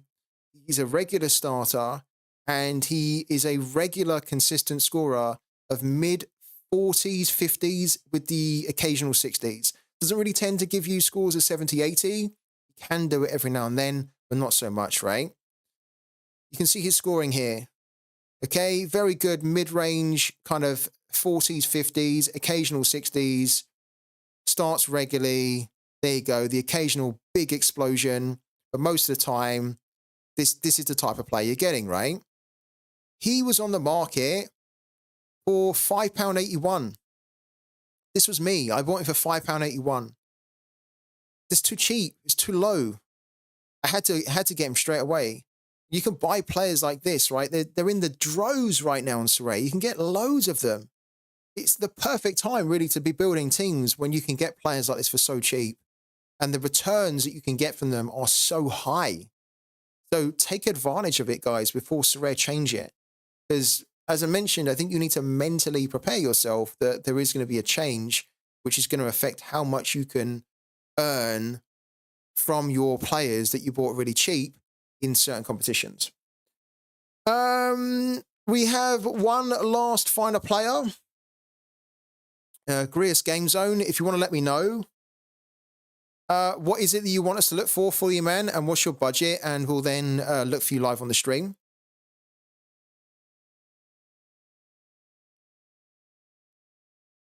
You won his limited from 3 wins in Arena. He's 60p and he won't sell. Of course he won't sell. He's a 60p card, which is really annoying that such a good player like that won't sell. I'd keep hold of him though if I was you, Twitch Gaming.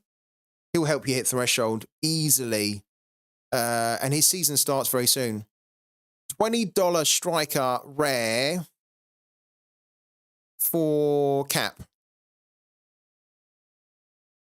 Okay. That's quite an easy one because I've just bought myself a striker who's, to be fair, I bought him for more than $20. But I think that you can get him for $20, and it's this guy here. Carlos Garces. He was the 5th highest goal scorer in the Peruvian League last season. The Peruvian League has one of the highest expected goals for out of, I think, all leagues in Sorare as well. Not the highest, but it has one of the highest, as in it's like in the top 10. He got 16 goals in 32 appearances last season, and his season is about to start this weekend, as in the very next game week 4, 3, 5. So you can already line him up, and I have already lined him up. I bought him for 22 pounds, which I don't know how much it is in dollars, but I think it's around 27, 28 dollars, something like that, maybe 30. But you can get him for around 17, 18 kind of pounds, something like that, maybe a little bit less as well. And yeah, he will go straight into Cap 240 because his there he is right there, because his L15 is 49, which is actually perfect for threshold.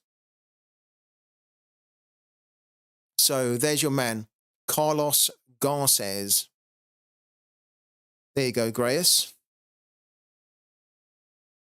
I don't think many people really are aware of him. I don't actually know how many there are on the market of him. But when I saw him, I snapped him up. And here's an interesting thing. Here we go. Here's an interesting thing, right? This is something that I think a lot of you guys don't know. Carlos Garces, if you type his name in, right? You type his name into SofaScore, or you copy and paste it in, right? What you'll see, which is quite interesting here. Okay. Have they changed it now? Yeah, here we go. So on SofaScore, you can see that he has the team Cinciano, right? He's contracted to them, okay? He's contracted to them until the end of this year, okay? However, when you scroll down, you can see that on the 1st of January, he joined the Strongest, which is a team in Bolivia that is not covered in Sorare, okay? So what happened here then? Why has he got the Strongest on his transfer history, yet he's got a contract until Cinciano? Well, he actually got bought by the Strongest. He transferred to the Strongest on the 1st of January. But his transfer fell apart, and I don't know why his transfer fell apart, but the deal basically collapsed, right? So he left Cinciano, the deal collapsed. He was actually not going to be covered in Sorare. So I was looking at him for a while, and then when I realized that he was going to be going to Bolivia, I was like, well, there's no point picking him up, right? But then he went back to Cinciano, and they gave him another contract when his deal collapsed with the Strongest. So now he is going to be covered again, and he's going to be playing for the same team they played for last season, where he got 16 goals in 32. I see that you have Lucero. He is a really good one as well. He is very good. You could also look at him, Greos. I didn't know if you needed somebody for this game week or not. But if you don't, then Lucero, you're absolutely right, is another good one to look at. Really cheap. You'd also be able to pick him up for around $20 or so. I think I overpaid for Lucero, even though technically I didn't, because I still think I got a very good price for him. But when I look at the other Luceros around, look, technically you can get him for a lot cheaper. Leo, the Wolf of Sorare, bought him the day after me for £16.67. And this guy here, he bought him for £17.26. So you can technically get him for around $20 as well. And he's fantastic. He's great. Yeah. Check your offers, says Twitch Gaming. So a little look then. Thank you also for the follow. I can't see that pop up at the moment. So a quick look. Thank you for the follow, Silent Storm. Welcome into the channel, man.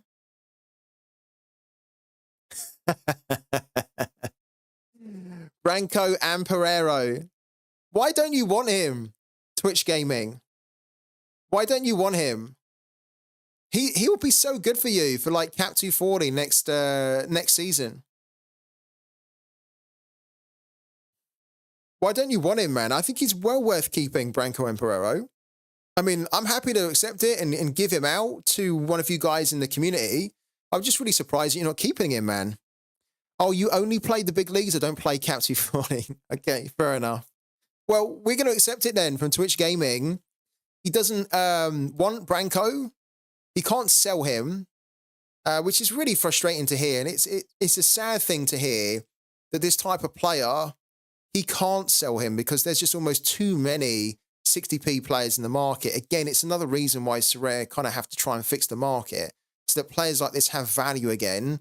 And it's just a little bit easier to sell them because there's enough demand and there's enough supply. So there's a good balance, right? But as we know, there's far too much supply of these types of players and there's just not enough demand for them. So he's not been able to sell him, but he's a good player. I've just bought his rare. I like him and we will accept it. So we say a big thank you to Twitch Gaming. And what we'll do is I'll give this card away on the next stream. Or the next stream where we have a giveaway time. Oh, I've got to do my damn code again, haven't I? So much layer of security now. I think it's fine though. Somebody called Garbage Collector or something like this, maybe an offer of 1 cent for him. Garbage Collector. Incredible. Oh, you can't have more than 10 pro cards too, yeah, because you tend to play the specialist leagues, don't you? Well, not the specialist league, sorry, the kickoff leagues or whatever they're called. I always forget what they're called now, but yeah, the leagues where you need to, which ones you play? The specialist, isn't it? Yeah. Cool. All right. I think we pretty much reached the end of the stream. Yeah, the semi-pros, isn't it? Yeah. I think we pretty much reached the end of the stream. I'm going to be back again in a few hours, though. I think we're going to do some scouting tonight because we need to try and fix our SO5er team. So I'm probably going to send a tweet out about that soon, about SO5er. And then it's a community-built team. So you guys, if you can jump on tonight, you can then decide who we should be lining up to replace the players in our SO5er team. And the reason why that matters to you is our SO5er team is a team that's trying to hit the threshold in limited. If it does it, we give all 5 of those players away to 5 different people on the channel. And then I put £25 into the game. And then we then as a community then build from scratch another threshold team to then try and hit the threshold. And then if it does that, we give that team away and so on, right? So potentially we could be giving away a £25 team every week. But we've kind of hit a snag early on. So I think we need to look at it tonight. And you guys are a big part of that. So jump on and you can decide which players we need to be targeting so that we can then sell the ones we have, get the new ones in, and then get our SO5 team back on track again. Been looking at Sorare for a while. Is it still worth trying to get involved if you don't want to put hundreds into it? It is. There's a new game mode right now called Rivals that you can see on the screen right now. You can play this absolutely for free. It's a very fun game mode to play for free. And it's a daily game mode. So it's really, really engaging.